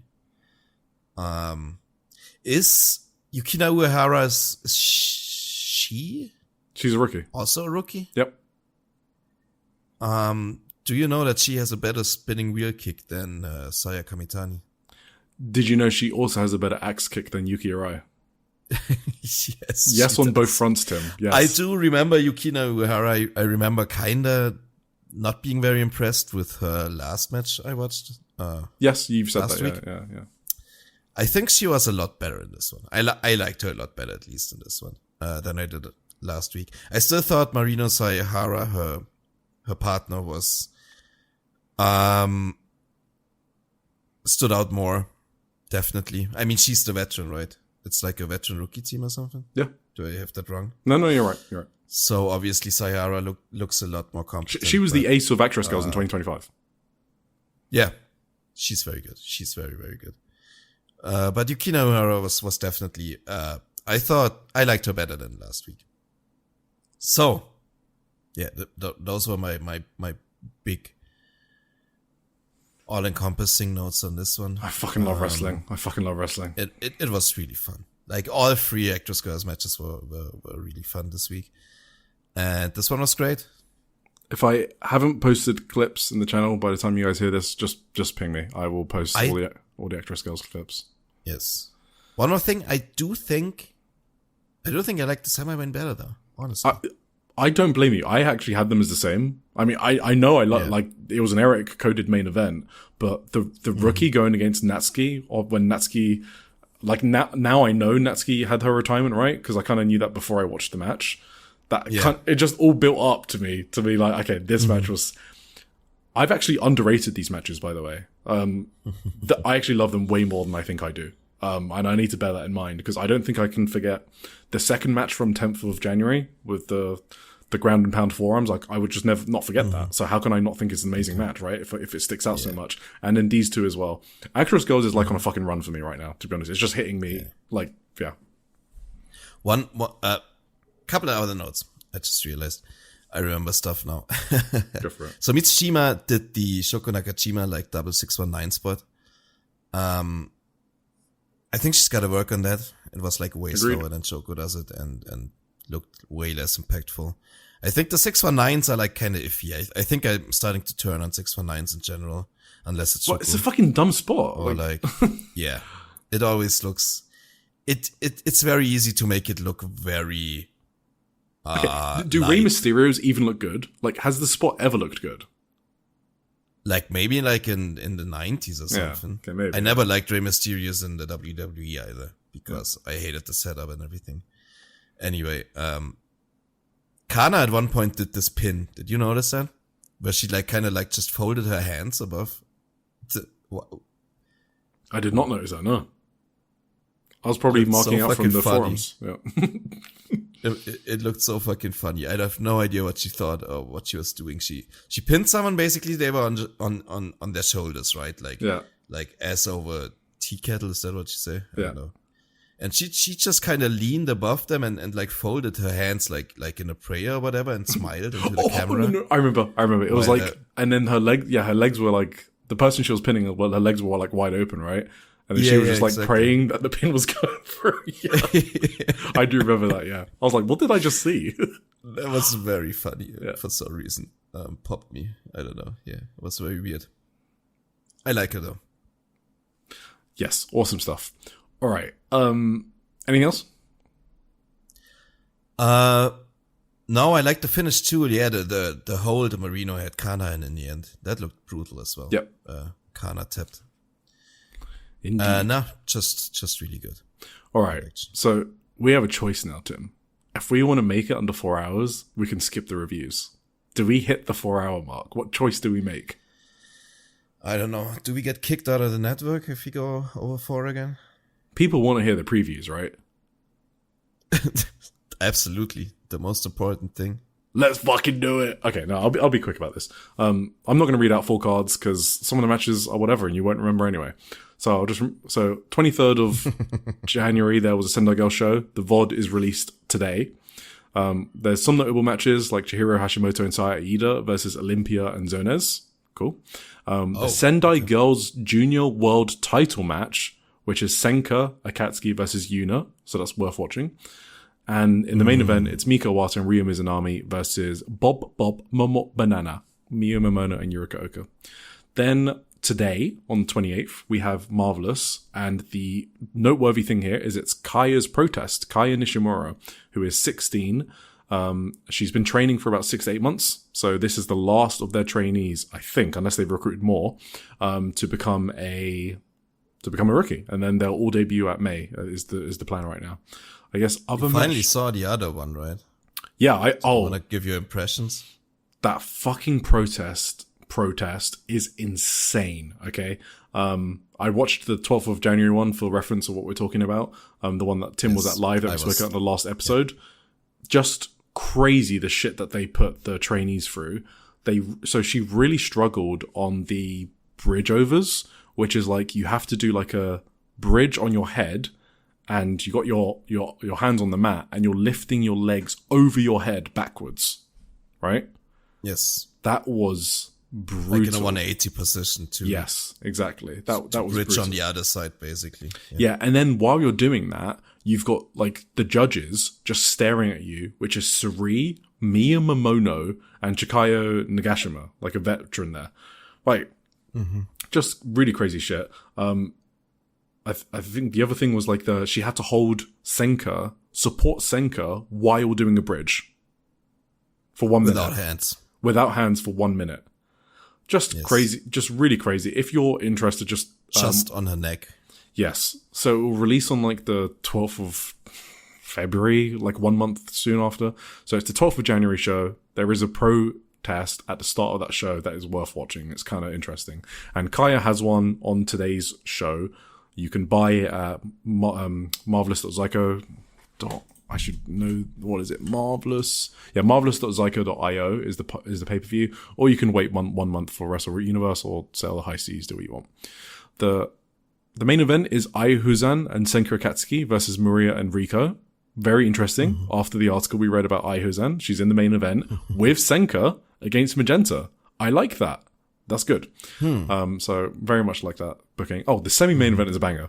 Itsuki Aoki and Rin, who came back recently, against Suri and Takumi Iroha. I think that's a really good match if they actually like work it as a good match. Yeah. So, look forward to that show.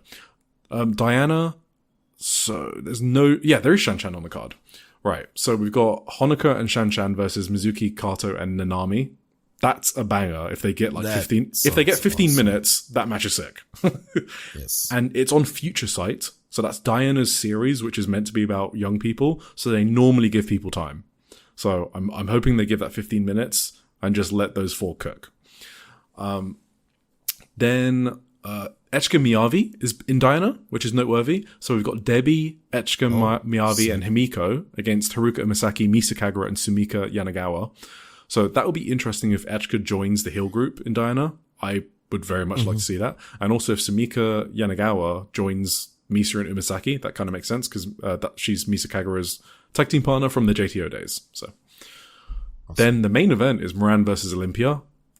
I'll let you guys figure out if that's a good match or not. I mean, I think it's good, but some people differ on Olympia. It's crazy that they put Moran in like singles main events like that. I mean, they know Moran is good, okay? They're not stupid. Yeah. So they know.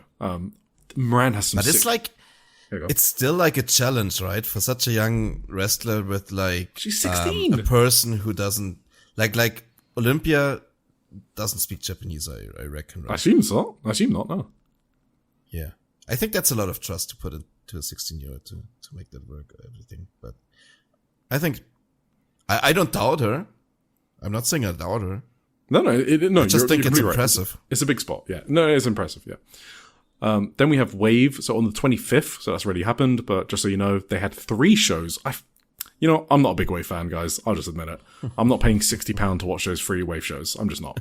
All you need to know is that they're doing a one-day tournament to determine who challenges Itsuki Aoki on the 8th of February at Korakuen Hall. We do spoilers on this podcast because we're giving you news. So you can mute now. So the winner of that one-day tournament was Kaho Kobayashi, which is going to be a great match. Oh, let's go. Do you want to watch that? My new favorite. Are you going to watch a Wave main event? Nah, only if I find it. I won't pay for it and use it. No. We normally have a pretty... It pops up somewhere, maybe. It pops up somewhere by a guy who thinks Saya Kamitani is the best wrestler in the world because he's a dumb fuck. So I'll normally get it through there and we can review that. There is another match. So there's a match on the 25th of January, the 3rd show, which I'm going to go back and watch when it releases because it's Honoka and Nanami versus Chi-Chi and Shan-Shan. Damn. That sounds like a banger. So I'm going to go back and watch that. They should do a team. Chi-Chi, Shan-Shan, those names are made for... That's what I'm saying. Yeah, they should just tag up more often. I can't wait to see that tag team. Yeah. The last Wave news is Suri was announced for the Korakuen Hall show on the 8th of February. So that's her first Wave appearance since disappearing for a few years in 2021. Then we have the next Actress Girls episode, which is where Natsuki announced her retirement. Is there anything... I guess the interesting matches there are Kana Yufuku and Marino Nishimura, the 2 rookies, against Marino Saihara and Sakura Mizushima. So... I mean, I'm looking forward to that. I want to see Marino against Marino Sahara against the rookies. That's going to be very fun. So that's like the rookies against 2 people who were the singles champions for basically all of 2025. So that's a fun match. We have Asako Mia versus Maru. So Maru is like I don't know if you probably don't remember. She has a chain a lot of the time. She loves her chain weapon. She's one of the most entertaining heels in the business, 100%. Mm-hmm. This is going to be fucking chaos. That'll be fun. So that's going to be your fuckfest match on that show. And then in the main event, it's Nagisa Shitsuki and Natsuki, so that's Midsummer Breeze, against Riku Fukunaga and Yukina Uehara. So that's a preview for the for the Actress Girls title between Natsuki and Riko. That's also going to be a good match. And then finally, awesome. Chocopro had their 500th show. So for 500, they had a ring show at Shinkiba First Ring. And there's 2 matches I'm interested in. I'm not going to go through the whole card. But Miya Yotsuba versus Soy, former tag team champs fighting each other. And Balian Aki versus Emi Sakura. It was going to be Mei Suruga, but she was injured. Oh, that's so bad. Match of the week. Yes. I was thinking about this earlier and I really didn't watch that much this week. Honestly. It is Konami and Rina for me, so. Completely fair enough. I heard there were some sick matches in New Japan that I didn't get to yet, but. New Japan? Really? I thought, wasn't there or was that more than a week ago, those tag matches? Oh yeah, that was more than a week ago. Yeah. Oh, okay. That was on the 19th. So that, I would have mentioned it last week, I guess. But we did the Japan thing. So, I'm going to change my winner at the last second. I think my winner is that Kana Yufuku match. Oh, let's go. Kana Yufuku and Sakura Mizushima versus Marina Sahara and Yukina Uehara. They made that match for me, so I have to put it there. Runners up, Atsuki Aoyagi and Saigo Tachibana in All Japan. Excellent match. Konami and Rina. Hazuki and Olympia. I thought was really good. I really liked that match. And Hirashima and Toei versus Jun Akiyama and Konosuke Takeshita and DDT was also very good. Hell yeah. And also shout out to the semi-main event of the Actress Girls model. Because, also good. All right. Absolutely. You can edit this down. Can I say something? Yeah, go on. Yeah. I'm going to edit this down to roughly 2 hours. It's easy. I wanted to say something real quick because I don't think I made it really clear last week. What? I just wanted to thank our listeners, our the ones who brought us here. I'm very happy for where we are, for the spot on the Social Suplex Network. I'm happy how far we made it, Eric and I just wanted to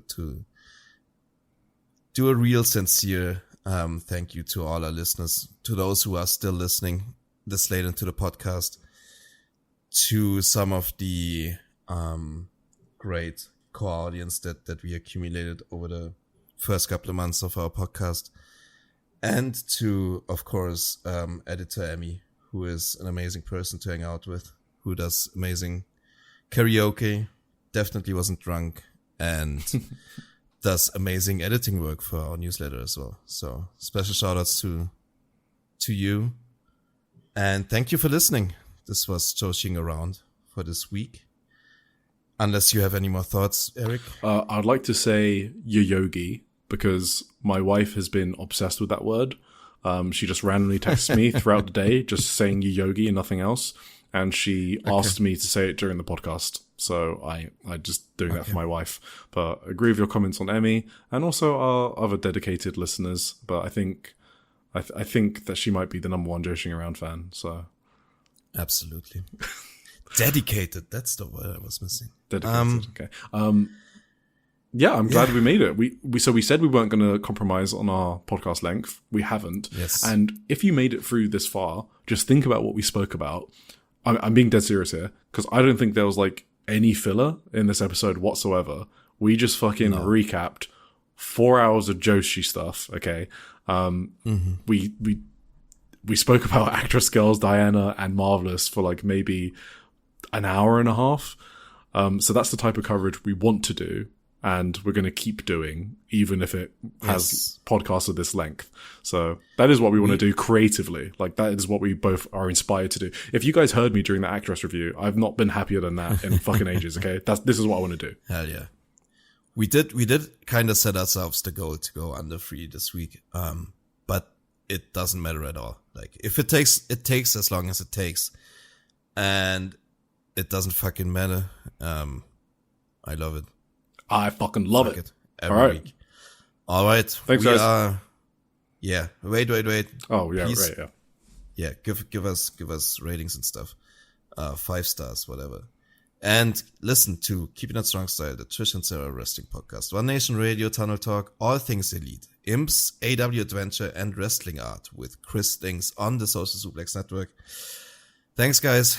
Have a good week, and see you next week. Bye. Bye.